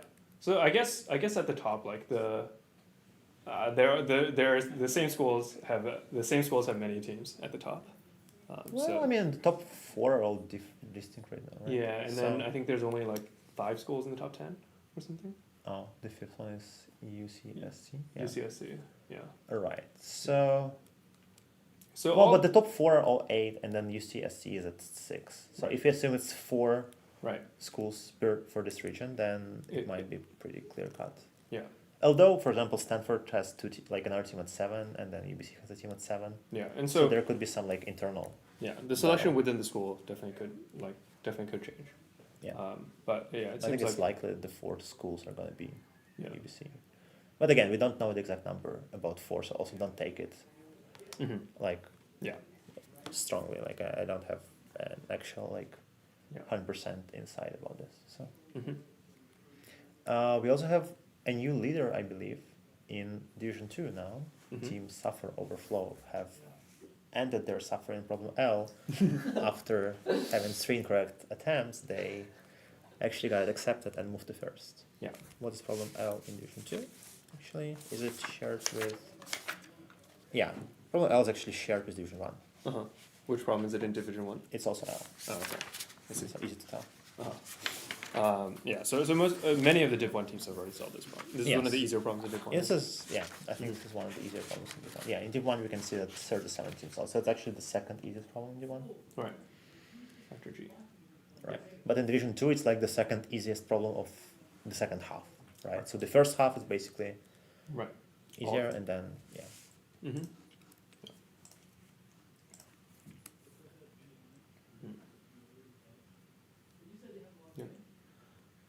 Yeah, we are seeing we're seeing like 7 teams now that have finished the first half, 8 teams, and so I guess now we should probably start seeing some like first resolves in the second half starting to come. Hopefully, yeah, hopefully.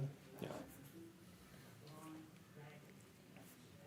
I guess, for example, problem M, Mhm. I think we saw the statistics of Division 1. Mhm. And again, problem M, I think, just matches in Division 1 and Division 2. Mhm. It's Right. the same problem. But in Division 1, 33 teams solved it, and in Division 2, it's still unsolved. Yeah.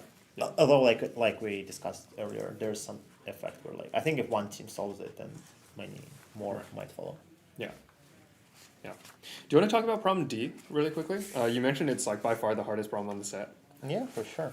I love hard problems. Well, I think it's, it's one of those problems where talking about it is much less painful than actually implementing it. Yeah. So the problem is there are n cities in the state of confusion connected by n bidirectional roads, and the roads are weighted, so they have different lengths.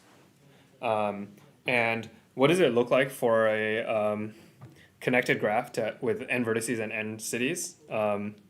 Well, I guess that's like the first observation to make.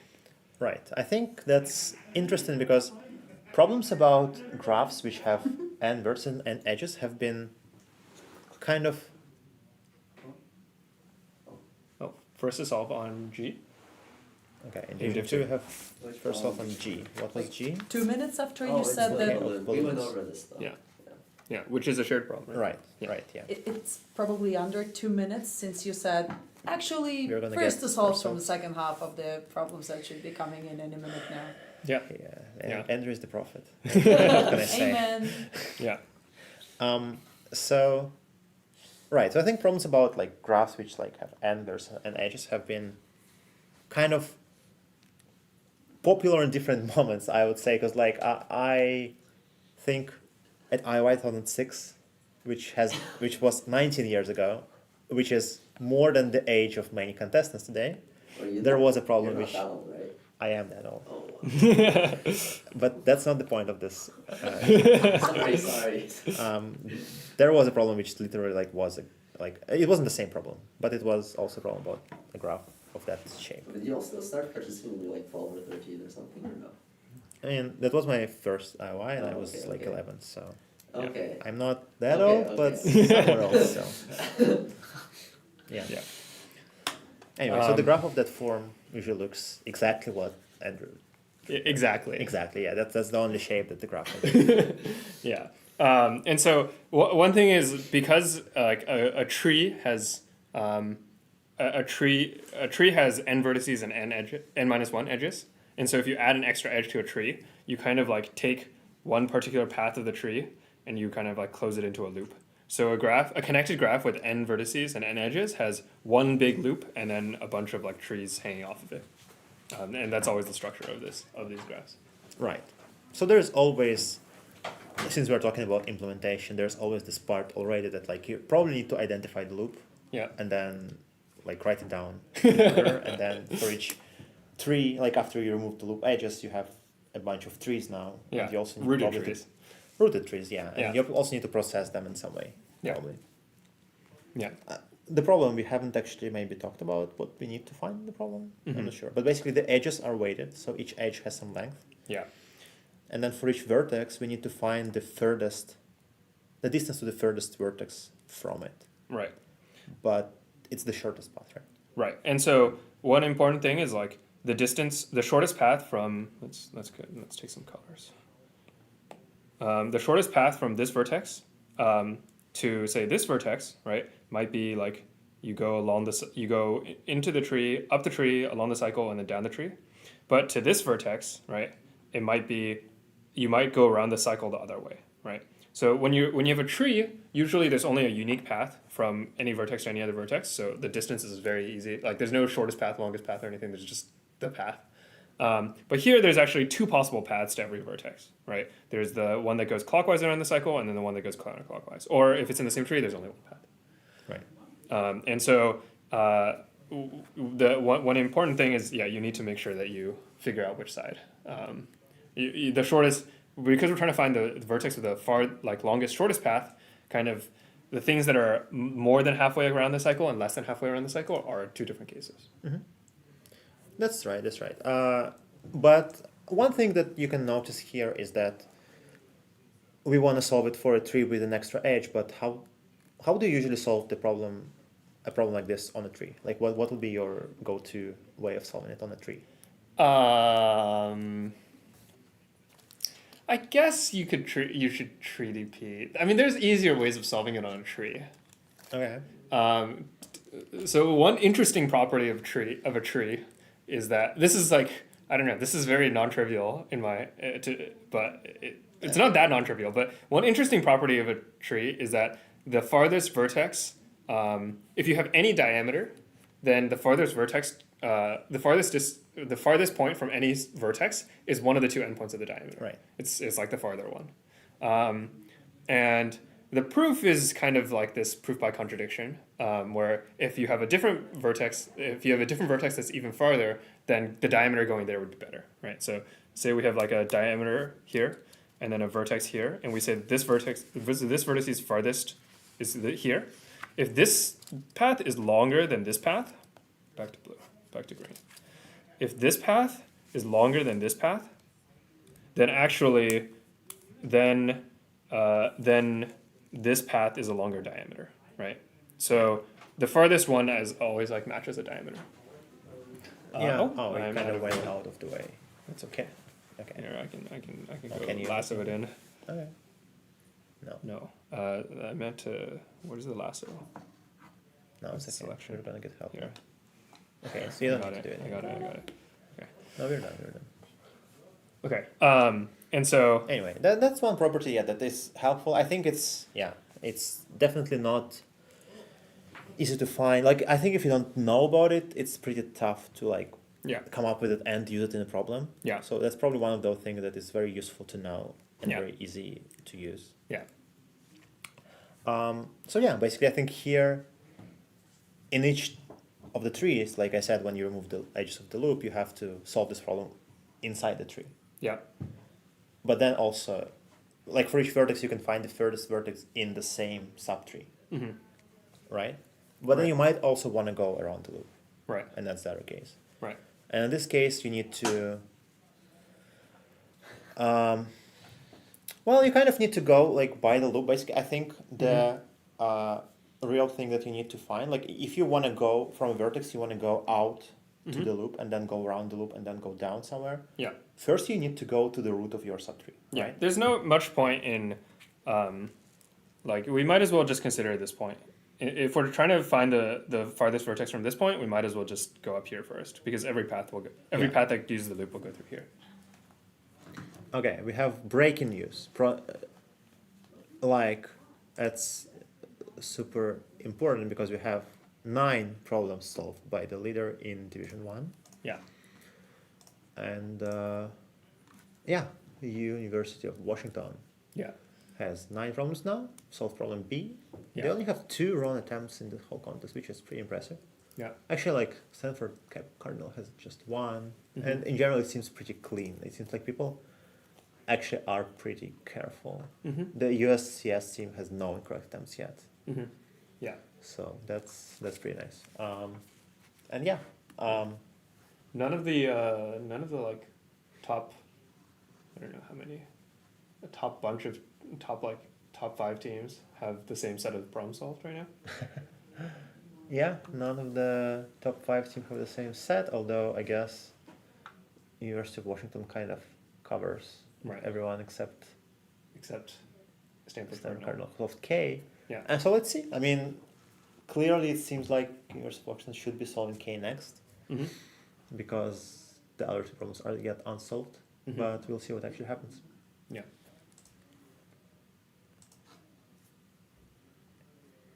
Anyway, yeah. To wrap up the idea of problem D, basically, you need to go first to the vertex, up, and then what you actually need to do is you need to find for each vertex on the cycle the furthest vertex that is in a different subtree.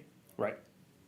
And then when you do that, then for each vertex in this vertex subtree, you can just basically just say that, oh, now what's the longest path that you need to go to different subtree? You just go first to your root, and then from that root you go to the furthest vertex, right? So you just need to solve the problem kind of for each vertex on the loop. Yeah. And then to actually find that, you also need to do the pre-computation step where for each vertex, for each root, you find the deepest vertex in the subtree. Yeah.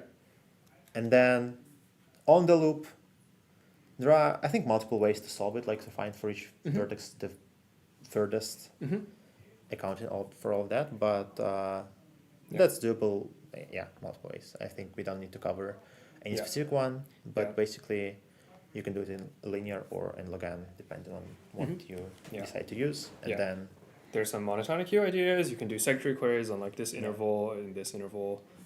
Yeah, I think you can do 2 pointers to just like find that and then like find just prefix. Yeah. Yeah.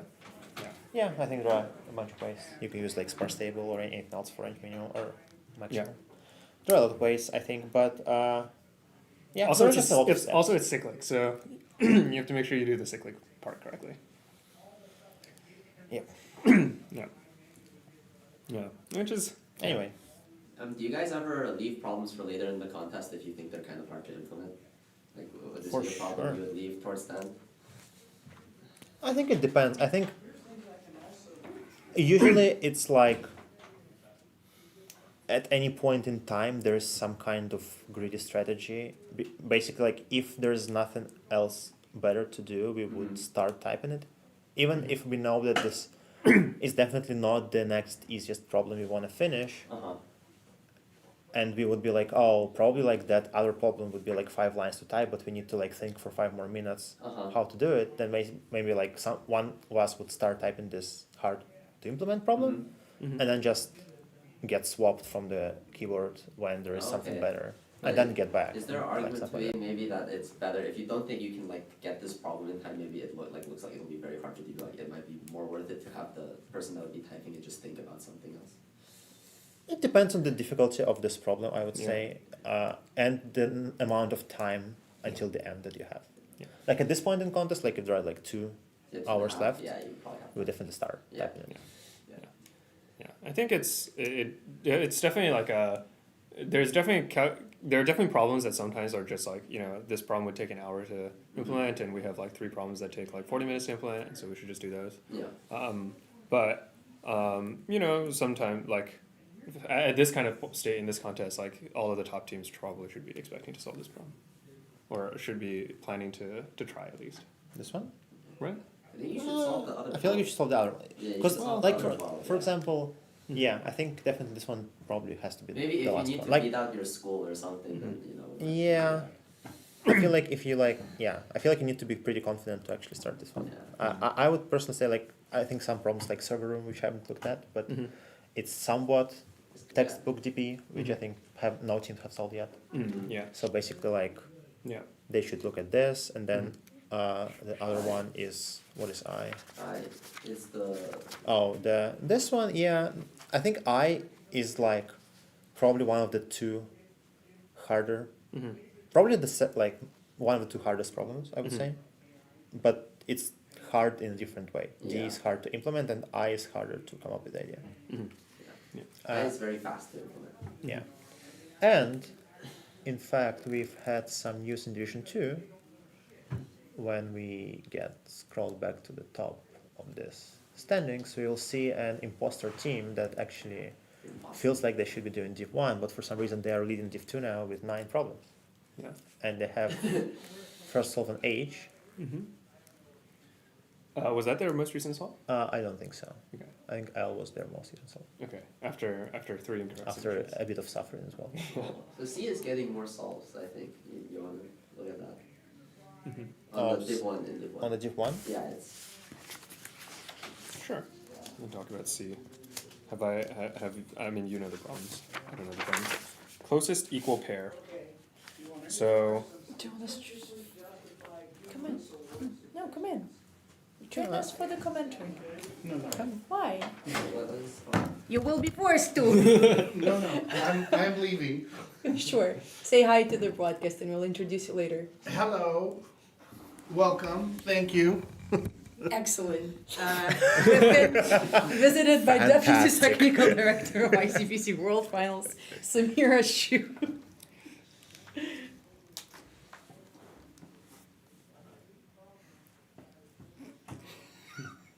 Okay, there was a very urgent message to pass. Now back to the regular programming. Okay, let's look at let's look at SoCal standings, because I think something changed there as well. Okay, yeah. I didn't see that coming. You need a bigger car. UCLA. Yeah. UCLA, I think they solved problem 0-5. Right. Which is kind of odd they have numbers, but that's interesting. Yeah, and they are now in the lead. Yeah. I think they were one of the two teams that didn't solve either of 5 and 6, as I mentioned at some point. Right, right. They also have, almost everyone has wrong submissions on, who hasn't solved 6 has wrong submissions on it. That's true, that's true. And so, I don't know, I'm not really sure what's happening there, but at least everyone has tried it. Yeah, I think if you see that in the standings, it might mean that you should think more before submitting. Yeah, but they don't see it in the standings, so, you know. But they don't see it, that's why nobody thinks about it. And especially problem 8 is like just look at that column on problem 8, like... Yeah. Everyone thinks it's easy. Everyone believes like, probably everyone is solving it because it looks so easy. Maybe that's what happened. Everyone has at least one wrong answer. Like I think if you look at this in the actual scoreboard and if you actually see that, it's like you just like don't submit. It looks easy to you, but if you see that but kind this of is normal. column, this is normal. Yeah, well, they just haven't gotten around. It's like the very submitting easy on problems problem, are like obvious. Probably it's fine. Yeah. Anyway, okay, let's go back to maybe Division 1 standings. Because we also have a submission from Stanford on H, which is testing right now. This would be their 9th problem. That would be their 9th problem. Yeah, and you know, given that it's still testing, maybe it's correct. Maybe. H is the Kth key problem, which I think we haven't discussed yet. Oh, yeah, maybe you guys can do that problem. I think it's not too bad. Yeah. Yeah, all I think right, why don't we look at open H. it? Yeah. You should pistol You want H me to because grab Jerry? I know. He wrote this one. You want me to grab him? Okay. Yeah, sure. The H one. Yeah, he wrote H and I. Okay, so you can start thinking about it because I know the solution, but I think it's a pretty nice problem. And Stanford solved it. Stanford and did they solve are it. now in 2nd place by about with 7 penalty. in the penalty column. Yeah, it's about an hour worse. Which is nice. Yeah. Okay, so we have a Rager land. Yeah, let's show the problem statement of H. We have the country can be represented by an array of integers n. Kth largest value. Kth largest value in the array B of length at least k, then the cities are FKB for all subarrays B which are length at least k.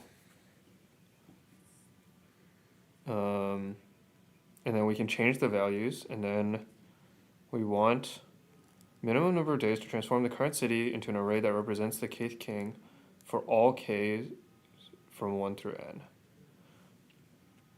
In the modifications do not carry over to any other king. So we're trying to solve k independent problems.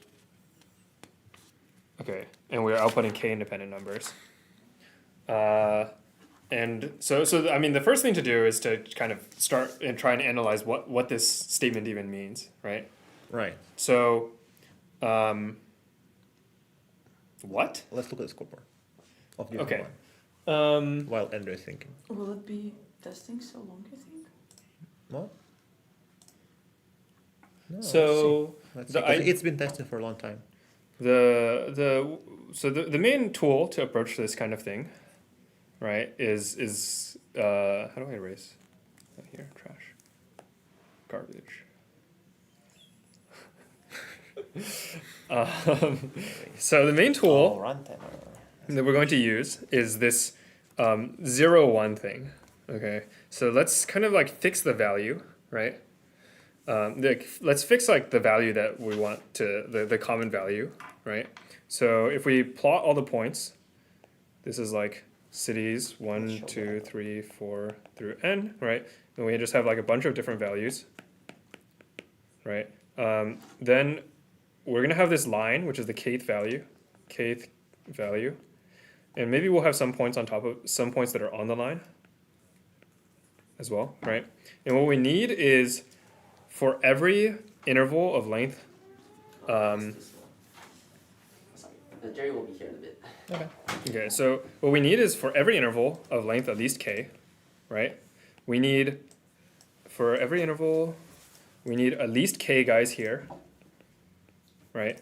And we need at most k guys here, right? We need at most k guys here. In particular, if we just take the entire interval, right, there have to be at most k guys that are strictly above the target value.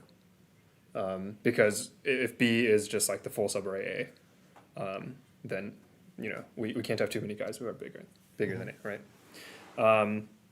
So there are most k guys that are bigger than it across the entire array, and then in every interval of length k, you need to scatter in these guys like all over the place. Like you can never have too few of them. Isn't that quite a lot? So every interval of size k, an interval of size k must all be at least this thing, right? Which means that the smallest element must be at least k. Okay, so actually what it is just like you need to make all elements, but like all elements equal except less than k bigger. Right. So you have k elements that you can leave as large elements, and the rest of them you must make them all like equal to the same value, right? And so now that we see this, like the ordering of the array doesn't matter anymore, right? The ordering of the array doesn't matter anymore, and so the k elements that we leave bigger should obviously just be the k minus 1 biggest elements, right? And then the rest of them, we need to make them all equal. And if you have a bunch of elements and you can increment or decrement them by 1, then the value you should make them all equal to is the median. So you should like make them all equal to the median. Okay, we have the author of this problem in the studio right now, so I'm gonna get him in the frame, and you can talk about this problem and how you came up with it and how. Hi. Hey. Yeah. I guess this is my first time on this stream. I'm Jerry, and yeah, I did write Kate King. Yeah. I don't think there's a super interesting story. I was just taking a shower, and then I was like, okay, what if we just had this property where we needed some largest element inside of each subarray to be the same. Initially, it was just going to be for one value of k, but then I proposed a problem, and then we decided it would be a better problem to just go through all values of k, because that can also just be computed pretty easily. Yeah. What made you like? Did you try any other like different like kind of? So the condition here is like all subarrays which are length at least k have like the same kth element. Like, did you try any other variations of this property? Like maybe like subarrays of length L all have the same kth highest element or something. I did not. I think it's mostly just in the statement because the kth largest inside of an array of less than k is like not really well defined. But no, I did not think too far into that.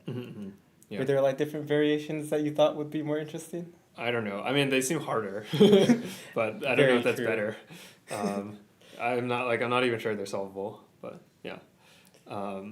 It's pretty interesting. Like, how many problems did you write in this? So I wrote two.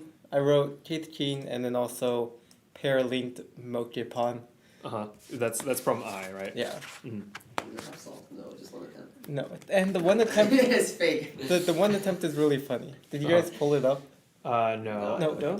Spill the beans. The entire code is just like int main while true, and. So they just submitted an empty code or something. Yep. Interesting. Maybe they wanted to test something, but usually when you want to test something, you test it on the dress rehearsal. Well, you test it in dress rehearsal, but you also test it on a problem that you've already passed. Unless the system doesn't let you do that, maybe? I think it still should. Actually, like, my guess would be they're trying to lead other teams astray and to try an I if they think I is like the hardest problem. But maybe, yeah. Yeah, not something I would have personally done, but it is a strategy. It is an action that you're allowed to take. Exactly. Interesting. And talking more about problem H. So you mentioned that computing it computing it for all k is pretty doable. Do you have like a particular way that you had in mind for teams to do this? Yeah. So I was not watching when you guys were explaining your solutions, but I think the intended solution was just first notice that they're keeping the k-1 largest and changing all of the rest to be the same value. And then noticing that in that case, it doesn't really matter what order the elements are in. Right. So you can sort the array. Right. And then you can either use like a prefix sum or just iteratively update the like median and the sums above and below as you scan. But yeah, just like Right. calculating the differences to the median. Right. Yeah, and you don't even like you can by like changing the order of sums, you get like the distance, like it is just like a prefix sum or something. Yeah. Is all you need. Yeah. Okay. Yeah, makes sense. We've seen a few teams that have like some incorrect submissions. Do you have any ideas what those were? Oh, I might. Let's see. I think one thing might be overflows. I think I didn't look too closely at all of the submissions, but there were some teams that were using ints, which fails when you're calculating the prefix sums. Yeah. And then others, I think it's just like small math off by one mistakes, I think. Yeah, and just like counting how many elements are greater than your median or something. Right. Yeah. The samples are, I mean, they're not that small, but maybe there's still some errors. Yeah, because I think even this still fits into an int. It's like 2e9 plus 2. Right. Which is like deviously close to the limit. Yeah. Yeah, and then I think Alan made some noise because his interpretation of the problem when he first read it was very interesting in that he read Not really. kth largest as in like the k largest, so from the bottom the k largest, which see. sort of like flips what set of numbers you're keeping, Right. but isn't. Actually, when I reread the problem today, I like did it again. I don't know. I feel like it's not that hard, but I think you don't pass the samples if you make this error. So I think you'll figure it out eventually. Right. But yeah. Yeah. No, kth largest I think is standard. Is like. I don't know. Maybe I just haven't notation. encountered it enough. Yeah. Reading comprehension is hard. Yeah, I think the statement also used to be a lot worse before it got reworded. Oh yeah, I did it before. I was like maybe one of the early evaluations on this problem. So. Right. Yeah. Yeah. What other problems have you guys looked at so far on stream? We've looked at a bunch. Yeah. Okay. Most of them. We haven't looked at C yet. We haven't talked about I at all. And we talked about D, and also like UBC has a submission for D that is still currently pending. Oh, if they get it, I'll be shocked.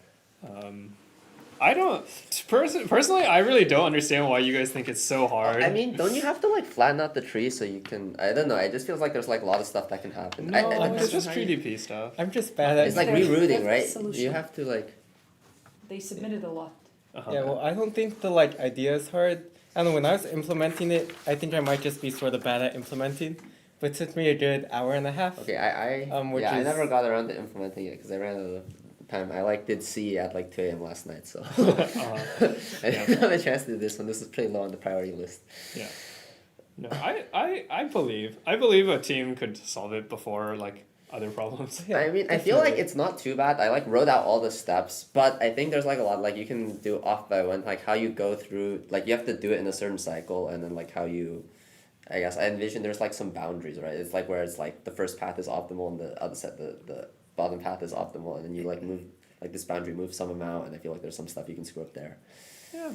There's some stuff you move, but if you do it with like the right like queues and cycles and stuff, like it's all pretty. It's not too bad. It shouldn't be too bad. Yeah, and I think we weren't mean enough to cut the n log n solutions. Oh yeah. So I believe you can do an oven. Oh, I don't know. I how just to do did it a in very OVEN. lazy set tree. Yeah, solution. you can. Yeah, I have a lazy set tree in there. Yeah. Interesting. Yeah. I guess you essentially just need some like range max queries, and you can either do them offline with like monotonic queue stuff, or you can do it online with, you can either use the monotonicity, or you can like and do monotonic queue stuff, or you can just throw it in a black box tree. Yep. Yeah. But I don't know. It's still judging, and it hasn't gone TL yet. Oh, someone got I. Wow. We can talk about it now. So this is pretty exciting. Yeah. Actually, yeah. Do you want to explain problem I? I actually have not implemented the solution to this. Wait, really? Do you want to explain the problem at least? Sure, yeah, I can read the problem, definitely. So, a popular game of Motor Pawn can be represented as a list of end stations with special items located at them and a player beginning at one station. Each item has an identifier, and no two items have the same identifier, and the player is required to have the item with a specific identifier to be able to move to a specific station. So, like to move into station 3, you need item 3. And stations may have multiple or no items, and the player can pick up and hold an unlimited number of items. And the objective is to reach the last station. So this is sort of the setup for a one-player game of Motor Pawn, but then you and your friend decide to sort of play 2 games at the same time, where items can be spread between the 2 games. So now each item has like a pair of like what game it came from and what station it unlocks. But obviously, if you randomly distribute these they got items, D. Someone got D. Yeah, UBC did pass D. Oh, wow. Yeah. Wow. Yeah. Easy problem, guys. Easy problem. Okay. They can implement. Yeah, so now very nice. if you randomly scatter the items across these 2 games, it's not always guaranteed that both of the players can reach the last station. So you're asked to count like how many of these scatterings actually allow the games to be finished. Interesting. And so kind of actually playing the game is you can kind of just do it greedily, right? You just take whatever you have, and then it unlocks the things, and then you can walk forward and pick up more things. But we're trying to sum over all possible distributions. Like you're trying to count how many different distributions there are, such that you can win the game. Interesting. Let me. I guess. Oh, the N is pretty small. Yeah. NM is So pretty small. yeah. Okay. So we decided, at least for this contest, we decided to set the N and NA and B pretty small to 3 times 10 to the third. When we were initially coming up with this problem, I didn't know the bounds, and we came up with an idea that worked up to like 10 to the fifth. But we decided that no team would reasonably solve it here.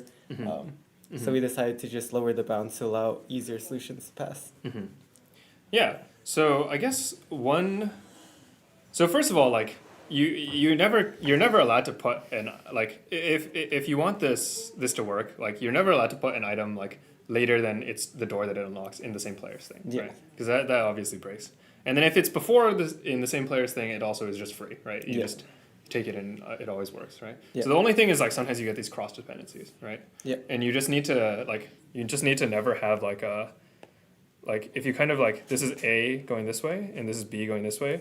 If A has a key that unlocks this door of B, and B has a key that unlocks this door of A, then you're stuck, right? And as long as you never have any like crossings like this, then you're always fine, right? And so what it kind of means is you can like break it into like segments of well, there's a lot of ways of doing it, I guess. But let's see. You can like complementary count if you want. Can you? I guess maybe you shouldn't. I did that. Yeah. I guess you should just count it. I guess it's like anytime you have like an upwards arrow.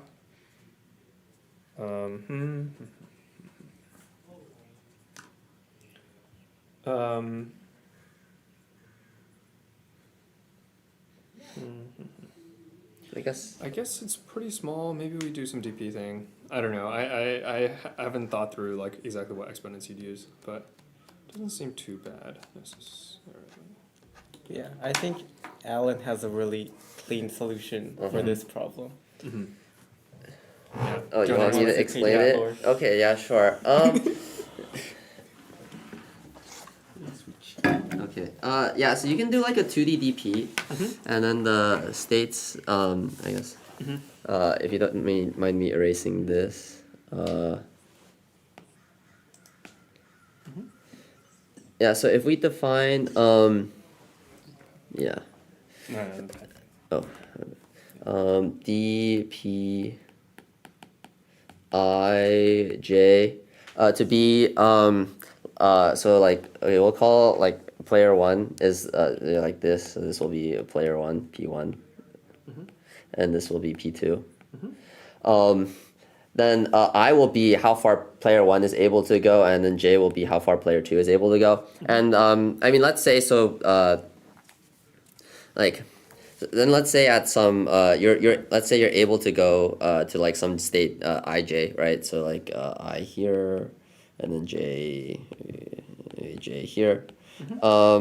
Then basically like you can then to go to the next state, or let's say to get to this state, then you could have come from one of two states, right? Either you're at dp I minus 1 j, or you're at dp I j minus 1, because basically either player 1 was like yeah, they can see my hand on this. So like player 1 so either basically you got to this ij state by having player 1 take one step forward, or player j take one step forward, right? And then so but this actually overcounts basically a bit. So I mean, you know, you can just add these two together. Basically, you would have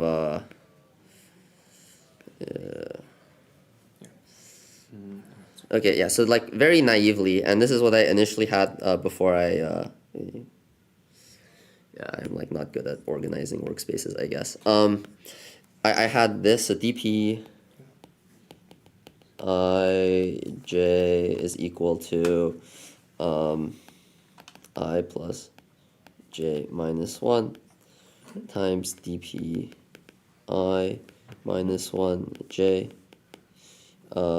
plus I plus j minus 1 dp I j minus 1. And so the intuition for this is, okay, I mean, to get to the so let's say we came from dp I minus 1j. Then the ith key has to be somewhere where we've already walked, right? So where can we put it? We can put it in any of the I minus 1 places, or any of the j places we've unlocked. And so in total, that's I plus j minus 1, and then we multiply to the existing ways we can get to dp I minus 1j. And then it's a similar idea from coming from dp I j minus 1. Now what this overcounts is basically you double count some instances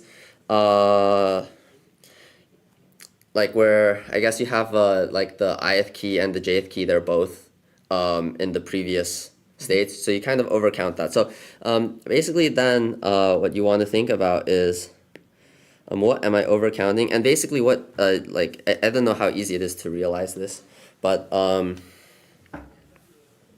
you realize you can subtract out I plus j minus 2 dp I minus 1 j minus 1. Okay, and the reason you would come to this conclusion is basically, let's say like what is not possible. If you let's say you come from dp I minus 1j, then it needs to be now your key cannot be in if you also want to come from the dp I j minus 1, you cannot have your key in the so I'm saying I, right, in the jth spot, because basically maybe a visual would be easier. Yeah, I guess one way of thinking about it, right, is like the cases we're overcounting are when the last step we took could have been I or j, yeah, right? And we're kind of able to swap those two steps, right? So right before that, right, if we swap them, then we must have come from I minus 1, j minus 1, and both of the keys must be accessible, right? And so both keys must be in among these guys. Yeah. Is this not squared, or is that fine? No, it should just be this, I think. Okay. That's what I have in my code. Yeah, it's basically yeah, I mean, I'm trying to draw a good visual maybe. And I'm like kind of re-deriving this because I did this on like a plane ride back in like September.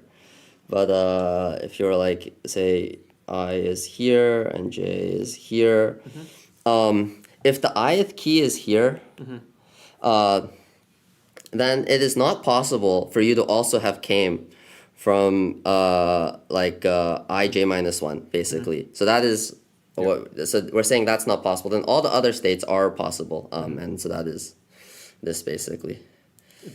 Is that Maybe a I'm wrong. square? I think you I square think because you have should. two I think keys. you do need the square. Yes, you're right. Okay, yeah, and actually, so basically, this works out to be very clean. I think the actual number of lines of codes, it's like one single for loop to set up the top row, one single for loop to set up the bottom row, and then this goes in the nested for loop basically for ij, and basically you have a total of like maybe 7 lines of code or something like that, and Right. so yeah. Right. Yeah, makes sense. Yeah. Yeah. So yeah, it's just like DP with a little bit of like complementary counting. Yeah, but I think most people had a different solution. I think. Or the one that I had, or that I came up with Misha was like, you can sort of create, it's not a bijection, but like a projection from the distributions to like strings of A and B, where if you have an A, that means that player A moves, and you make it so that these strings are generated so that A greedily always moves if it can move.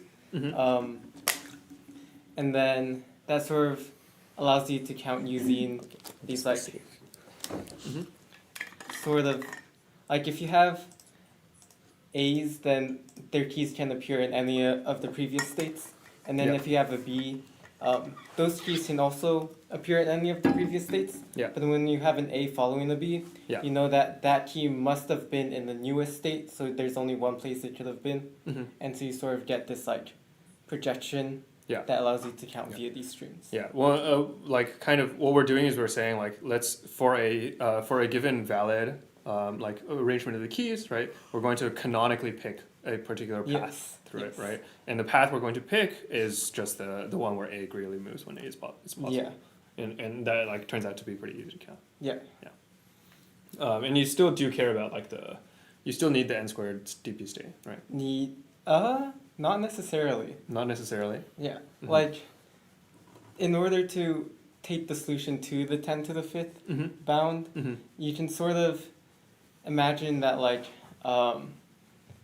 when you're like trying to move from one state to the other, you really don't care about anything except what letter starts and ends each segment. So this allows you to sort of do like a divide and conquer. And then inside each divide and conquer, you now only really care about the ending balance between how many A's and how many B's you have. Balance. Okay. Because sort of in the end, like, you know that if you have, okay, let's say you have like 5 states in A's game and 3 states in B's game. Like if you calculate the number of A's minus the number of B's, and you know that your string is length 8 always, then you know if that difference is 2, then you always have 5 A's and 3 B's. Yeah. And then so you can sort of extend this idea to use polynomials to represent the balance, and then multiply them using f of t, and then sort of get like an n log squared n solution. Yeah. Yeah. Makes sense. Okay. Yeah. So UBC has solved K after solving D. So they're now like they've solved a pretty unconventional set of problems compared to everyone else. Yeah, I think they're in a really good spot. They haven't solved B. Yeah. Yeah. Now, if they find solutions to the other problems, it should be pretty fast for them to code up. They got the very hard to implement one. So. Yeah. Yeah. Yeah. We see a bunch of other teams. Most of the teams that were at 8 before, like half an hour ago, are now at 9. And yeah, going further down the scoreboard, I think teams are mostly finishing up the problems that we'd expect them to finish up. So nothing too unexpected here. Seeing, I guess there's a lot of dirt on E, which makes sense. It's pretty like there's just a lot of casework, right? What problem with E again? E is the fractal painting. Oh yeah, Misha was talking about that, I think. A lot of casework on that problem. Yeah. So. And I think some of the cases are hard to prove, but you don't really need to prove it in a contest like this. You can sort of just send it. But that might also be leading to if you like make the wrong guess on the first time. And you guys want to talk about this problem or maybe some other problems? I don't know, up to you guys. I haven't read it, so I don't even know. Oh, then maybe you'd be a good Oh, patient 0. All right, sure. All right, live solving. Okay. All right. Why don't we get E on the screen then? Hopefully, I don't. I think there's already enough clown instances of me on the stream today, so I think one more can't hurt. Yeah, I do think we want to talk about. I think server rooms is a very nice problem, so I do think at some point we should make some time to talk about that problem. But hopefully it gets solved. Then yeah, I don't think I'm actually shocked that D has solved before that. Because it's also not. It's like pretty easy to come up with the solution. I feel like it's if you know the technique. Yeah, I mean, I think it's. And I know one of the teams here definitely knows the technique because one of their contestants was giving a lecture on it about like a month ago or something. Yeah.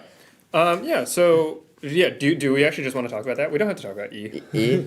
It's up. I mean, I don't care. Let's talk about the problem that you want to talk about. Let's talk about server rooms. Server rooms? Is that K? Sure, but I mean, no one has solved it, so I don't know if that's. That's okay. okay. Okay, sure. Yeah. Okay. J. J. Yeah. Right.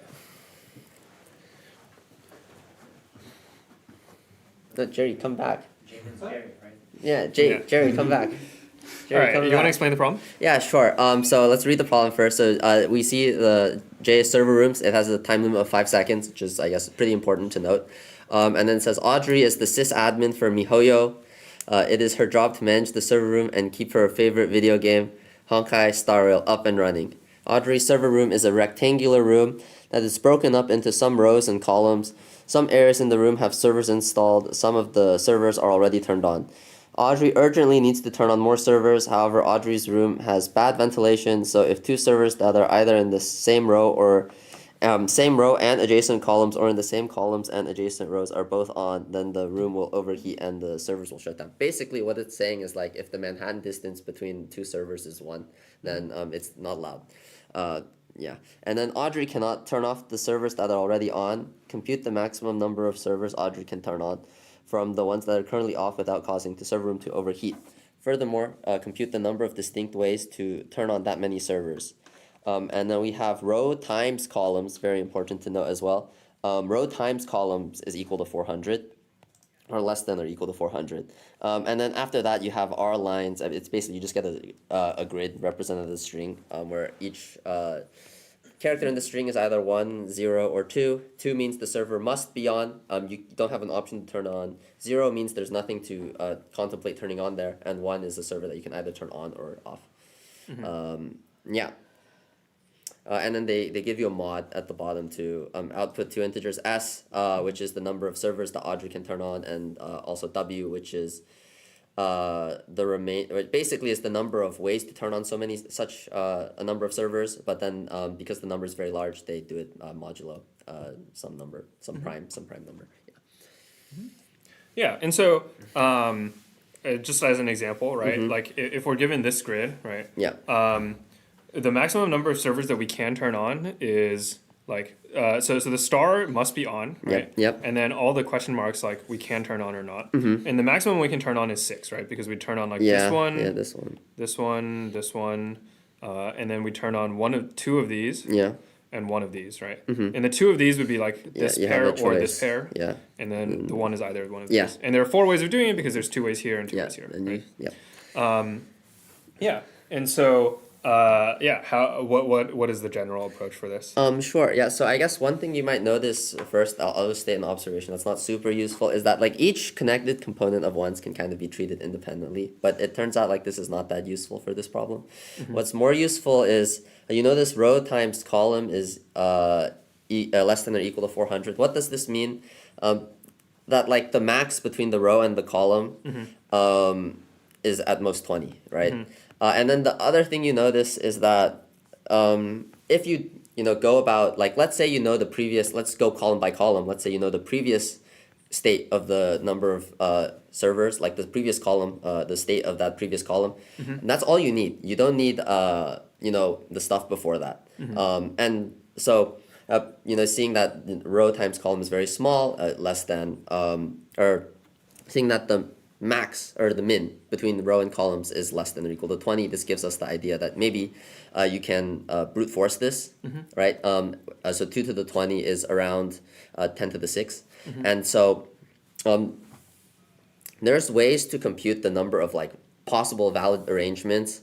You can use some like stars and bars counting techniques, but it turns out it's like around like it's like larger than 10 to the 4, but smaller than 10 to the 5 like number of valid. I mean, if you want, I can kind of go over the ways you can like yeah. So for example, I guess like maybe people know this, but this is just like this like the if you have all question marks together, the number of ways of picking some subset so that they're not. So JSON is just the Fibonacci numbers. Yeah. Okay.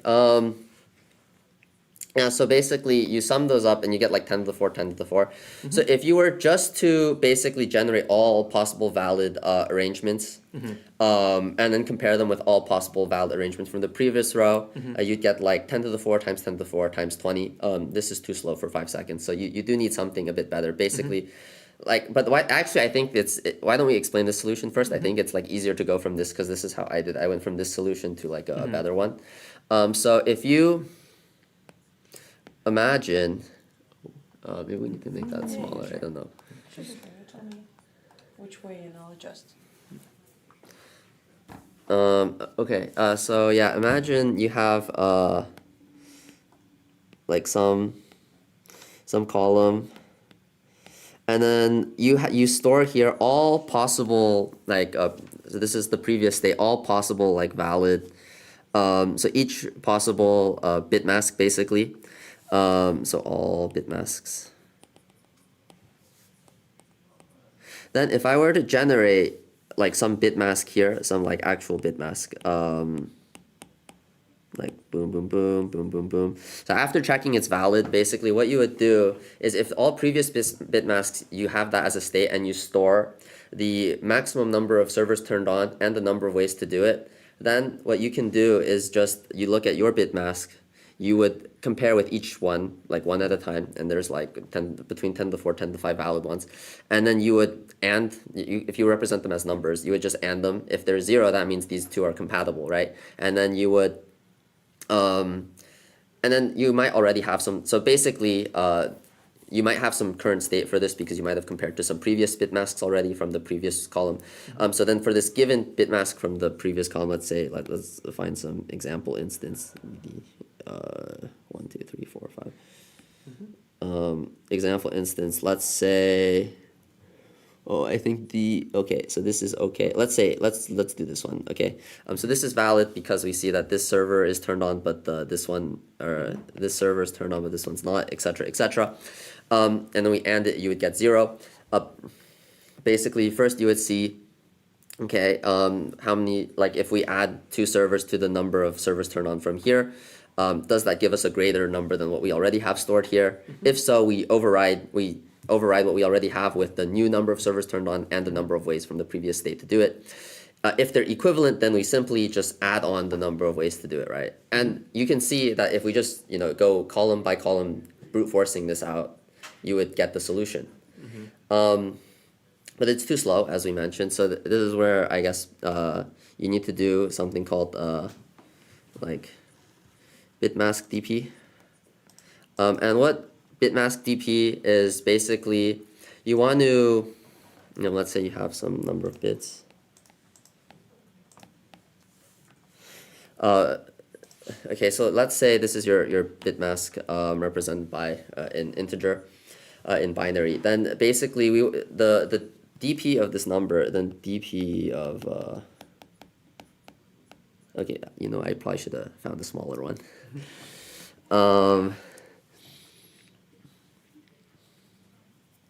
We also need to move the whiteboard on the screen.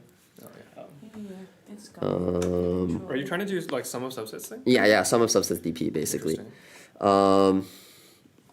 Yeah, so how sum of subsets DP works, I'll just get rid of some because it doesn't really contribute to the solution. Then this would be equal to DP of 1, 0, 0. Basically every submask basically like plus 1, 1, 0. So how many? There would be 2 to 8 of these because there's 3 ones turned on. Yeah.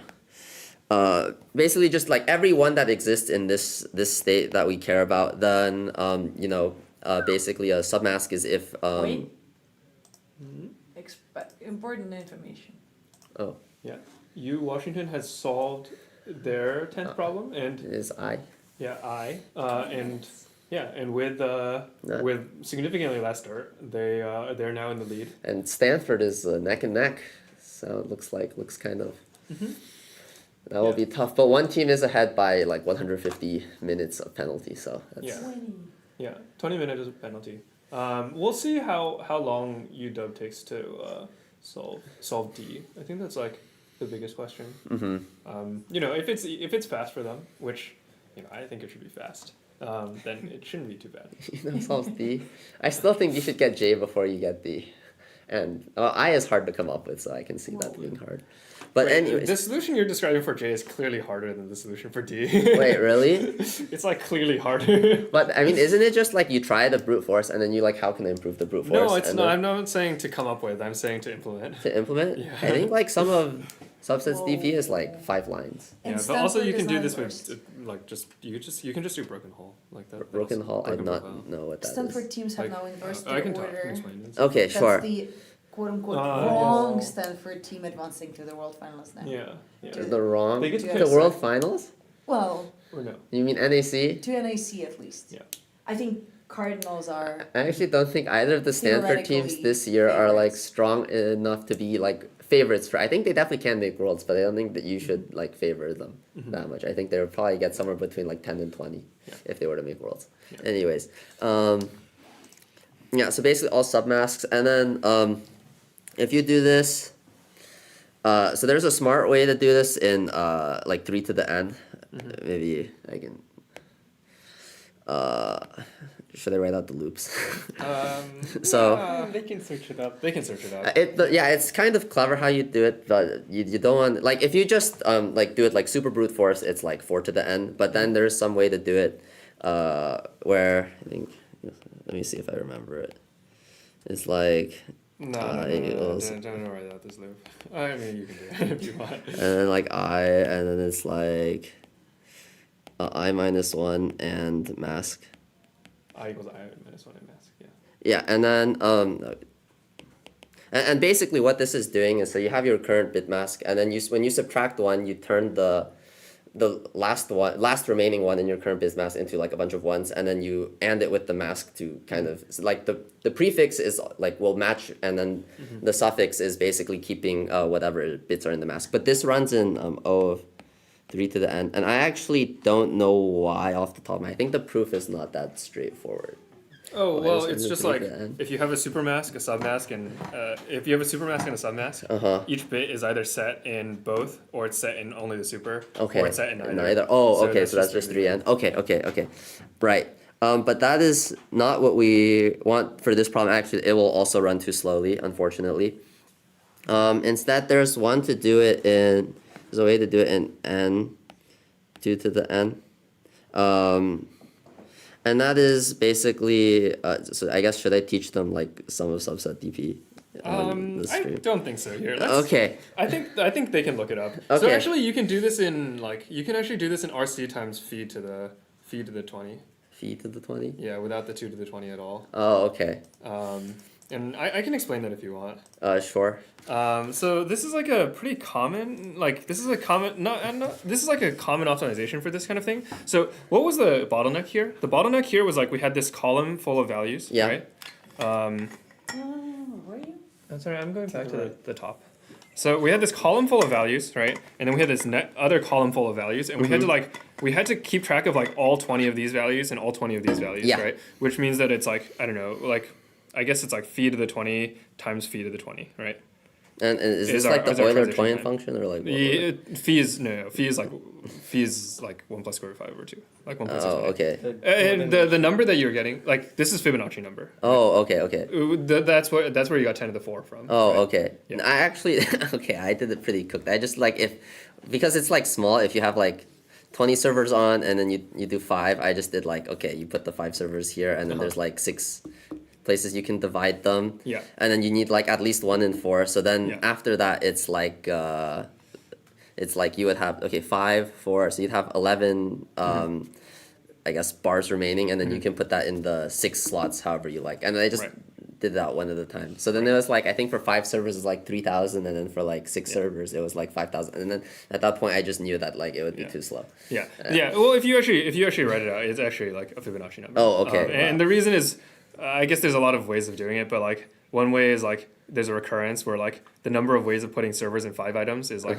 either if the last guy's not a server, it's just f of 4. Yeah. And if the last guy is a server, it's f of 3. Oh, okay. So is it's this like the Fibonacci. committee forming thing? Oh, okay, sure. It's oh, actually okay. And phi is just the base of the Fibonacci. And you Washington finished Kate. Okay. Is this Pascal's identity? No, it's something else. It's just Okay. the definition. Oh, it's just the definition. Okay. Numbers, yeah. Like it's just like f5. I'll read about it when I get home. Plus f3.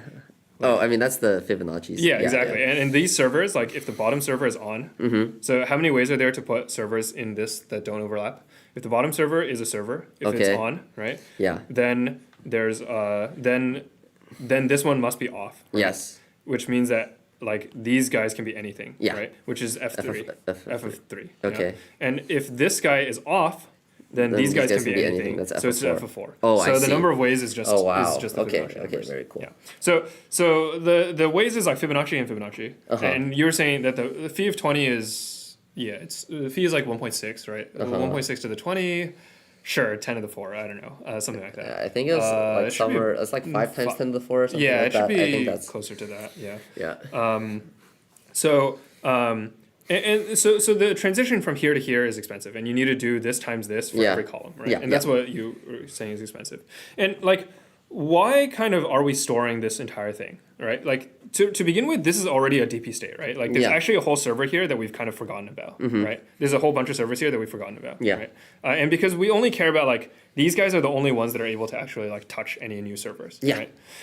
So what actually, like instead of transitioning all of these to all of these at once, we're kind of storing a lot of extra state. Like what we could do is we kind of add one more server on at a time. So what we do is we start off with like all these servers, and then we try and add on this server. Oh. And the only servers that we need to maintain are these servers. You know, like these, like the state of these bit masks. Oh, wow. And so this people have called this a lot of different things, like broken profile or like cell by cell DP. Split it in 2 basically. Yeah, so we split it in 2, but the total height of the 2 is still R. Yeah, right? but it's And like so, now like. So now we have like, instead of C times phi to the 20 squared, right? We now have like R times C times phi to the 20. Yeah. Okay. And so this just that works. runs, yeah. And you don't have to worry about any of this stuff. And in fact, if you actually like unwrap this stuff, like you're essentially doing this cell by cell stuff just in a like kind of subtle way. Oh, I see. Yeah. Yeah, but this is like a pretty well-known technique, the sum over subsets. Yeah, this is also pretty. I think this is well known. I think you should like never do this. Essentially, you should pretty much always just do this. Default to that. Yeah. Okay, that's a cool trick I learned today. Then there's just like no reason to like, kind of like there's no reason to store this while you're looking at this. Okay. part. Yeah. Wow. Okay. Yeah. Okay. Yeah. So then like if you just implement it this way, like they're just like transitions, and if you don't want this phi to the 20, you can just make it 2 to the 20. Okay. And that also this makes like it even easier to implement then, no? Yeah, I mean it's fine to implement, but so is D. That's all. I think I still disagree.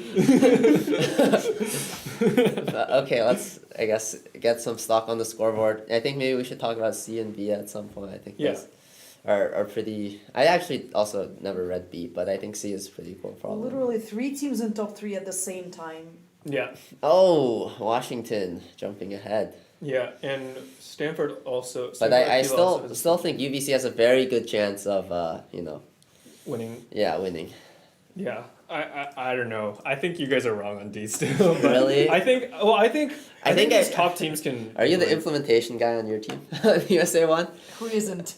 Yeah, that's like Genna is the implementation guy on USA one, but I'm also the implementation guy on USA one, and Kevin is also. I think they're just all very strong. Just all too strong. All too strong. But yeah, I think I can show how I would implement it later, but like I don't know. I don't think it's that bad. I think my implementation is not the cleanest. I'm pretty sure. Yeah. I do range updates on like certain sections. Wait, would you? I think there were two different kinds of solutions for the judges for D, where one person wrote one where they did not like split the cycles from the trees, but they just did it with more DP states inside of like a traversal to the graph. Oh wow. While most other people like cut the cycle and then tree rerouted. Well, Oh, yeah, I you think I should would do you should tree root it at the cycle. Yeah. But you don't have to do. Like you do have to do some like sweep along the cycle. I think Yeah, essentially you pretty much are forced to, but it's still like you can just like you can kind of. Just And then you do like a range add on the things you just added, or like as you shift the cycle, I would right? do it with the monotonic. I You would would do do, monotonic. but I just like shaving logs, like, so I would do it without the log. But if you want to do it with the log, it's also it should be very straightforward as well. Yeah. But I just feel like there's so much to mess up, I guess. I feel like you know the hardest things to implement are not like where you do like intervals and sets and stuff like that. I think the off by ones where you have like these crazy prefix sums or whatnot are like the worst. Or like the segment tree Yeah. update. Well, I think you should essentially like. Off by ones are kind of skill issue. Well, a little bit. Like they're kind of something you can just learn not to do. Like like if you like establish, there are some ways of indexing which I think I like have like pretty good intuition. Like there are some ways of indexing such that there just are no off by one issues. Like, Oh, okay. Like you just don't write plus minus one and like and then like the things just work. You know, Oh. like you just like when you have an array, right? There's like two ways of indexing. There's two things. There's two like sorts of indices in this array, right? Yeah. There's like the points between the elements, Yeah. and there's the elements, right? Yeah. And these should naturally be numbered like 0 through n and Yeah. 0 through n minus 1. And if you just like use half open like when we're talking in an interval, you'd care about like a pair of these guys. Yeah. And when you care about an element, you care about like one of these guys, right? Yeah. And if you just like keep this in mind, like they're just like you don't really have any plus minus ones, really. Okay. Yeah, I'll think about that more when I get home as well. Yeah, like it just like you shouldn't you I mean like as you're like learning and stuff like it like can Maybe I but should like watch more of these streams. But you're not on the NAC streams, right? Are you on the World Finals streams? Priorities. I'll be on- USA one priorities. I'll be on yeah, Yeah, well, no, they just I mean, I would rewatch the NAC streams anyways because they bring back bad memories. Like L, I don't think. Okay, actually, I won't comment. You know what? The problem set is great, but but yeah, there's like various ways of like kind of just avoiding these problems. Like Yeah. you shouldn't really run into these too much. Okay, sure. I guess I'll make sure to rewatch this when I get home. Think about it more. Yeah. I don't know. Jerry- I mean, yeah. No, yeah. What problem do you think we should do next, or have you had a chance to look at these yet, or You'll have the whole freeze in front of you.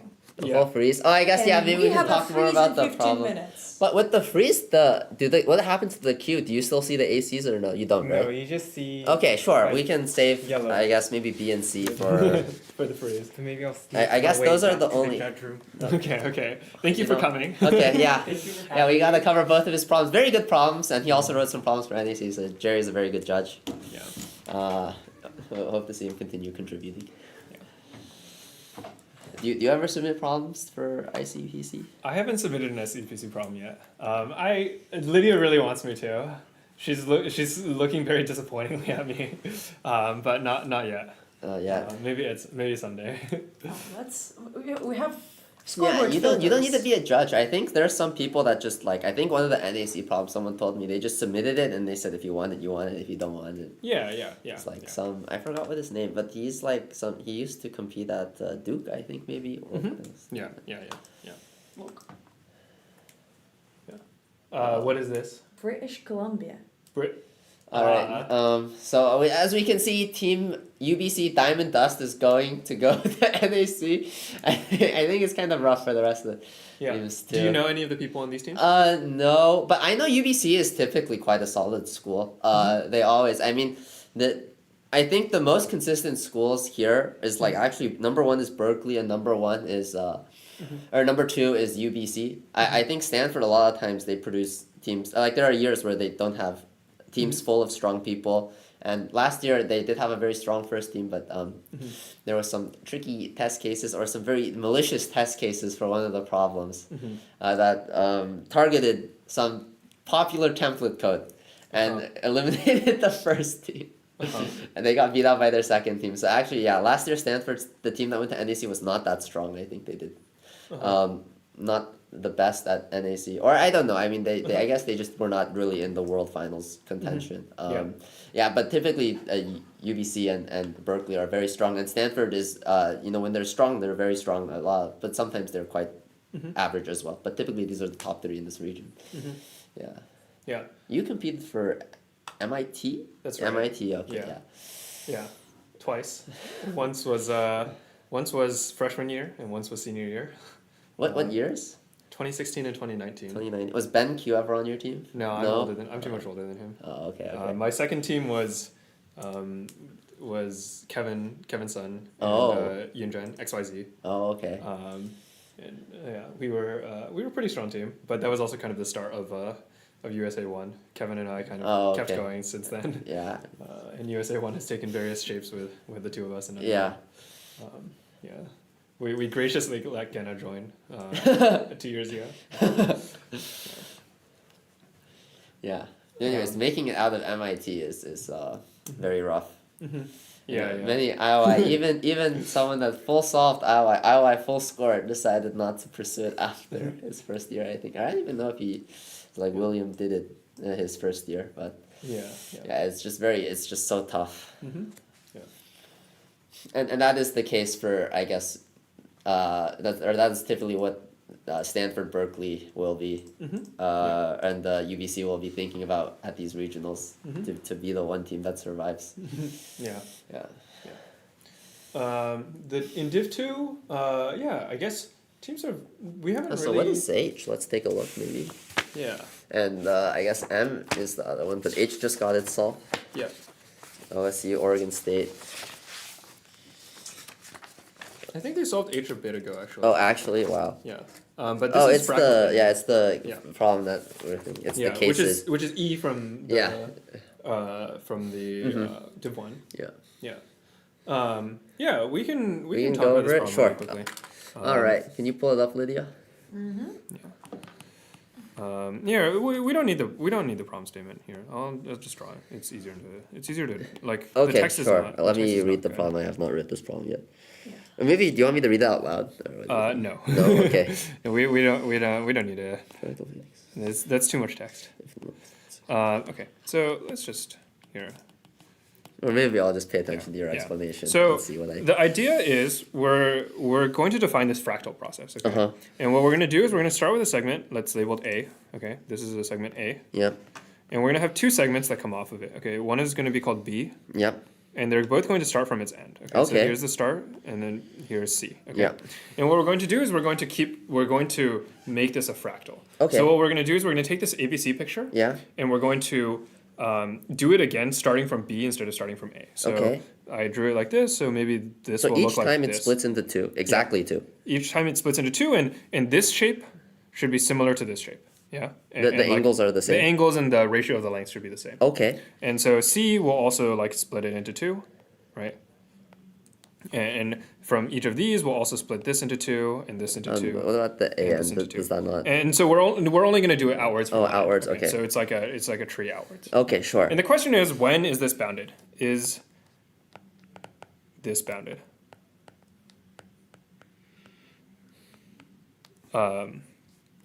Bounded. Okay.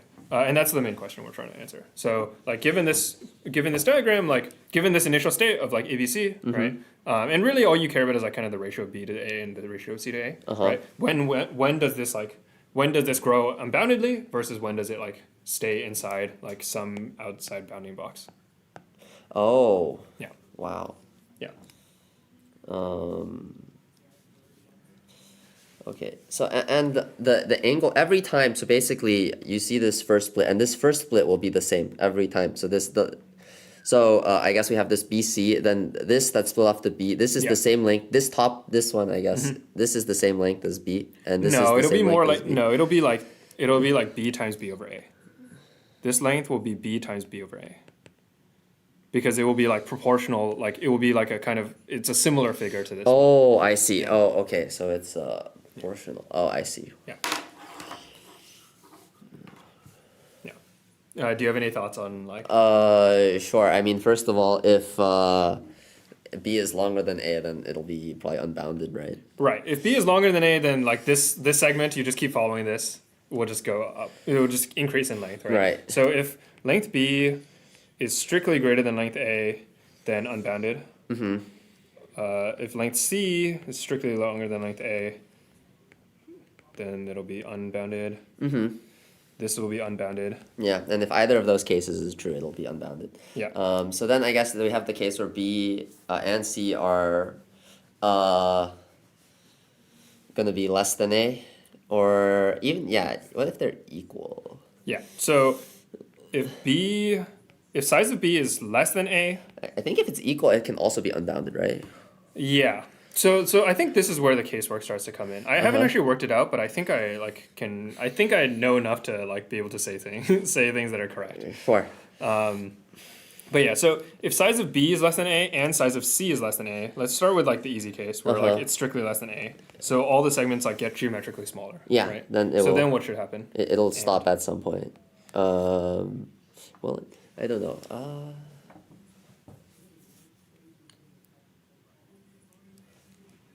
So okay, I mean, there's like some sequences and series stuff that I remember from like calculus, but I think intuitively you would think it would stop, right?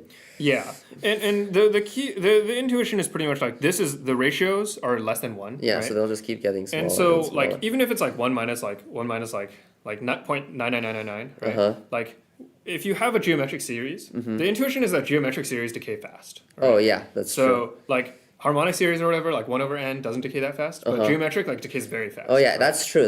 So what's gonna happen is like it's gonna be 0.9 to the n, but then like after like 1,000 steps, it'll already be like 1 over e or something, and then like so it'll decay pretty fast, and the sum of it will be bounded, right? Because the sum of a geometric series always converges. Yes, right? that's true. So this will converge, and this will converge, and if you mix like these ratios, it also converges. Right? So like the total length that you get is always at most like. Is always at most the sum of the series. Yeah. Right, which is pretty small. So this will be bounded. Yeah. Okay. Bounded. Like you can fit it inside like a big circle, and you can put a rectangle. Or something. Yeah. So now what if B is less than A? What if B equals A? Yeah. Or C equals A? Like what happens there? So this is like I think like starts to get a little like trickier. Yeah. Let's not see that so much. Yeah. So let's just start with the case where like there's no C. Like let's just say that size of C equals 0 or something. Okay. And like B equals A. Okay. So then what happens? So now we have a segment A. Oh no, I didn't want that. Okay, we have a segment A, and then we have a segment B. Such that A equals B. Yeah. Right. And what's actually going to happen here? So then the next segment, like which will be the same length, right? Will be like here, and then here, and then here. Yeah. And actually, what actually happens is this is actually going to be in a circle. Oh, it's going to be a circle. Okay. If AB, so if oh yeah, because the angle's fixed, right? So yeah, the angle is fixed, so it's actually kind of loop around. Another way of seeing it is like let's take the circumcenter of these 3 points. Yeah. Like there's just like a circle that like this kind of like lies along. Yeah.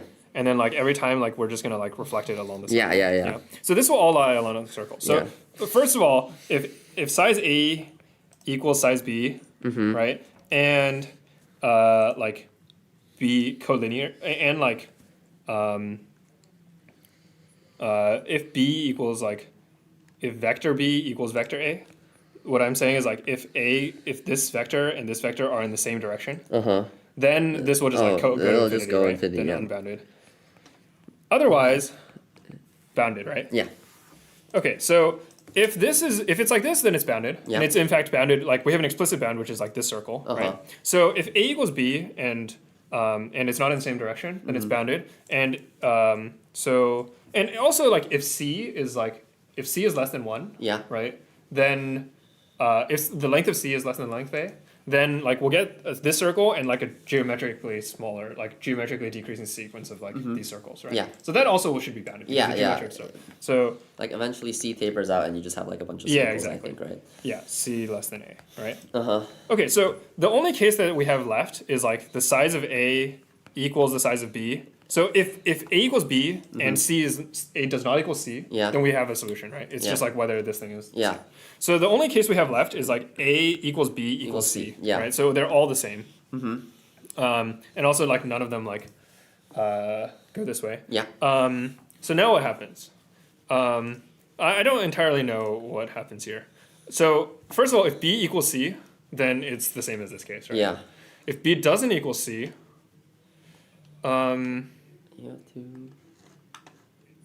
I don't know what happens. I think my guess is it will not be bounded. That's yeah, my guess is like you can kind of just like wiggle your way towards infinity, but there's some like, yeah. Well, there's two cases. You just need one to accept the expected value of half a penalty. Yeah, yeah, maybe we can try to work through it. Yeah, I mean, you can just you could just try and you could just do both cases. Yeah. So. But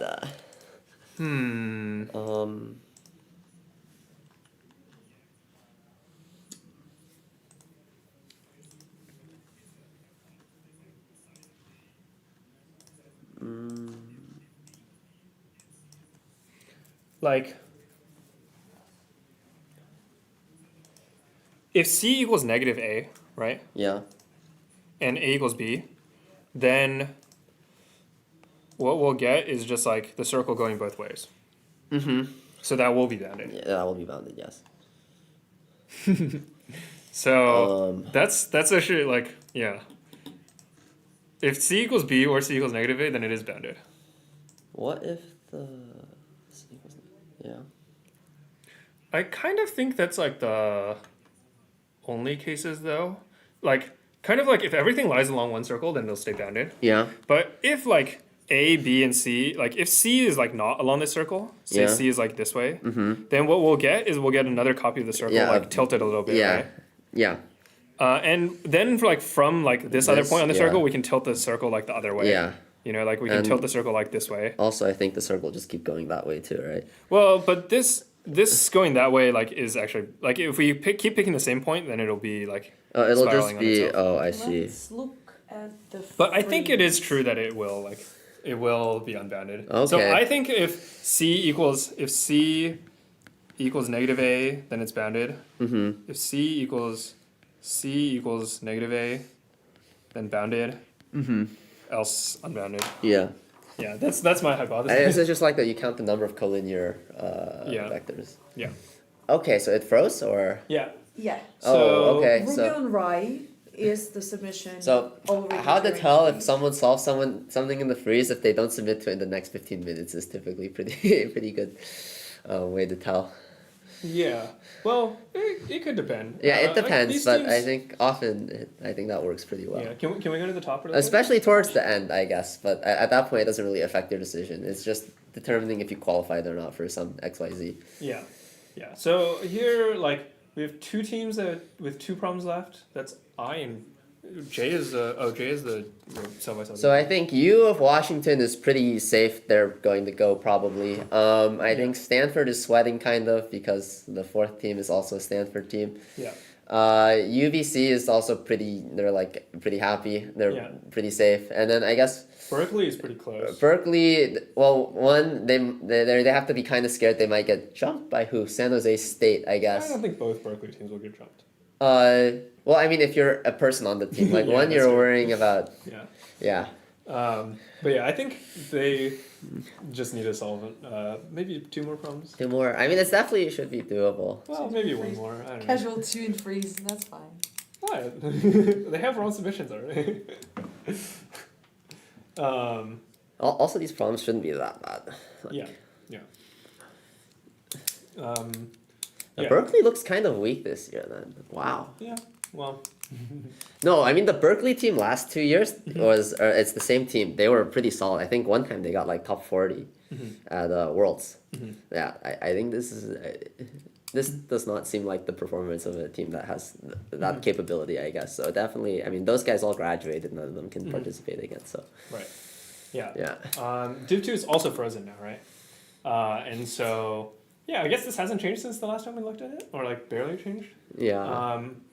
Mostly, yeah, we still see like OSU with 10, a bunch of teams with I and L now, but no. SoCal hasn't frozen, right?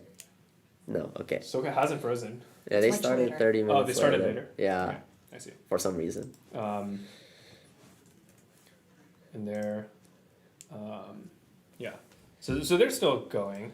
I don't know if we've seen too much activity near the top of that scoreboard. Yeah. So. Well, a lot of teams have 10 now. Okay. All right. So actually, Caltech. quite a lot. Looks pretty strong this year, I guess. Yeah. So same with UCSD and USC. USC actually, like, they qualify for NAC kind of infrequently.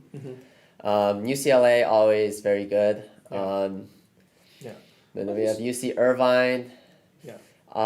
And for this region also, I think it's 4 spots with the possibility of typically they sometimes get 1 global wildcard. Yeah. Which would go to Irvine in this case. Yes, but there's a lot of factors. Yeah. I mean, it obviously goes to the next best performing team, but like whether a region gets it or not depends on quite a few things. Yeah. The top teams all seem pretty close. I think UCLA teams all have quite a lot of dirt, which is not great. But otherwise, they're doing or like the 4th place UCLA team has a lot of wrong submissions, which is why their penalty is so bad. But beyond that, like all the teams seem pretty similar. We'll see if like I think the biggest question is whether problem like 11 or 13 are actually solvable. Otherwise, it'll just be 11. So I think they share farthest city with us. Maybe it's one of that, but I don't know. It's really hard for us to say when we don't have access to the problem set. Yeah. But yeah, and they also don't have access to the actual scoreboard, so yeah, everyone's in the dark. Yeah. But yeah, I don't know. I guess the last hour will be we'll see what happens with them. Yeah, they'll just be cleaning out. Also, they don't have a mirror of solve the problems on after the contest too. It's like yeah. UBC has submitted B. And Stanford has submitted J. Yeah, you should expect. Yeah, it's like kind of surprising UBC hadn't gotten that yet, but you know it's not. There's 1 hour left. Yeah. Do you want to take a look at B and C? I guess that's like the only top end problems we haven't talked about. Yeah. Yeah. Which one do you want to do first? We can talk about B. Okay. So I have also not read this one, so let me read it. Yeah. I don't know. B is. Do you think you want Misha on this for C? He wrote C. Sure. We can go find Misha. Okay, I'll send a message maybe. Okay. Yeah. Derived utility. So the first row. Given row. TP bars. Yes. Okay, I pinged him. We'll see if he sees it. I think he wrote this problem too. Okay, so, so the problem setup is like we have a bus, right? Yeah, I'll just listen to your summary. We have a bus that has like a lot of different rows of seats. Okay, so each row has infinitely many seats. Infinitely many? Nope, finitely many. Each row has k seats. Okay. And but k is very large, so. Yeah. Yep. And every person, right? So yeah, everyone has some number of seats. And every person has like a favorite seat, okay? Okay. So has a favorite row. Okay. So and so on. So every person has a favorite row. So maybe this person likes this row, this person likes this row, one person likes this row, one person likes this row, or maybe 2 people like this row. Sure. Okay. And people like empty rows as well. Okay. Okay. So people like first to be close to their rows. So everyone has the initial utility C. Utility equals C, right? And then for every row that you like, So you can choose to sit in a different row. Yeah. Or sometimes you're forced to if there's not enough seats in the row. So you can go left or right one row. Yeah. And this is -1 utility. Yeah. Okay, to go left one row, right one row. I see. And then afterwards, Is there there's like divided by 2 over p? Is yeah. that So some other afterwards, random thing? if there are k people in the row, if there are p Oh. people in the row, then everyone's utility is divided by 2 to the p. Oh, I see. Wow. So there's a So- lot of different things that are coming in. Yeah. So it's a lot of different like functions, and then we're trying to we're trying to output. Oh wait, what?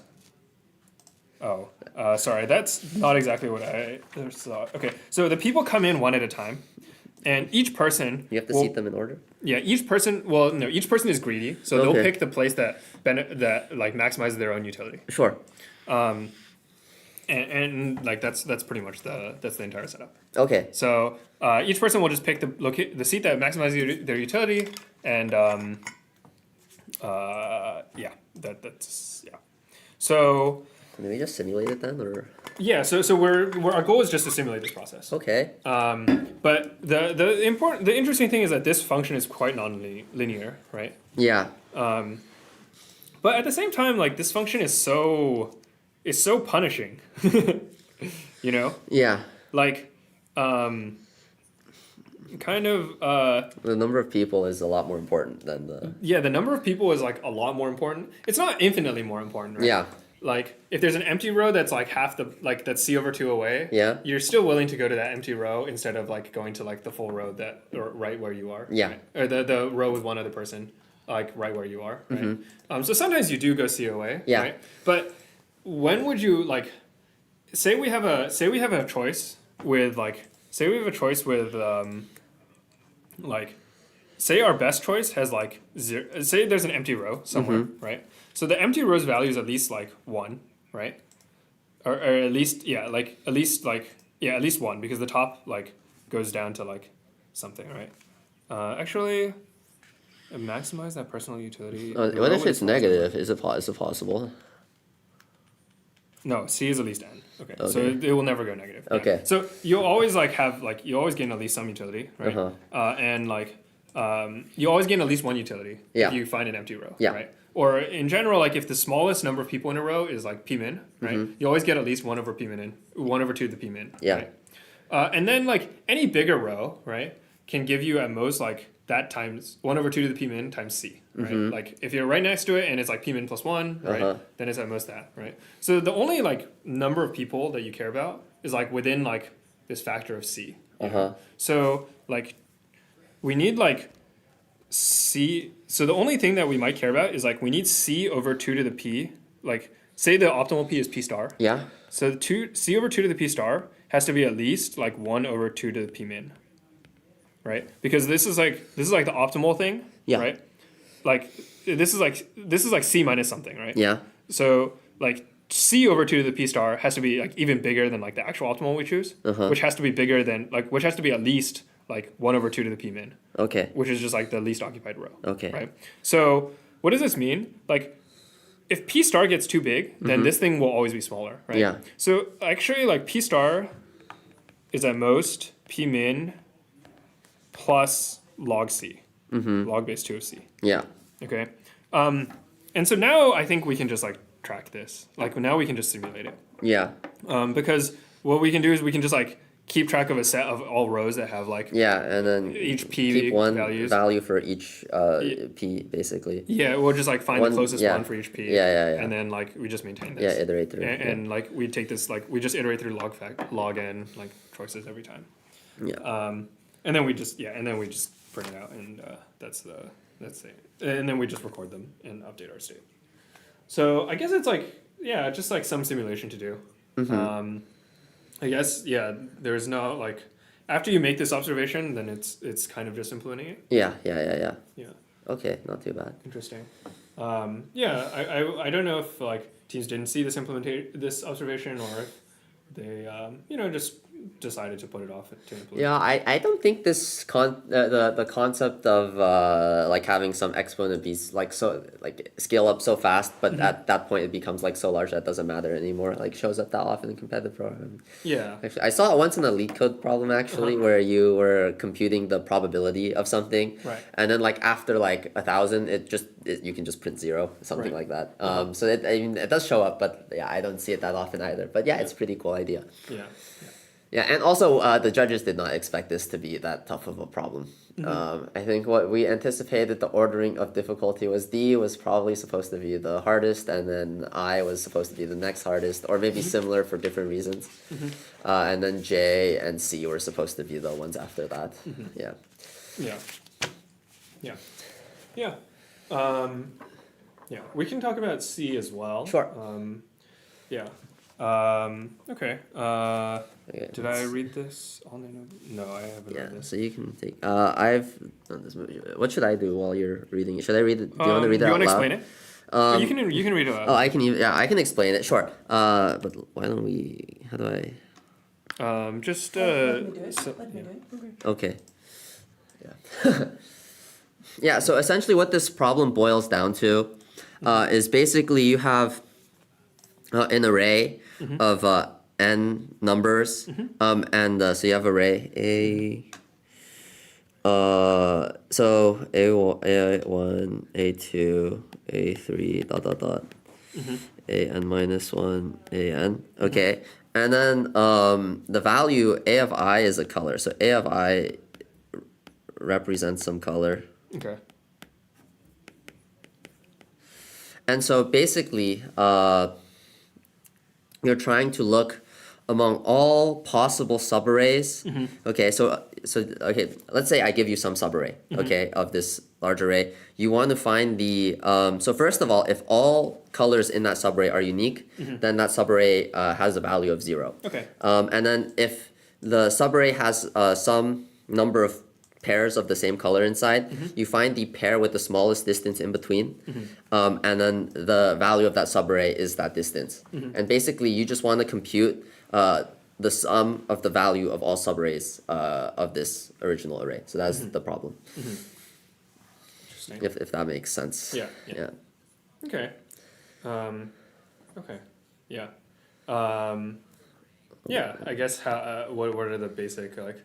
Yeah, so I mean, first of all, you would notice that actually there's like only O of n pairs that you actually care about, right? Because let's say we have some color, so like this is within some color, we have something, so color equals like a, just say color 5. Yeah, color 3 or something, right? Yeah. And I'll just, in this color, we have something at index 2, so this is the indices, index 5, index 7, index 8, okay? Yeah. So I'm claiming that we only care about this pair, and this pair. And why is that? Because imagine you have some pair like 2, 7, then 2, 5 is going to be also a pair with a smaller distance inside that pair, right? Yeah. So okay, so we established we only care about O of n pairs. Then it's very easy to get this. You just like group the colors and you iterate through. Then you basically have these n pairs. And what you find out is you can sort them. It's like pretty intuitive to go from them from left to right, right? But you maybe need to think about whether to sort by the left bound or the right bound. So in this case, it turns out you want to sort by the right bound. So let me just make some. Actually, we can kind of simplify before even sorting. Oh, okay. Like one thing is like if one good pair, like let's say we have a pair of like say like both of these are color 5, right, and both of these are color 3, Yeah. right. Then like we should never care about this color 5 pair, because it always contains this color 3 pair, right? And so what we kind of only care about are like the smallest, or like the smallest pairs. optimal Yeah. pairs, right? So the pairs that basically either they are partial overlap or like no overlap, basically. Right, exactly. Yeah. So either they only partially overlap or not. So not at all. And so what we can do is like we can kind of eliminate the bigger pairs. And there's a lot of ways of doing this. Yeah. You can do it by sorting one endpoint and then doing the next. Yeah. Another thing you can do is you can look at like for each right endpoint. Oh, sorry. You can say like for each right endpoint, like what's the closest left endpoint? Yeah. Which like pairs it up. Yeah. And then like Yeah, you can do it that way. And so then like you get these pairs which are like non-overlapping, right? Yeah, They yeah. like kind of, they go like this, and in particular like sorting by the left and sorting by the right are the same thing, right? Yeah. Yeah. So like, you know, once you have this Pareto, like now what do we do? Yeah, so why don't we like make an example first? Yeah.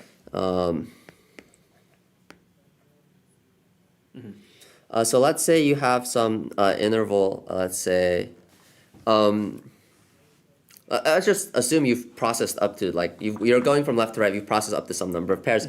So let's say we have some pair 2, 5, okay, that's probably not good.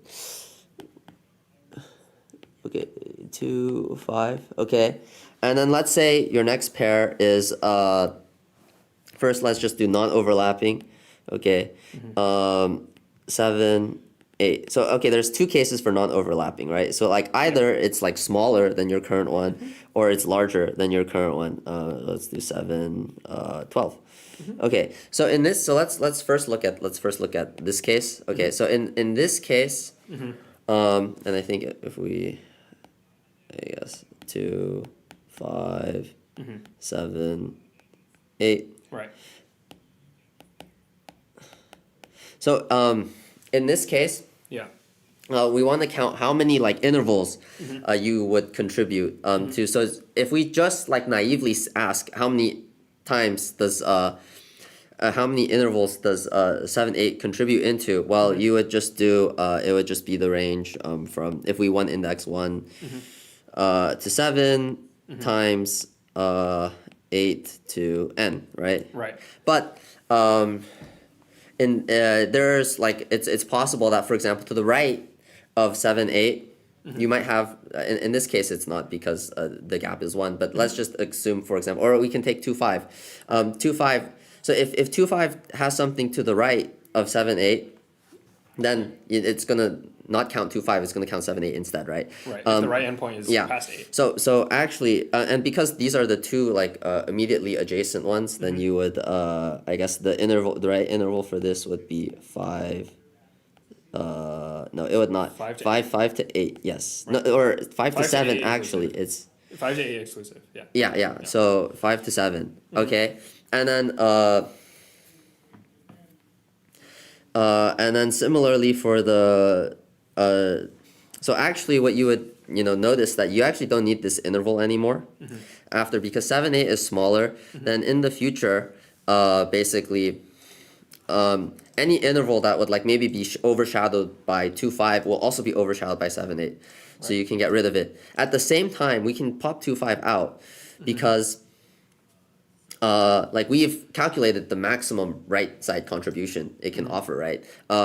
So okay, we see that if it's smaller, or if your new pair is smaller than the previous pair, you can pop out the previous pair, and then you would basically multiply, and there would be some like previous pair before this too. You'd like compute the right endpoint, which would be like something to, I think it would be 4, right? To 2. To 2. Because it has to include at least 2 if you want to. If it includes this guy. Okay, right? sure. Yeah. Almost 2. Like kind of what we're trying to do is we're trying to classify. Oh which yeah, you're right. intervals Yeah, contain this guy, they would multiply and them. also like don't contain some guy smaller than it, right? Okay, and then so this is the case that it's smaller. Then maybe we want to the case that this is larger. Oh, yeah, it's fine. Right. In this case, Yeah. we would still want to keep 2, 5 around, because just because something gets overshadowed by 7, 12 does not necessarily mean it gets overshadowed by 2, 5. Additionally, the right side contribution of 2, 5 is not necessarily like fully determined yet, right? And so, when you see when you get a smaller element and you're popping out elements to the left that are larger than it, you think of a monotonic stack. And so that is basically how you would implement this problem. Basically, you would keep a monotonic stack. When you see a smaller element, all the elements to its left that have larger intervals have their right side contribution kind of capped. Yeah. At that point, you can multiply them out. And then at the same time, because of the monotonic stack property, you know the pair that's still in the stack to the left of you will also be smaller than you are. So then, like when some pair gets popped out, you can easily calculate the right side contribution and the left side contribution. And so this is for non-overlapping cases. If they overlap, it turns out because we care about like the entire pair being in some, you need your right contribution and your left contribution to be to the right and the left of your right endpoint and left endpoint of the pair. That when we can just do an example and you'll see like pretty clearly. Yeah, it doesn't matter. It doesn't change anything exactly. Yeah. So basically this, we do like 4, 8 or something. So still, because you need both of the like 2 and 5 to be inside of your interval when you, for it to overshadow you, like originally if it was like, let's say it was out here, then you would want to stop at 2. Well, here you still want to stop at 2 because 5 is in your interval, and so if you like go over this, so your contribution is still 3, 4. Like I guess the point to notice is that the left endpoint of your left side contribution is still like to the left of the like exclusive, or I mean basically to the right of this. I guess I'm not the best at explaining, but yeah, that's basically the idea. Yeah, kind of the idea is like when an interval contains another. Yeah. Right, all you have to do is you have to compare if the left endpoints are like in this order and the right endpoints are in this order. Exactly. Right? Yeah. The only time when you actually ever have to compare a left and a right endpoint is when like you're checking if the interval is empty. And here empty intervals don't really contribute anything, so you don't really care about them. Yeah. So in that case, like you can kind of like actually like because you never have to compare a left endpoint to a right endpoint, you can kind of like split them into like 2 spaces. You can really? like renumber them. Okay. So that, like maybe all lefts are like you can kind of like think of them as 2 separate axes. Oh, okay. Like kind of an interval is like this is like the L, like this is left and this is right. Wow. And like this an interval contains it if it's like inside this rectangle. Oh, I see. Wow. And like this breaks down if you need to make sure your intervals are not empty, right? Oh, I see. But otherwise, like it just is fine. You can just treat them as completely separate. Yeah. So actually, this is pretty fast to code up. So I guess I and C are like should be pretty implementation friendly. Yeah. So yeah, hoping to see more teams solve them, especially implementing in the last hour is very hard. Yeah. So my teammates will tell you. Also, I'm not good at it either, but. Yeah. Well, okay. SoCal is like, almost done. Almost at their freeze. They have just a minute left. Let's see. Oh wow! UCSB jumped up. Earlier they were way down there, weren't they? I believe no. Yeah. Wow! What happened? You typically don't see that. Yeah. Their penalty is like pretty atrocious. I guess they have a lot of +4, so I guess that's kind of a nightmare scenario though. That's kind of what happened to my team 205 at NAC because you have like 229, 231. Yeah, that really is a nightmare scenario. So to see them be able to overcome it is when you have like multiple people debugging and vying over the computer. Like typically that is like when it's happened to me, it's gone very bad. Yeah. You don't really want to get into. Yeah, you don't want to get into this where you have 3 people that all want the computer. Yeah. And also because like when that happens, like normally sometimes, especially later in the contest, like for example at hour 4, you'd want people to kind of cross-check each other's things, but when you have 3 problems that need to be debugged, maybe even like more than that, then you don't have the manpower exactly to spare to do that kind of things, or you're like deprioritizing something that you already put a lot of time into. Or you're just losing manpower to think about new problems. So that really is a nightmare scenario. Yeah, but no, they have it. So I don't know. It's really hard to tell if anyone will solve any of the last 2 problems. They could easily be impossible. We don't have an insight into what they are, so. But it seems like 11 should be a pretty good number, anyways. Yeah. That team is solid. I think it's like some guy that's like pretty close to IM, or maybe is IM even, and 2 candidate masters. So solid team. All right, so I guess what is there left for us to talk about? I think we've talked about pretty much all the problems. Yeah, I guess there's some we didn't cover some of the easier problems, but I mean, I think most of these problems you can throw into ChatGPT and get correct, but definitely the easier ones ChatGPT should be able to do now. Yeah. So. Yeah. Why don't we take a little break and we can watch the scoreboard for a bit, and Okay. then we'll be Sure, back sounds good. Yeah, later, sure. and yeah. All right. See you guys.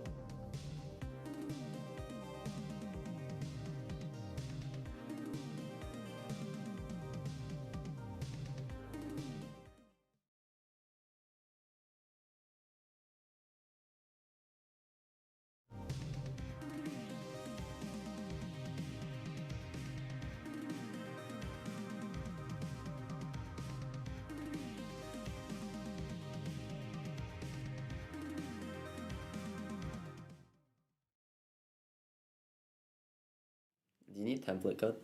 No, I don't believe in template code. Okay, you All need right. to explain what's up. All right, hi everyone. So this entire stream, people have been saying that D is the hardest problem in the entire contest, and I've been saying that D is like okay hard to implement. So I'm gonna implement it in the next, I don't know, how much time do I have? 20 minutes until the end of the 20. contest? Oh my god. Let's try and implement it. Okay, so let's just start. Okay. No time to waste. We don't need templates because Okay, we're ICPC good healthy ICPC contestants. All right, I can while you type, so I'll make guesses as to what he's implementing, I guess. So let's just like, yeah, let's store the edges. Okay. Let's not bother. Pair int. So we're gonna just make our adjacency list. Okay.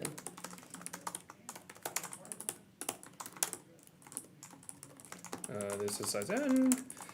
We're gonna have two values, 1 in it, 0 in next them, uv int 60. Okay, int d, uv d, and then 80 dot pushback pd. Are there any multi-edges? No, I don't think so. uv dot pushback ud. Is that true? I think they should all be undirected, and I don't think. No, there's at most one row between. Okay. So the first thing we're gonna do is we're gonna find the cycle. Okay. So there's a lot of ways of doing this, but int cyc. But the easiest way of doing this is to just like.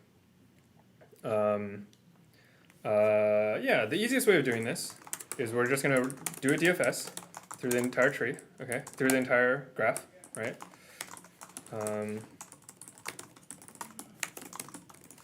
This is pretty much like a tree, right? So we're just gonna do like normal tree things, okay? So for int next in occur if next equals prev, continue. We'll do next. We don't actually care about the distances here. We're just gonna. Maybe I should care about them. No, I'll keep the distances. How big is it? Okay. D if depth of next not equal to -1, right? Now to do. We found the cycle. Sig.pushback cur. Sig.popback cur. Return false. Okay, so what we're doing is we're keeping this sick is the list of our current our current stack into the tree. Yeah. Else depth of next equals depth.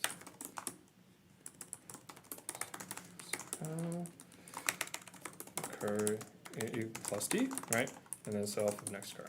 That's all we need, right? So if this thing return true, okay? Okay, so this is all we need, right?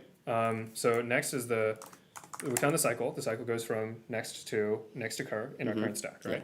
So z equals 0, well, sick of z not equal next, z plus plus. Okay, we're just gonna find the index of next in the cycle, yeah, and then I don't know, erase. Okay, now we're just gonna do this. Yeah. Okay, so now that we have the cycle, and then the depths correspond to the locations. Okay. So now for int v int d base equals 0. For int v in sick. D base. Okay, so in 64t sick len bool found sick. Serp found sick. Okay. Yeah. So sick len equals depth of cur plus d. Okay. Depth of next. Depth of v minus d base. Actually, I don't really want it. Let's do it this way then. I actually want to store I actually just want to store like the cycle indices here. Okay. So we're gonna do this directly here. So d base equals L sig of z dot first So MVD D minus equal to D base. Okay, so we're just gonna subtract out the beginning, right? Okay. We can do sick zeroed okay, up first. sure. Okay. Sick len equals sick dot back. Not first, second. Back dot second plus D. Okay, so now we have this thing, right? What's this? This is pos. Okay, I don't know. Okay, so now our cycle, like we have our cycle length, and then all our items are just like in the cycle in some Yep. order. Yeah, like this, right? Yep. And also like in sick per and false. So in sick of B equals true. Okay, let's just do this. Okay. So I have a choice of whether or not I remove the cycle edges. I think I'm not going to bother, and I'm just going to check in sick, but I just have to remember to do that. I'm going to do it like every time. I'm going to do it right after this line. Okay. I'm going to check if it's the previous, and I'm also going to check if the next is in sick, and if it is, I'm just going to skip it. Okay. Yeah. So I'm just going to like take that convention from now on. Okay. So now what are we doing? Okay. So now dp up and dp down. So now we're just going to do the tree dp thing, but we're going to do it with our cycle stuff. So let's just start off by doing this for int v auto the root blank in cycle. Okay, we're just going to call the tree dp. Okay, this auto item self int cur improve root -1. Okay, and next for auto next d and cur. And by the way, like just so that like I don't accidentally like use some dumb stuff, I'm gonna like scope this stuff. Like we're gonna like scope depth in an anonymous scope, okay? So that we like don't like leak this and accidentally try and use it as an actual depth. Okay. So now all like you can see that here, like what we've done is we've just like have this like block of code which computes these three things. Okay. And we can just use these three and none of the other intermediates. Yeah. Okay. So if next equals priv, continue. If self next cur, if not in sick of next, continue as well, right? That's what we said. Like we're not gonna go to anything that's a cycle. One thing is like if we're at the root and like if we're at the root's child, like this also is okay because we're like not trying to go up the tree. Yeah. You know, so we're only going down the tree. Okay. So then dp up of cur equals max dp. So dp up of cur equals 0. Up of cur, and like what is this? This is like dp up of next plus d, right? This is like the longest path is to the next guy. Okay. Do I care about the distance, right, of the city that is farthest? Yeah. I care about the distances. Okay. I don't care about actual cities. Okay. So now we're gonna do this. You know, might as well just like start typing this. So the next thing we're gonna do is we're gonna start compute dp down for the roots guys. So do the cycle top cycle stuff. Okay, and I'm gonna put this as a to-do because it's harder. But okay, so here in sick next cur dp down and next down next dp down of cur plus d. Okay, yeah. So now we're like starting with dp down. We're gonna do the dp downs. dp down of next. We need to do the all but one max thing, I guess. So int m1 equals 0, int m2 equals 0. Oh. Copy these. If dp up of next plus d means 64 tcmd equals this thing.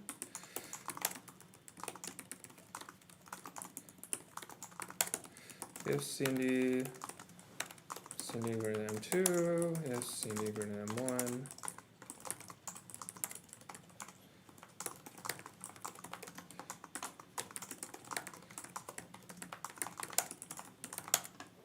So this is just like we're keeping track of the two best values of the candidate.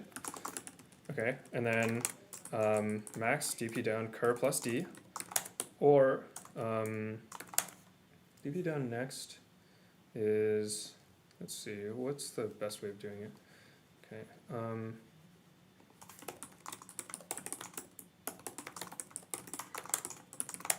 Yeah, it's just m1 equals c and d, m2, m1. Okay. So is this n64? These should both be 64s. So if I were feeling safer, I would make this an n64 too. I kind of sometimes like saving the memory, but like let's just get the warnings. So here what we're doing is just like we're trying to find the like what this is we're trying to find like the distance to the farthest guy, which is ourselves, right? And like yeah, this is just like yeah. It's like I mean I imagine DP down is like the distance farthest the farthest distance from above from above. Okay, and then the DP up is the below you then. Okay, I think some people do tree routing like this. I typically don't. But yeah. So this is the thing. Okay, so now we call the next, and then. Or I mean, if you do it like this, you do not need to reroute the tree. I believe. Yeah. 4 and I equals 0. Okay, so if you do it like this. That's true. Yes, I equals.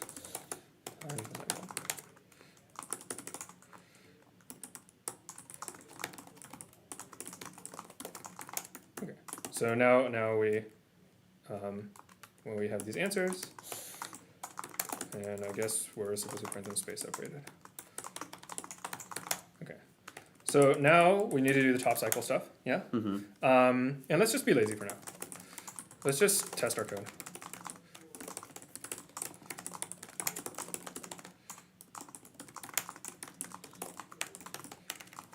Size.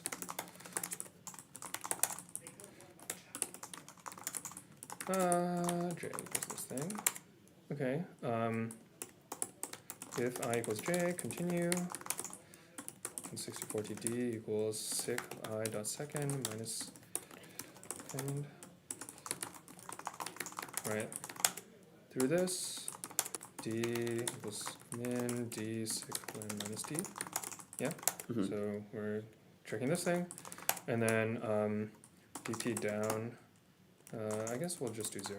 So dp down of I min dp down I dp up j plus d. Yeah? Okay. So hopefully this passes. Okay. Min, this should be max. Let's check if we used min other places. Do we use max in other places? We did. Okay. Oh, I see. Okay, so you're gonna need to reduce that to ON later then. So now we go kill this ON, yeah? Yeah. Okay, so now this is pretty straightforward, but now we've done this, so like it's all like pretty okay. So what we're gonna do is we're gonna do the two passes, and we're gonna just reverse the thing between two passes, okay? Okay, so we're just gonna reverse the thing, and then we're gonna reflect everyone's coordinates. Okay. Okay. So,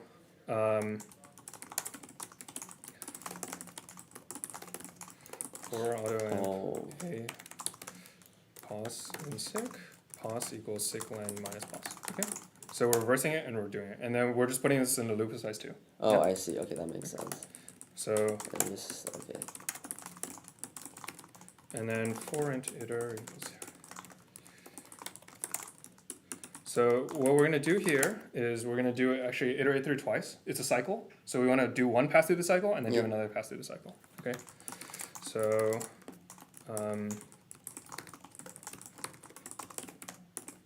int 64t stack q q dot reserve 2 times n signal size. Okay. And head equals 0. Okay. So while q dot push pos equals iter times sec len plus sec I dot pos dot second.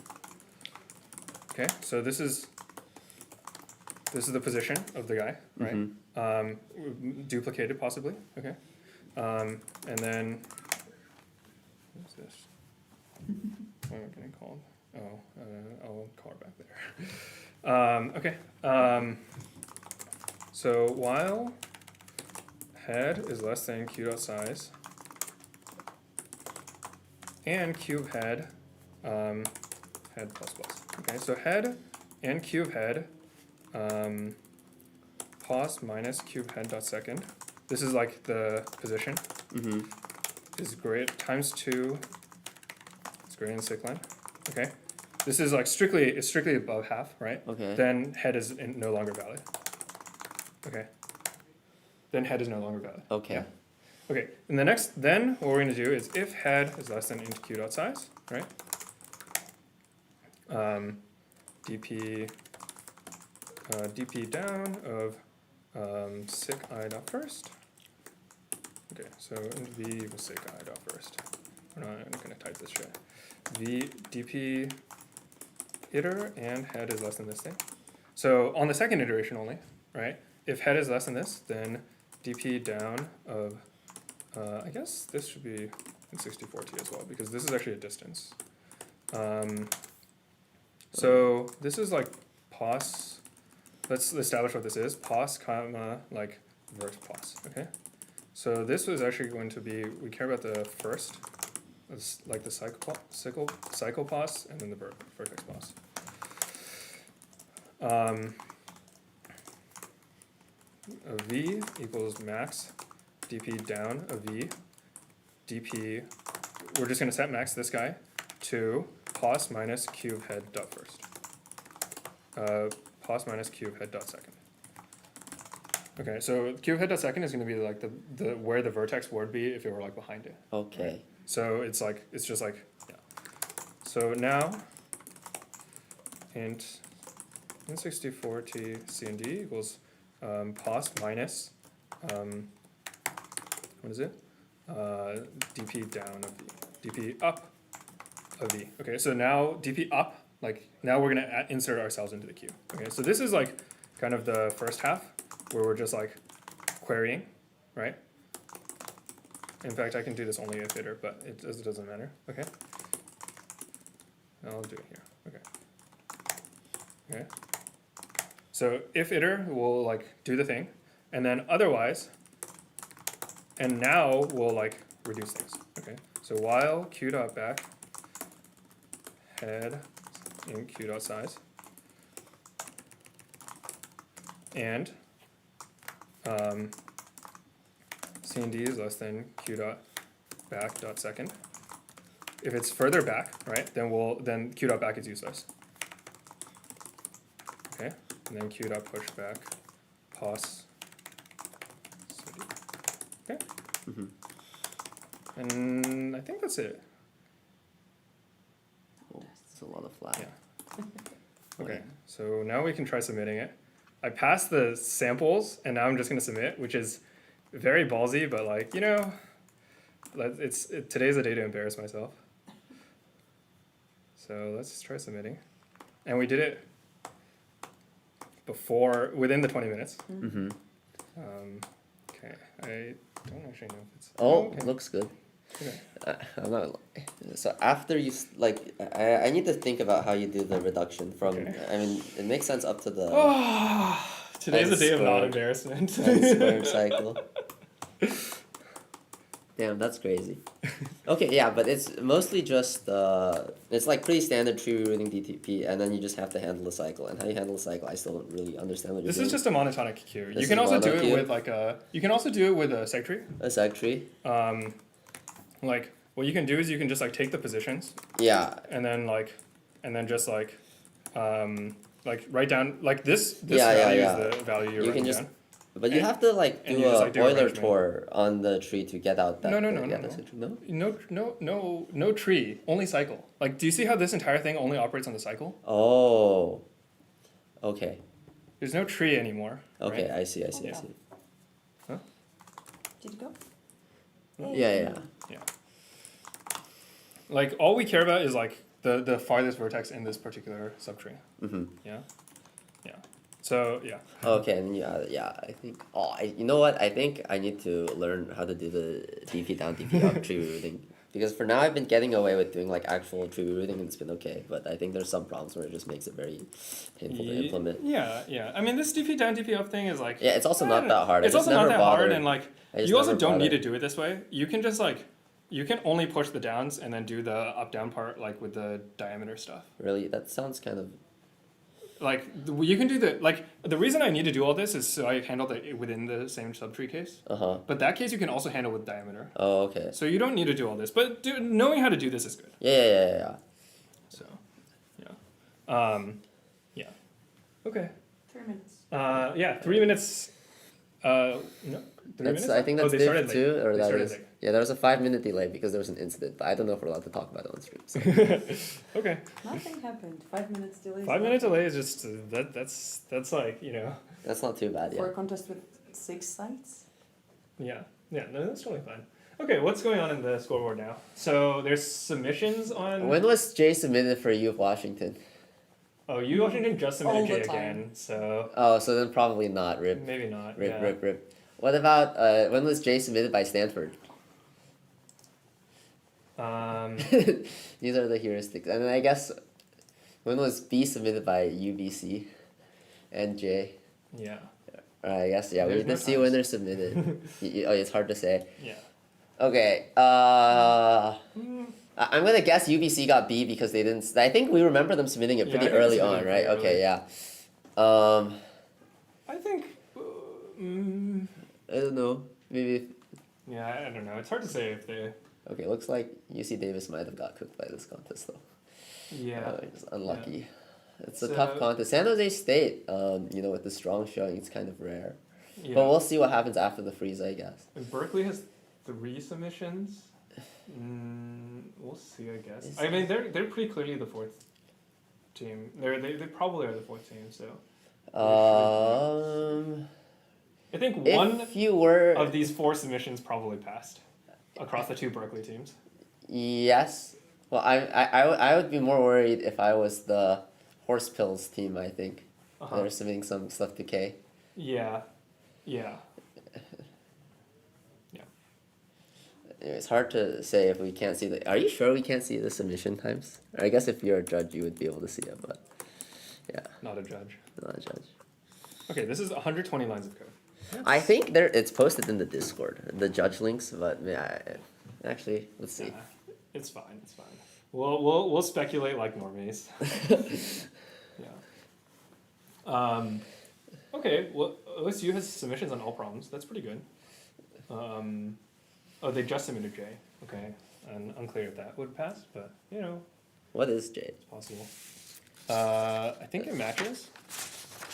HIJKJ. Oh, it's the...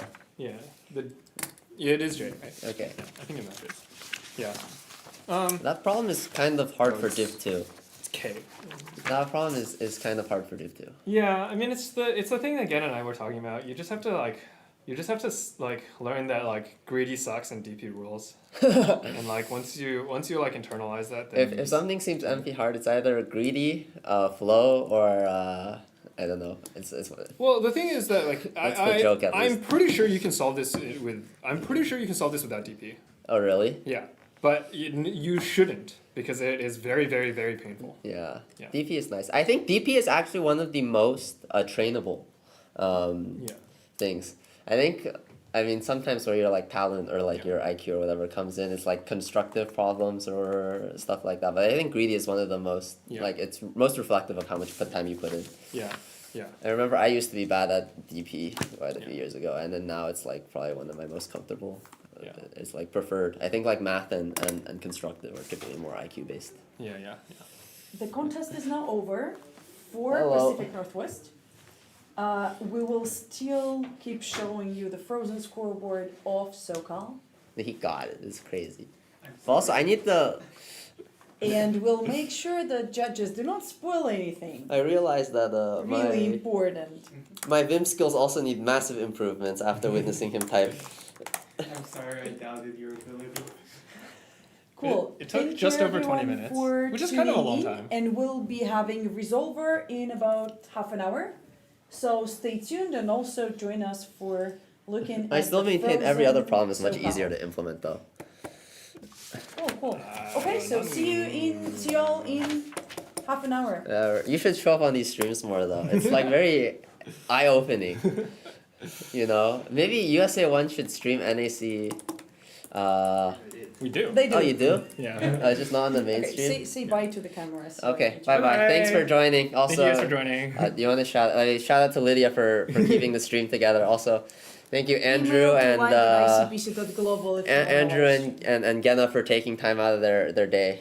Oh yeah, Cool. taking time out of their day to come here. Very busy people. Cool. So Thanks all. See you soon. for setting up and yeah. Bye.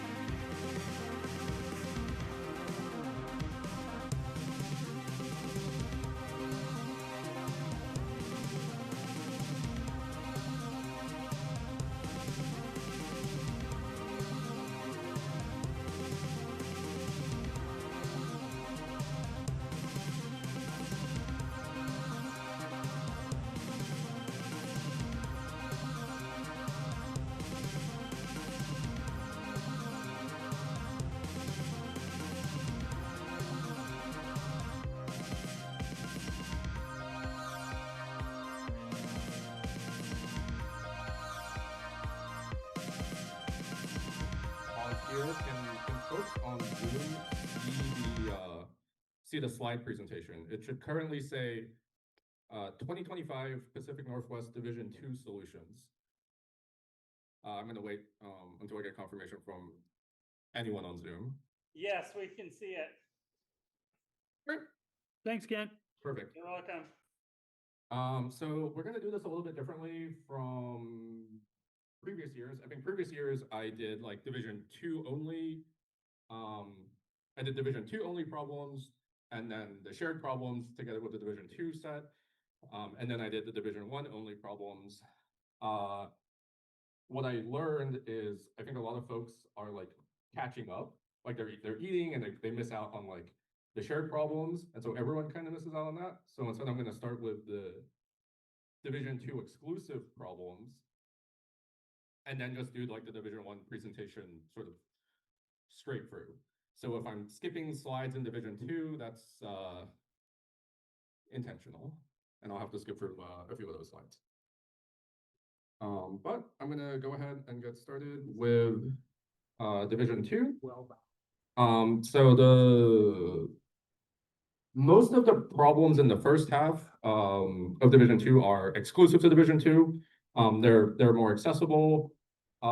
This was sort of an intentional decision. A lot of the accessible problems are, if you have too many of them in Division 1, then it's sort of like a typing speed race, and we don't really want that to be the case. We don't want people to feel like they have to race to find all the easy problems and solve them all. So that's why there are only, I think there's only one. I think there's only one problem in the easy half of Division 2 that is in Division 1. So just a little bit about problem solving philosophy there. Anyway, first problem in Division 2 was called an elephant problem. There was some flavor text about Genna training an elephant to count peanuts, I think. And the problem basically reduces to you're told that peanuts are like m milligrams each, and then you're trying to clean up at least d milligrams of peanut debris, and so you want to know like what is the minimum number of peanuts that's actually needed to get to that many milligrams. So like formally, you want to compute the smallest integer p such that n times p is greater than or equal to d. M and d are small, so if you had no better idea, you could just start p at 1 and then keep incrementing it until you found a value of p that worked. And if you didn't actually, if d and m were like a lot bigger and you couldn't actually do this, you can kind of see that p has to be greater than or equal to d over m. So if p is an integer, then the closed form is just the ceiling of d over m. I'm going to pause here for a bit if anyone has any questions about this problem.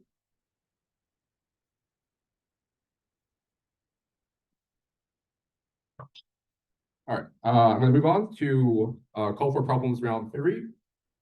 If you've seen previous Pacific Northwest problem sets, or you did the North American qualifier this year, if you did the North American qualifier this year, I believe we had call for problems round 2. And then I think last year I wrote a problem called call for problems that also was probably an NAQ. So that in case you're wondering why it says round 3, it's because I've kind of reused this theme a little bit. But the problem is basically you're given n integers. You want to select some of them such that no two selected integers have difference that is strictly less than some other integer t. N is small, it's 50.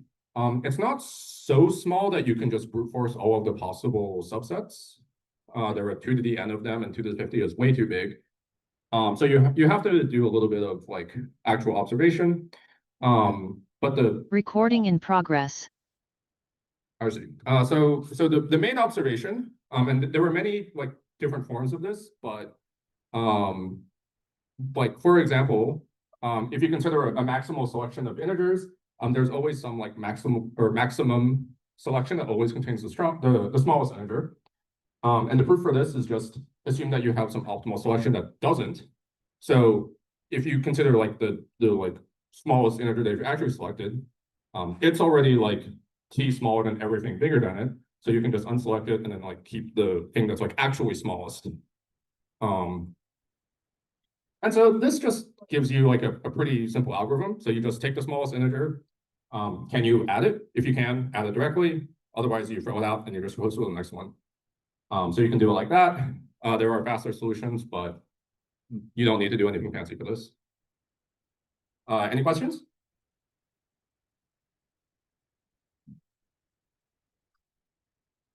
All right, next problem is called GPA computation. This problem is actually inspired by earlier this year, there was a high school student who was complaining about the GPA system at their school, and I was curious, so I asked them what the GPA system was like, and they described it, and it was literally the system that was like described in the statement. Roughly, it's like AP classes and honors classes. If you get an A, B, or C in them, you get just like a strict added bonus to your GPA. It's not like a weighted, like these bonuses are not averaged. The bonuses just get added to your GPA after. So if you just take a bunch of like AP classes, you can just cash in all these bonuses and just have a really high weighted GPA, I guess. But this problem doesn't have anything fancy. You can just sort of follow the implementation directly. I think the two main sort of gotchas that weren't really intended. One is that when you divide, like you probably compute like the like sum of the unweighted points and then divide that by the number of classes. You have to make sure that you do that division with floating points. If you do it all in integers, what will happen is you get like an integer, which isn't actually like correct.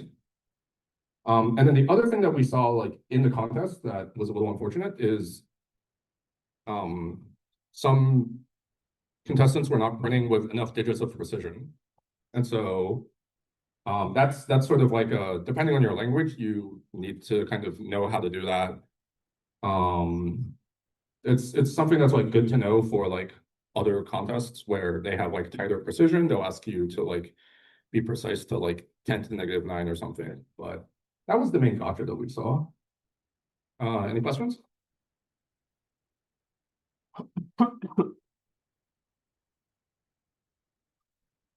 I'm going to skip this problem. It's in Division 1. We're going to do all the Division 1 problems together. Next problem is missed alarm. This was the problem that I think, had a super long statement, said a bunch of stuff about Eurovision and, other hobbies of mine. But the problem was actually really simple. You're just given 2 times, and the times are given in this like hour-minute format. And then you need to determine which one is earlier than the other. Pretty much anything works here. 2 solutions that like you could probably implement. One is actually you like parse out the hour and the minute manually, and then you compare them. But if you're really clever, you could realize you could just compare the strings directly. So you could just say like, oh, was the first one earlier than the second one, and then print like the correct comparison. Yeah, that's pretty much all there is to this one. Any questions?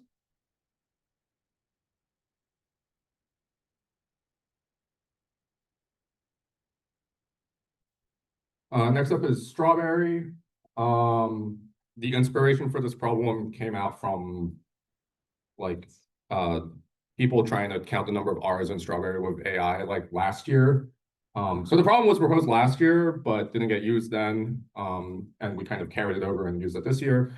There's a lot of formal like math notation, but the problem was basically like you have a string and then you can like Caesar shift the string backwards, and then you do this like repeatedly. And so you take like all of the strings, and then you just have to count the number of times the letter R appears in like all of these. So the main observation is that when you Caesar shift by 26, you're not actually changing the string at all. So what you can do is you can just compute how many times you see like the string itself, then the string like Caesar shifted by 1, and then by 2, so on, until like 25. And then you can count exactly how many times R appears. Lots of different ways to do this, but pretty much all solutions involve like actually counting like these directly, or doing some like modular map, like realizing that only like n mod 26 matters. Because like if you actually Caesar shift like everything, if you take like the string and then all of its Caesar shifts like down to 25, each letter is R exactly once. So then you can get like n times for something like n times the string length over 26, and then you like do some casework on n mod 26. Any questions? Okay, so this marks the end of the sort of quote more accessible half of the Division 2 problem set. I think the contestants probably disagreed with us on the one problem that we skipped. And we'll go over that problem in a bit. But the second half does contain some, I think there are a couple more Division 2 exclusives. Actually, maybe just one. And then we're just going to jump into Division 1.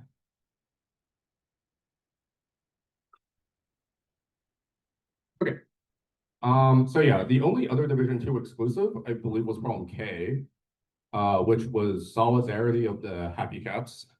So this problem, there were some wires, and each wire emits a type of signal, and then some of the signals will interfere with other signals, which means that there are certain wires that must be like at least some distance away from like some other wires, and so you want to compute like the minimum possible distance between like the leftmost wire and the rightmost wire.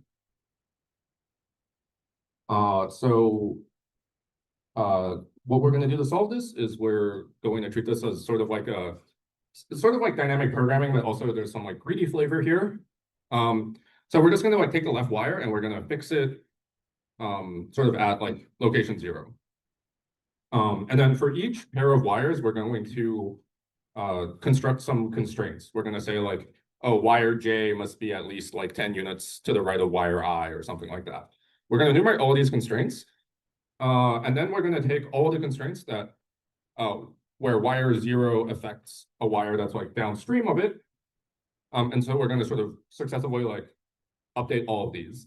So for example, if wire 5 needs to be at least 10 units away from wire 0, then like we'll tentatively set wire 5 to be at location 10. All of the wires need to stay in the same relative order.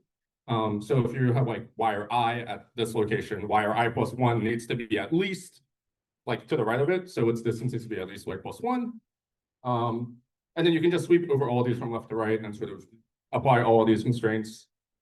And if you do all of this like in time, then you can like find out exactly where the rightmost wire can be. And then the actual answer is like the distance of the location of the rightmost wire plus 1. Any questions here? Okay, so as mentioned, I kind of skipped over all the shared problems, but I'm going to start going over the Division 1 problem set, which I think folks are a little more invested in. But this will also go over all the shared problems that folks in Division 2 were working on. But we're just going to go over all the problems in alphabetic order, just to keep it simple on my side.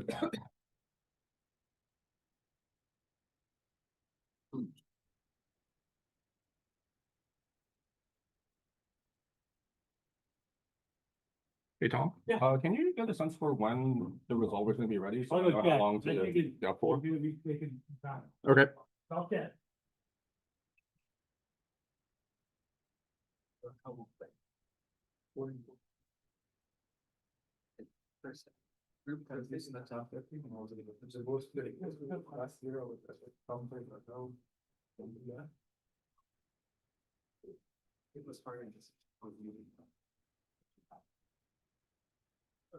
All right, so I should be sharing the Division 1 slides. I'm gonna once again wait for folks on Zoom to confirm that I didn't break anything with the screen share.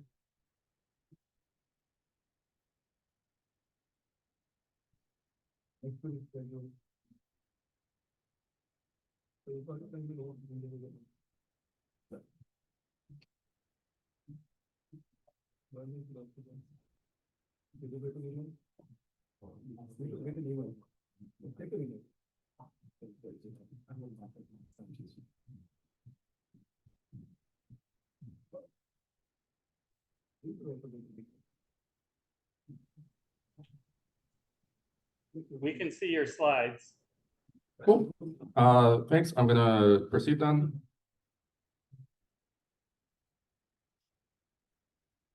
Okay. Problem A, bouquet of balloons. So in this problem, you have this team that's doing a programming contest, and sort of much like you did, when you solve problems, you get balloons. Unfortunately, in their universe, the balloons are not well made and they constantly deflate over time. And the goal in this problem is you wanted your balloons to be, you wanted enough sort of helium in your balloons that you could lift, I think it was like some dice or something. So you needed at least like M liters of helium over all of the balloons. So you want to compute the minimum number of problems that you need to be able to solve to make this happen, or otherwise say that it's not possible.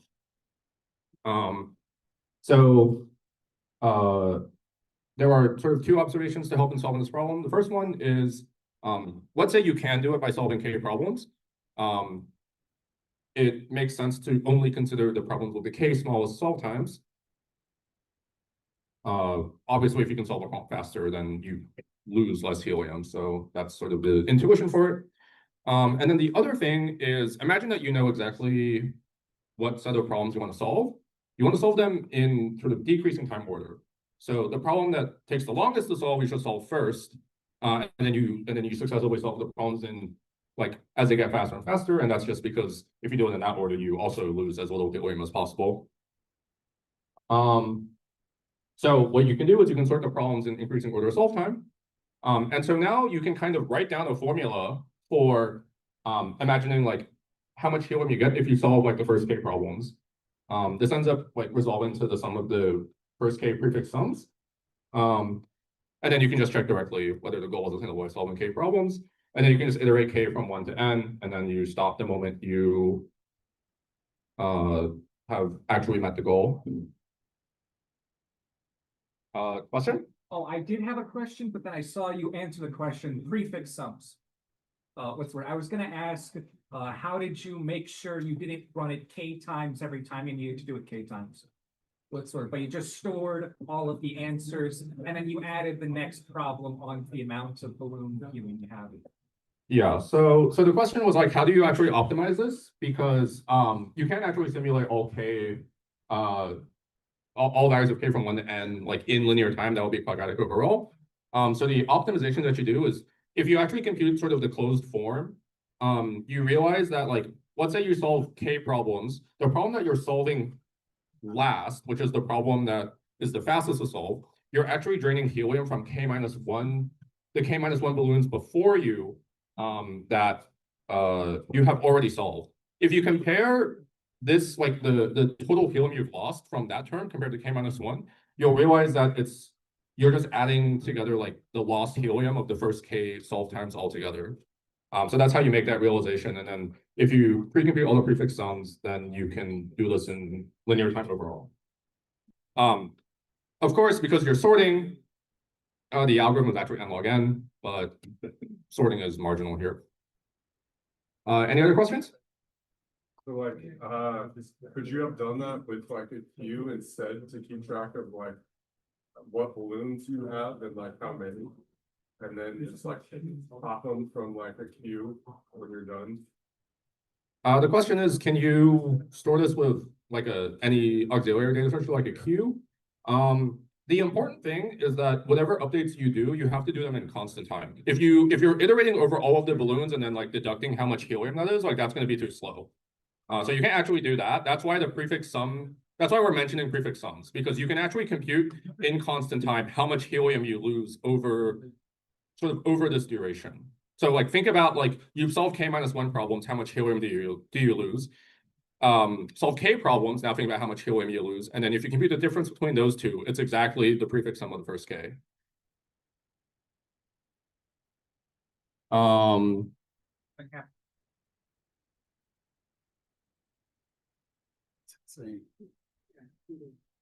They want to record to their computer. I'll let you decide what you want to do. There we go. Board away. How much time do I have? Do you know? So they'll be ready at 7. They'll be ready at 7. All right, I have 10 minutes to go over 12 problems, so this is gonna get pretty fast. What you need to do. This is gonna get a little bit faster. It'll be fine. It'll be fine. No question. Problem B, bus seating. Bunch of people want to sit on a bus. Basically each person derives like some utility. You subtract away like the difference between the rows, their goal row and like where you would put them, and then you divide this by like 2 the number of people who are already in that row.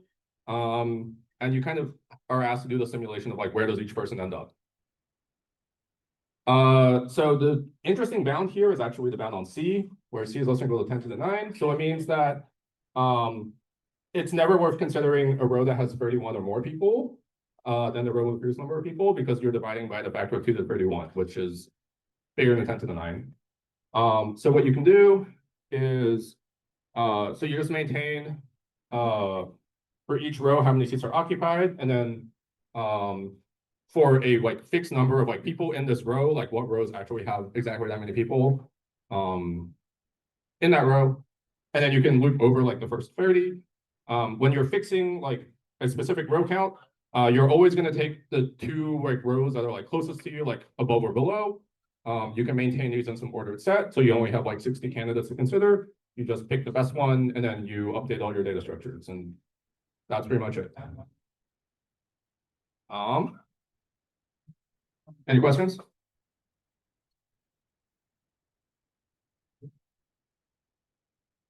We do have time. If you want to ask questions, ask questions.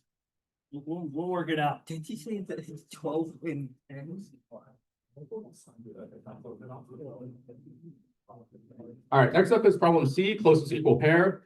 The flavor text got very long, but the core problem reduced to for an array of integers, we're going to call the score of the array the difference between equal valued, or the like closest possible distance between equal valued elements in the array. That's what this minimum value over j minus I is when I is less than j and a of I is equal to a of j. And so you're given a big array, and so you want to compute the sum over f over like all of these subarrays.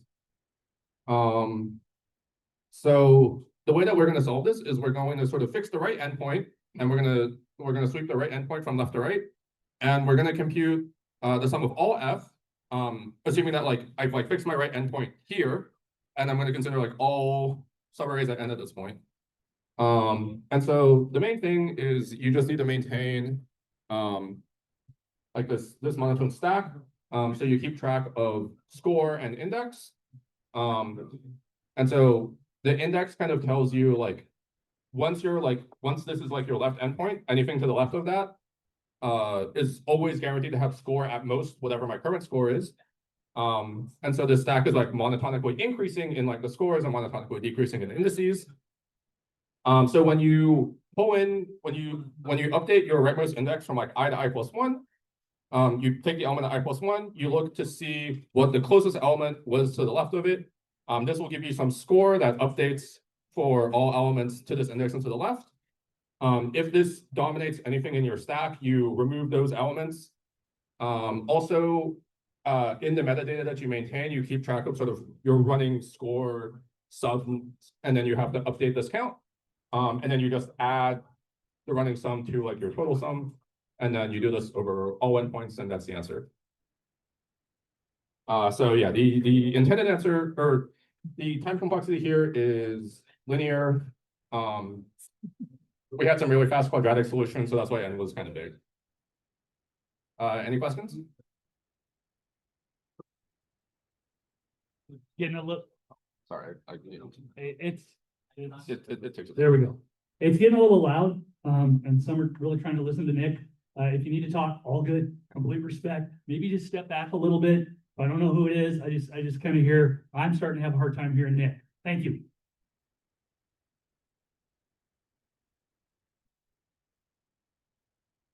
Next up is farthest city, problem D. You're given a connected weighted edge of n vertices and edges. You want to compute the distance of the farthest vertex from each given vertex. So the intended solution is subquadratic. So I think the thing that's like missing in this diagram, but is generally true, is that a connected graph with n vertices and n edges is basically a cycle, and then you have trees that are sort of hanging off each of the cycles, the cycle vertices. If you have this mental model, if you don't quite get this mental model, like you can like sort of convince yourself, because a tree is a connected graph of n vertices and n-1 edges. So if you're adding an extra edge, you are making exactly one cycle. And so you've like drawn the cycle, and then all the other edges like form this like tree or subtree structure. So now if we want to like consider computing all of these like paths, if we think about like some path through this graph that is like sort of optimal, like in terms of length, basically we start at some tree, we go up the tree like into the cycle, we traverse the cycle somehow, and then from the cycle, when we exit, we just sort of go straight down to like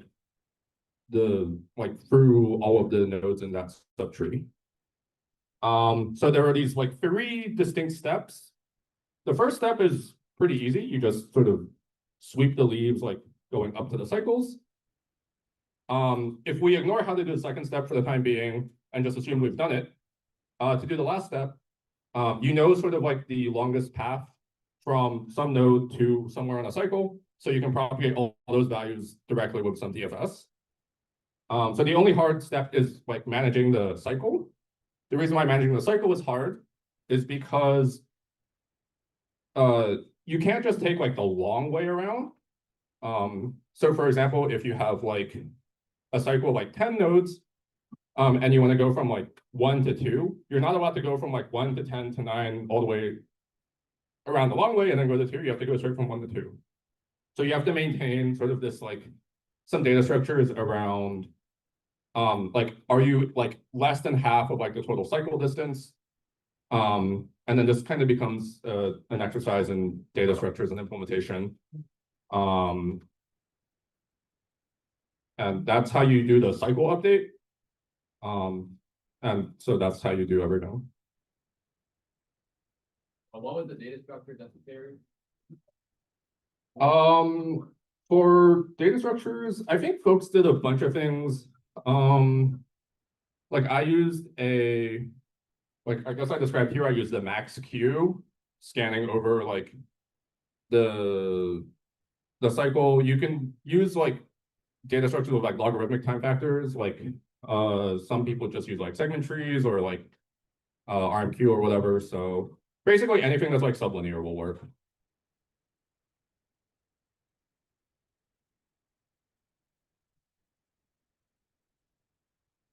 Problem E, fractal painting.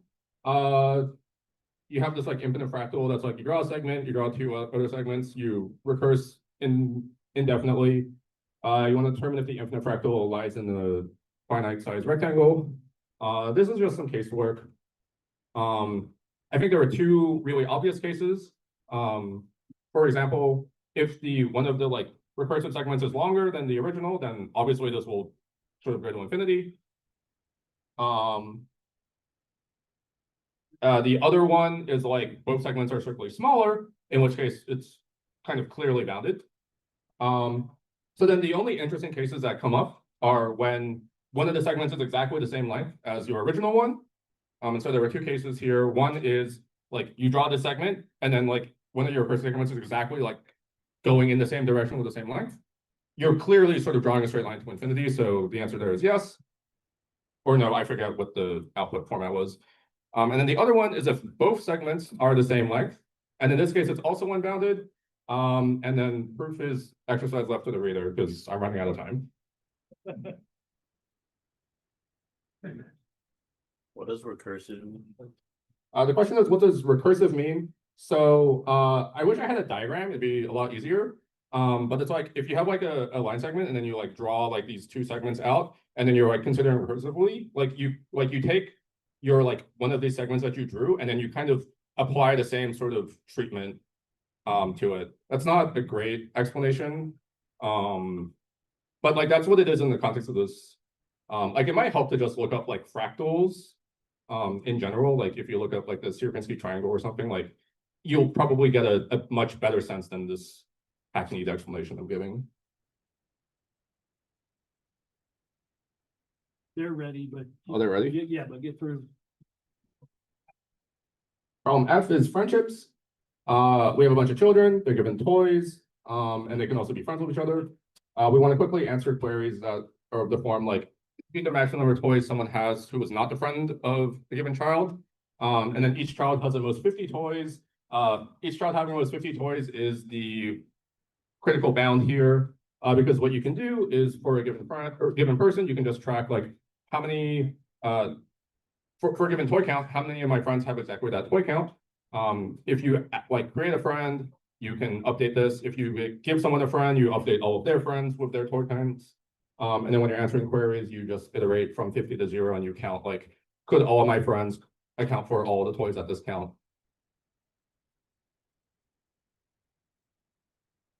We're ready. Are you gonna finish? Or You want me to finish or? whatever you only want on F, it goes all the way to N. So. No, we want to see the Yeah, so we result. better do resolver. Okay. And then we can Fair enough. wrap it up. Yeah. Okay. This is an easy problem, so we're going to end here with G. We're going to upload slides after, or for those of you here in person, you can come yell at me. Problem G was Honkai stress relief. Could not possibly tell you how on earth this beam came into being. But you're given like one interval, you're given a bunch of other intervals, and you're basically told to sample a value from your source interval, and you want to compute the probability at least one of the sample values is outside its corresponding interval. This is a sort of a probability exercise. The main observation is to compute the complementary probability, which is the probability that none of the sample values are outside, which means all sample values are inside. So then this is sort of a primitive that's like easy to compute. You compute the intersection of the two intervals, and then you compute the probability directly.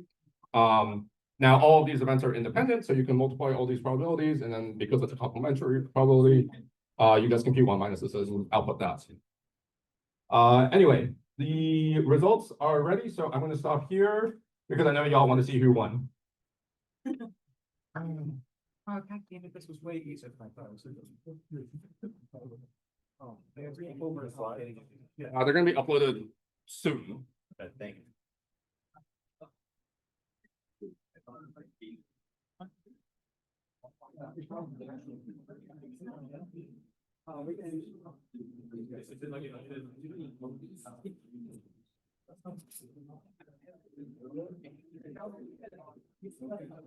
All right, we're gonna start up the resolver here in just a couple minutes.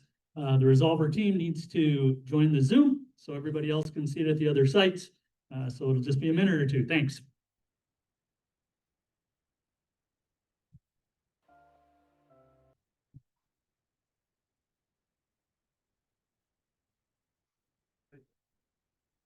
By now, you seen it before.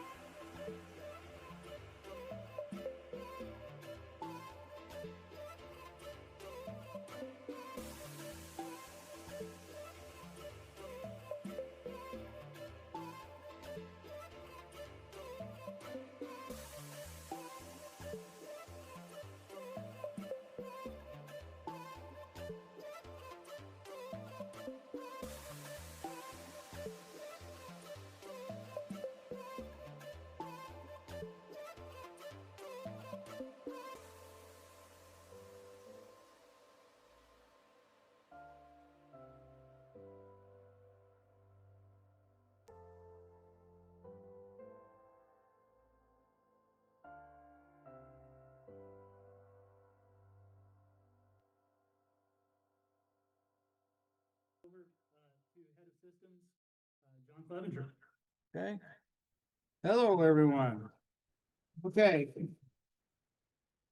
Sorry for the delay, and I believe that everyone at the other sites can see my screen also.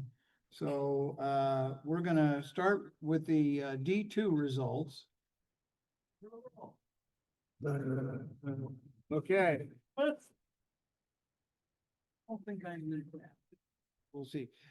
Okay, at the freeze point in the contest with 1 hour left to go, there were 490 submissions during the last hour.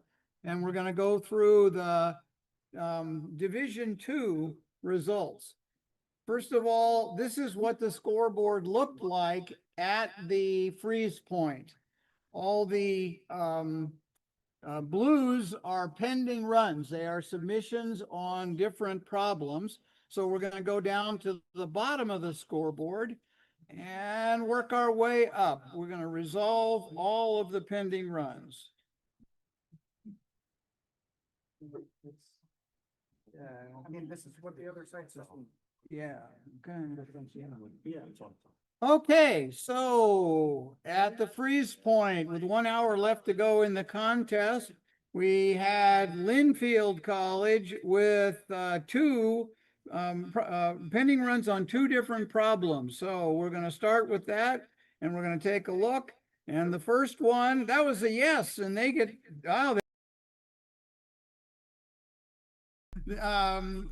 Deanza team got a no. We've got the HSU team, Mice and Men team, they got a no from the judges. The Stochastic Parrots get a yes, and they move up. The UWT purple team gets a no, but then the second run is a yes, and so they move up. The Gonzaga team gets a no, but then they get a yes from the judges and they move up. The Corsairs from Whitworth College have no more, they're done. Gonzaga moves up. The Stochastic Parrots have two more problems pending. The first one's a no, the second one's a no, they're finished. The Precision Error team from De Anza has two. The first one's a no, but the second one's a yes, and they move up. The Booty Bandits from Linfield are done. The Freaking Cats from Chico get a no on the first one and a no on the second one. They're finished. The Buccaneers from Whitworth College are done. The 404 team from Whitworth is finished. The UWT purple team is done. Oliver and Friends from UWT, they get a yes and they move up.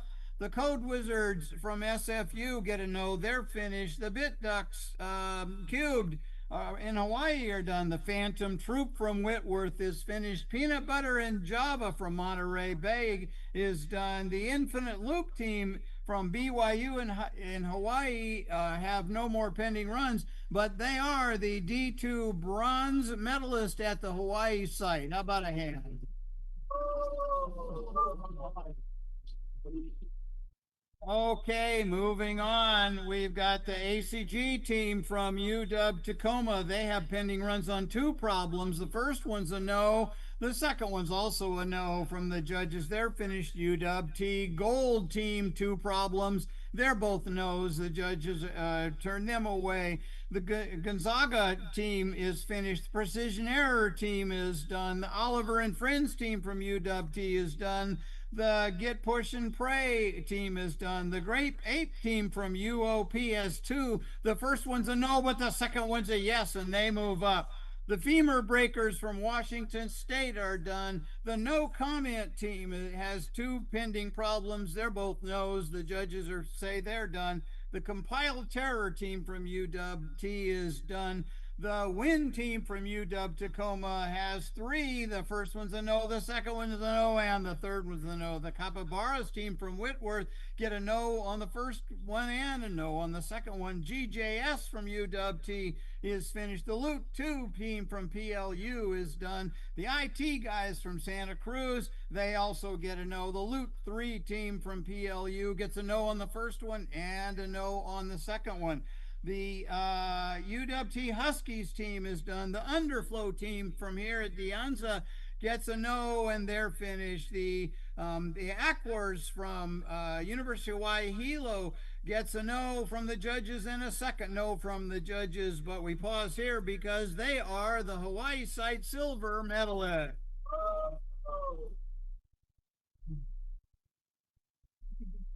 Okay, moving on. We've got the Ruby on Ride team from CSU Monterey Bay. They have pending runs on two different problems. The first one's a yes, and they move up. Woo!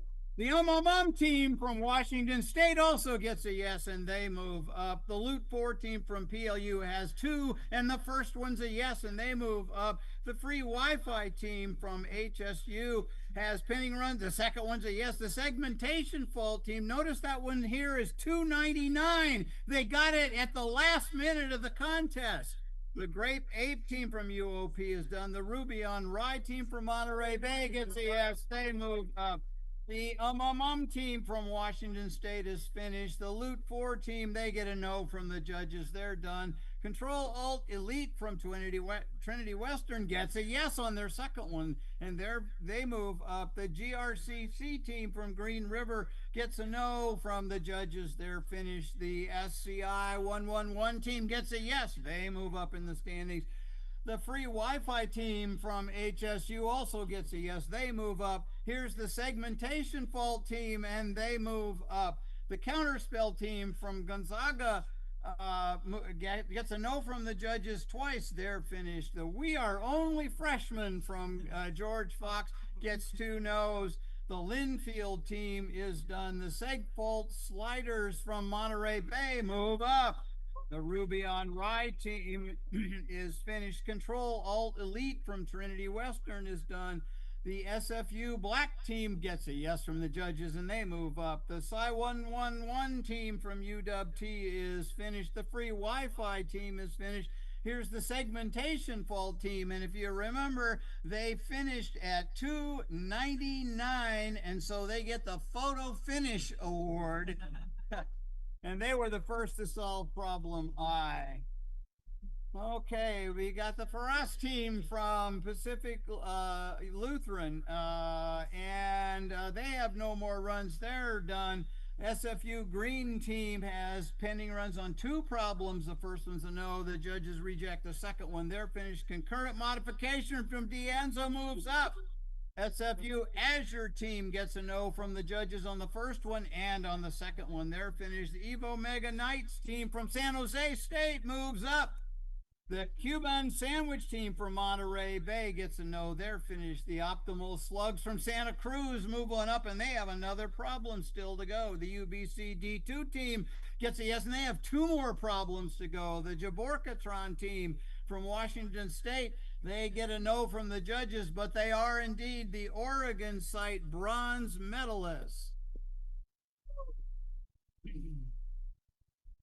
Okay, moving on. The Segfault Sliders from CSU Monterey Bay have pending run on problem, and they get it. They move up. Bit for Bit team from SFBU gets a no on their first problem and on their second problem. They're finished. The Loot 5 team from PLU is done. The B of Adesium team from HSU gets a yes, and they move up. Simon Fraser Pink gets a yes, they move up. They have another problem. Simon Fraser Black is finished. Concurrent modification here in Tienza is done. Evo Mega Knights has two problems. The first one's a no. The second one's a yes from the judges, and they move up. The Optimal Slugs from UCSC move up, and they have another run. OTX from Gonzaga is done, but we pause here because they are the Washington site bronze medalist team. Okay, we're into the top 20 now. OTX from Gonzaga have no more pending runs, and so they're done. The UBC D2 team 1 moves up. The Segfault Sliders from Monterey Bay are finished. No more pending runs. They were the first to solve problem E. All right, the B of Adesium team from HSU has no more pending runs, so they're finished. And the UBC D2 team 2, they get a yes. They have two more problems to go still. The SFU pink team gets a yes from the judges. They move up into the top 10. The Hamburger Heaps from Monterey Bay, it's a no from the judges. They're finished. The Loot team gets a no on their first one and on their second one, but they were the Washington site silver medalist team. Also first to solve problem L. All right, moving on. The UC Santa Cruz Eliminist team has one pending problem, and that's a no, and so they finish in 14th. The Evo Mega Knights team from San Jose State, they were the California site bronze medalists. Congratulations. All right, we're moving now into the top 12. The UBC D2 team won. They have a pending run on problem M. We'll take a look at that, and they get a yes. They move up into 4th place. Woo! All right, going back down. The Optimal Slugs from UC Santa Cruz, they have a pending run on problem M, and that one's a yes. They move up and take over 4th place. Going back down, the Simon Fraser Pink team, SFU Pink team from Trinity Western, they have no more pending runs. They were, however, the first to solve problem A. All right, now we're back to the UBC D2 team 2. They have pending runs on 2 different problems, G and H. We'll take a look at the first one. The judges give that one a no. The second one, the judges say no on that one also. So we move on into the top 10. The UVic D2 team, they have 8 submissions on problem G, and the judges said, nope, sorry. But over here, we have 1 submission on problem M. Remember, there was that 299 before, and they got that one milliseconds later than the first team that got the photo finish award. So we'll go back here. We're in the top 10 still. The Vagos Fan Club team from HSU, their first problem I, they get a yes on that, and they've still got another one to go, so they move up. We'll go back here to the SFU Mint team. They have submissions on problem L, and the judges say no on that one, so they are finished, but they were the first to solve problem G. All right, moving on, currently in 9th place, the Evil Olive Palindrome team, in case you didn't get that. They have pending runs on problem K and M. Let's take a look at the first one. The judges say no on that one. Over to problem M. The judges rejected that one also, and so they finish as the Oregon site silver medalists. All right, moving on. The future janitors from BYU, Hawaii. They have, some of these names are great.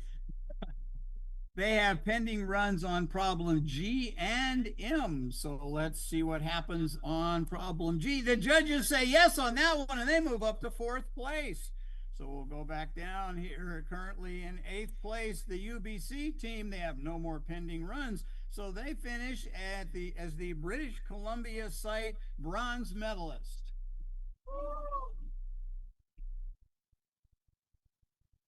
Okay, and now we've got the Optimal Slugs. The UC Santa Cruz mascot, by the way, is the Banana Slugs, in case you're not aware of it. So these are the Optimal Slugs. They have no more pending runs, and so they finish as the California site silver medalist.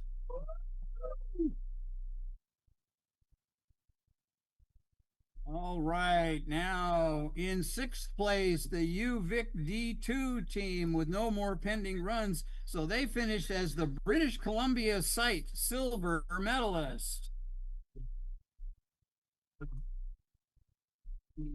And now we're in the top 5 in Division 2. The Vagos Fan Club team from HSU, They have a pending run, currently having solved 9 problems, and the judges say no on that one. And so they finish as the California site gold medalists. Congratulations.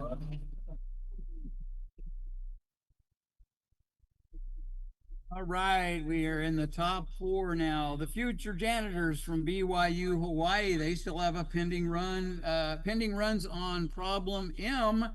Let's take a look at that. No, the judges say no on that one, and so they finish as the Hawaii site gold medalists.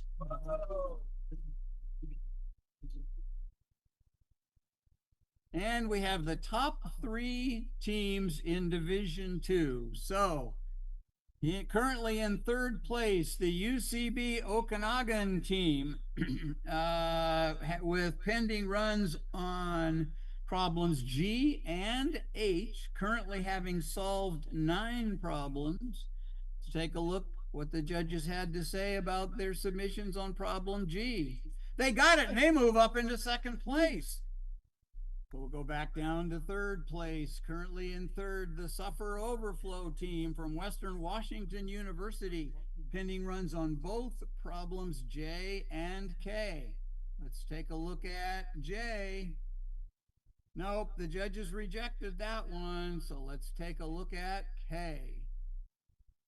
Nope, judges said no on that one, and that means that the Suffer Overflow team finishes as the bronze medalist and in Division 2 in the Pacific Northwest contest, and they are the Washington site gold medalists. Congratulations.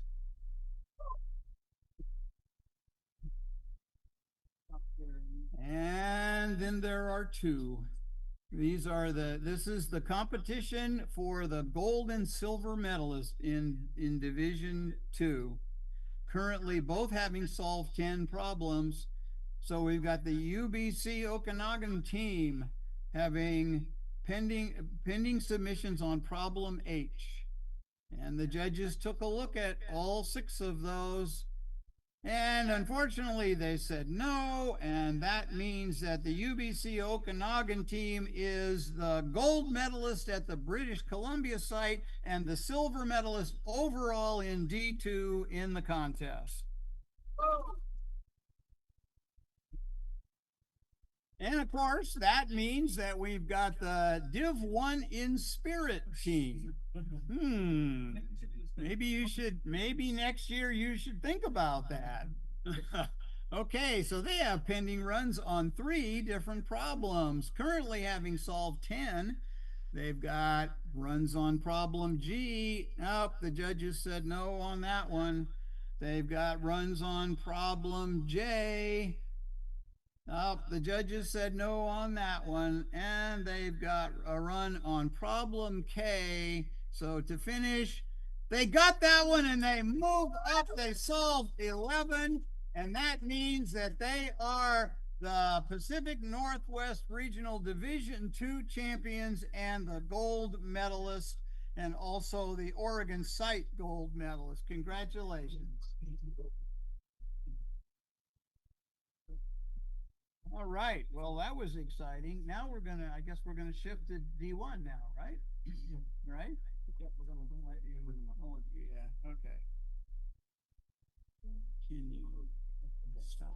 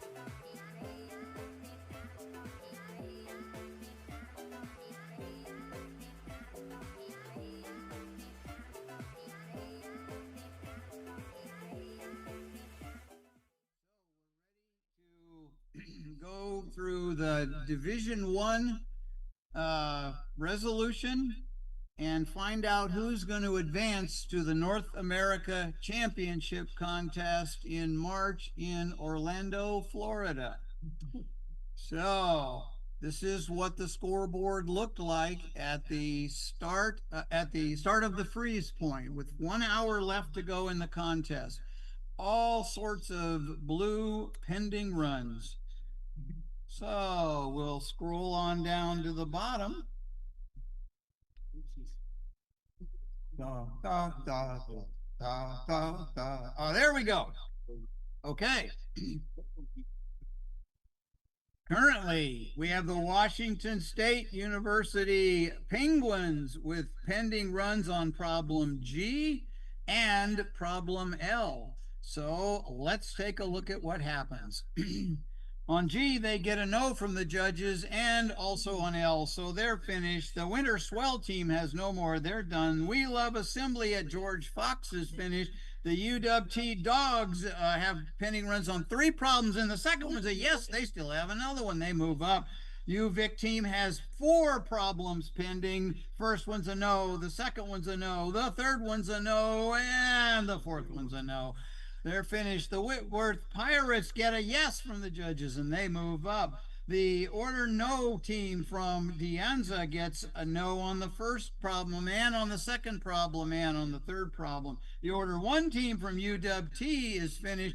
Mom told me to go outside, so I'm here, and I'm finished. Java Jumbos from Western Washington get a yes. They move up. The C team gets a no on the first problem and a no on the second problem. The Control C plus V team at Whitworth gets a no on their first submission and their second problem. CGR team from Washington is done. The By T Me, you figure it out, team is finished. The 6-7 team from OSU moves up. The 3-1 team gets a no from the judges. They're finished. The green team from HPU is done. The Bugs from Pacific U, 24 runs, and they got a yes on that. Okay, the UWT Dogs are finished. Pirates from Whitworth are done. The 6-7 team at OSU is finished. The Java Jumbos have no more runs. They're done. The blue team from HPU gets a no from the judges, but they are the Hawaii Site gold medalist in D1. Congratulations.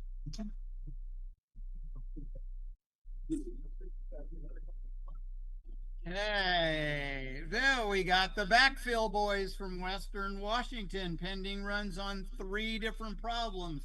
The first one's a no, the second one's also rejected by the judges, and so is the third one. They're finished. The Order 2 Hit Wonders get a yes from the judges. They move up. The Hacker Cats from Chico are finished. The Prompt Engineers from Whitworth, they get a yes and they move up. They have 2 more to go. Bugs from Pacific U have no more runs, but they do get the Perseverance Award, because notice that they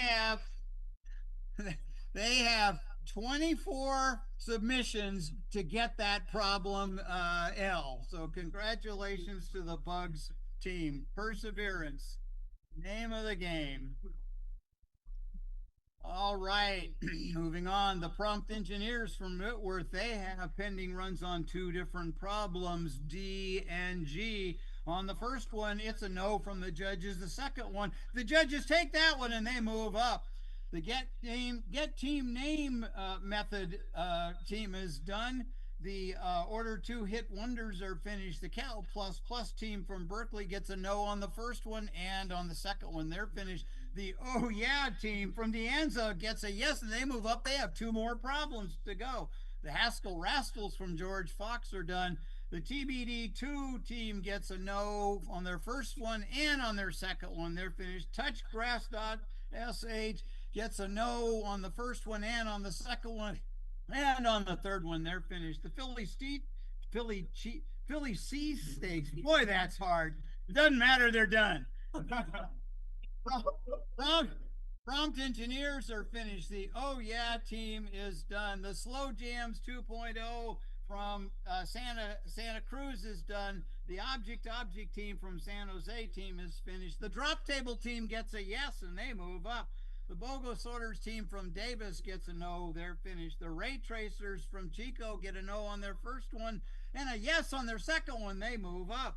The logarithmic complexity team, they are the loggers, by the way, that's a clever name, but they're finished. That time I got reincarnated as a segment 3, I moved up, they got one. Math team from WSU gets a no on their first one, the no on the second one, and a no on the third one. And that means that they are the Oregon site bronze medalist in D1. Congratulations. Okay, moving on. We've got the Stanford Centauri team. They have pending runs on 2 problems. The first one gets a yes from the judges and they move up. Back to the drop table team, 1 more pending problem and they get a no from the judges, but they finished as the Oregon silver medalist. This is what happens when you take a picture sideways. Okay, the ray tracers from Chico State have no more problems, so they're done. The segment tree team from Davis is finished. The UBC team gets a yes and they move up.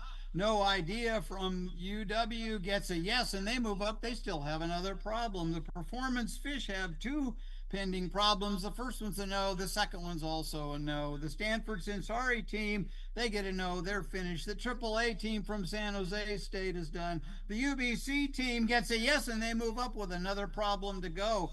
The Puffton's 2.0 team is finished. The slippery banana peel from UW is done. The Segfaulties from Santa Cruz, they're finished. The ICPC 2025 team has pending runs on 2 problems. They're both no's. They're finished. The Air 418, go look it up if you want. They're done. The No Idea team gets a yes and they move up. The Campus Geese team from Gonzaga gets a no from the judges, but they do finish as the Washington site bronze medalist. Congratulations.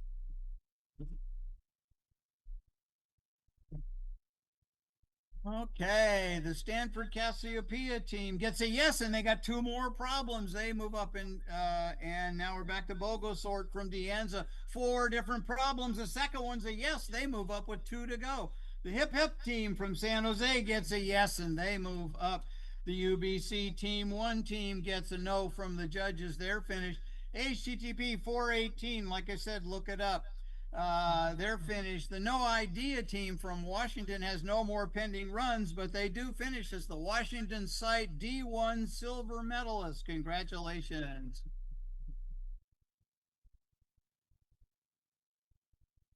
And now we're up in the top 20, the SFU Lavender team. They get a no from the judges and no more pending runs, and that means they finish as the British Columbia site bronze medalist. Congratulations. Okay, the Stanford Cassiopeia team has 2 different problems. The first one's yes, and they move up to the top 15. Bogosor from Dianza has 2 problems. The first one's a no. The second one's a yes, and they move up. The Ginger Ale team from Berkeley has 2 problems. The first one's a yes, and they move up with 1 to go. The Hip Hip team from San Jose State gets a no. They're finished. The Bogosort team from Dianza is done. Stanford Cassiopeia gets a no from the judges. That completes their trip through the contest. The Ginger Ale team from UC Berkeley has no more pending runs, but they were the first to solve problem K.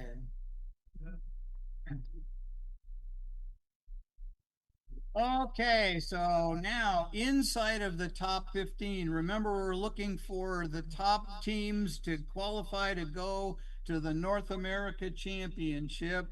We've got 14th place. We're not making it team. They move up. Maybe they will make it. The Moo Moo Doo Doo team from UC Davis. They have no more pending runs. They were the first to solve problem M. Let's see. All right. The John Algorithm team from UC Santa Cruz has pending runs on 1 problem, and then the judges reject that. So we're into the top 12. The Cal API team from Berkeley has pending runs on one problem, and that was a yes. They move up into 7th place. So we'll go back. So we've got We're Not Making It to Nationals team from Oregon State. They have pending runs on 2 different problems. Let's see if they have a chance. The judges say no on the first one. It all comes down to their submission on problem K. And they get it and they move up. Yes. All right, the Stanford Cygnus team has no more pending runs. They were the first to solve problem E. The Stanford Boaties team, they have pending runs on 3 different problems. The first problem submitted to the judges, and the judges said yes, and they move up into 7th place. So we go back down here. Currently in 11th place is the YBG team from UBC. They have they have pending runs on problem B. So let's take a look and see what happened here. Unfortunately, the judges reject that one, and so they finish there in 11th, and they are the British Columbia site silver medalists. Congratulations. All right, now we're into the top 10. Remember, we're looking for at least the top 4. At least the top 4 teams get to go to advance to the North America Championship. So we've got the Tea Time team from San Jose State with pending runs on problem K. And they get it and they move up. So we go back down here. The Cal API team from Berkeley, they have no more pending runs. They were the first to solve problem L. And we're back now in 9th place. We're Not Making It to Nationals team. So unfortunately, you were correct with your team name. But you are the Oregon site gold medalist. Congratulations. The Tea Time team from San Jose State University, no more pending runs, so they finish in 8th place. The Stanford Boaties team, they have pending runs on problems I and K. So let's look at the first one. And they get a yes, they move up into the top 5. Going back down, currently in 7th place, the barely winning team from UC Berkeley. Pending runs on problems B and C. Let's take a look at problem B. It's a yes, and they move up and take over 5th place. Now back to the currently in 7th place, and remember, the top 4 teams from different schools advance. Okay, the top 4 teams from different schools. So the Horse Pills team from Berkeley has pending runs on problems I and K. They submitted to the judges for problem I, and the judges said no on that one. They submitted for problem K, and unfortunately, the judges said no on that one. So they finished in 7th place. So now we're looking at the Stanford Boaties team with pending runs on problem K. They submitted this at 299. What are the odds? Unfortunately, no. So they finished in 6th place. So we've got the top 5 teams here. The barely winning team currently in 5th place. Pending runs on problem C. And the judges said yes, and they move up into 3rd place. All right. Going back now, the Stanford Cardinal team. Pending runs on problem J. The judges took a look at that, and they said no, unfortunately. So that's where they finish in 5th place.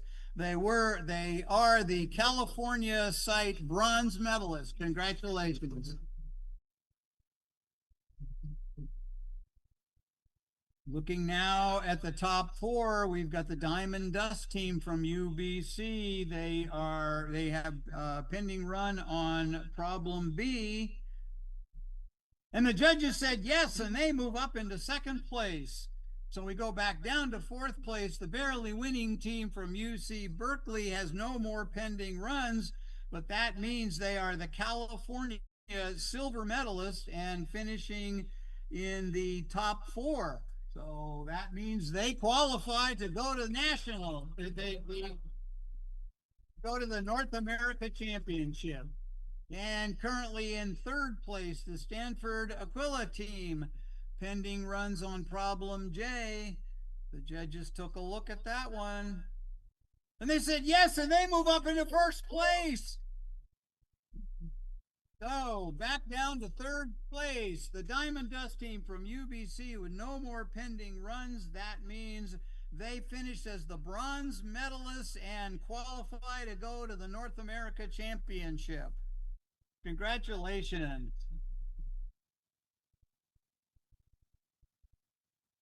And now it sort of all comes down to this, doesn't it?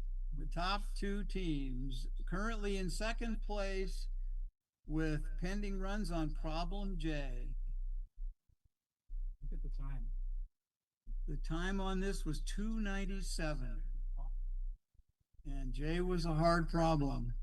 And they got it. They moved up and they come with 3 minutes left in the contest. So finishing in second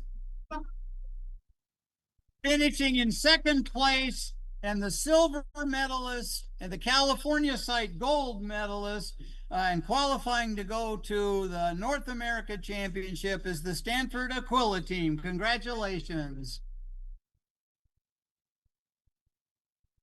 And that leaves us with Jacarico, the University of Washington, the champions of the 2025 Pacific Northwest Regional Contest, gold medalist and site gold medalist, and qualifying to go to the North America Championship. Congratulations to everyone. Ooh. That's a lot over. Okay, let's finish this up.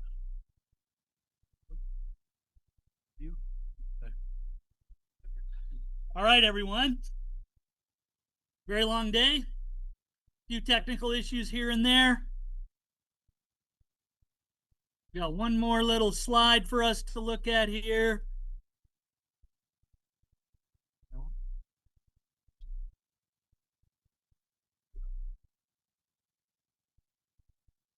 So, some closing comments. Thanks once again. Sponsors, we're not here without them. JetBrains, Jane Street, NSA, and our wonderful local sponsor, Amplitude. One more round of applause, please. Site hosts and their incredible staff. So Bobby Chan at Simon Fraser, Kent Jones, Microsite Whitworth, Chris Marriott, UW Tacoma, Brent Wilson, George Fox, Dream Bogle, Microsite, Humboldt State, Mary Pape here, and then Jeff Draper down at BYU Hawaii.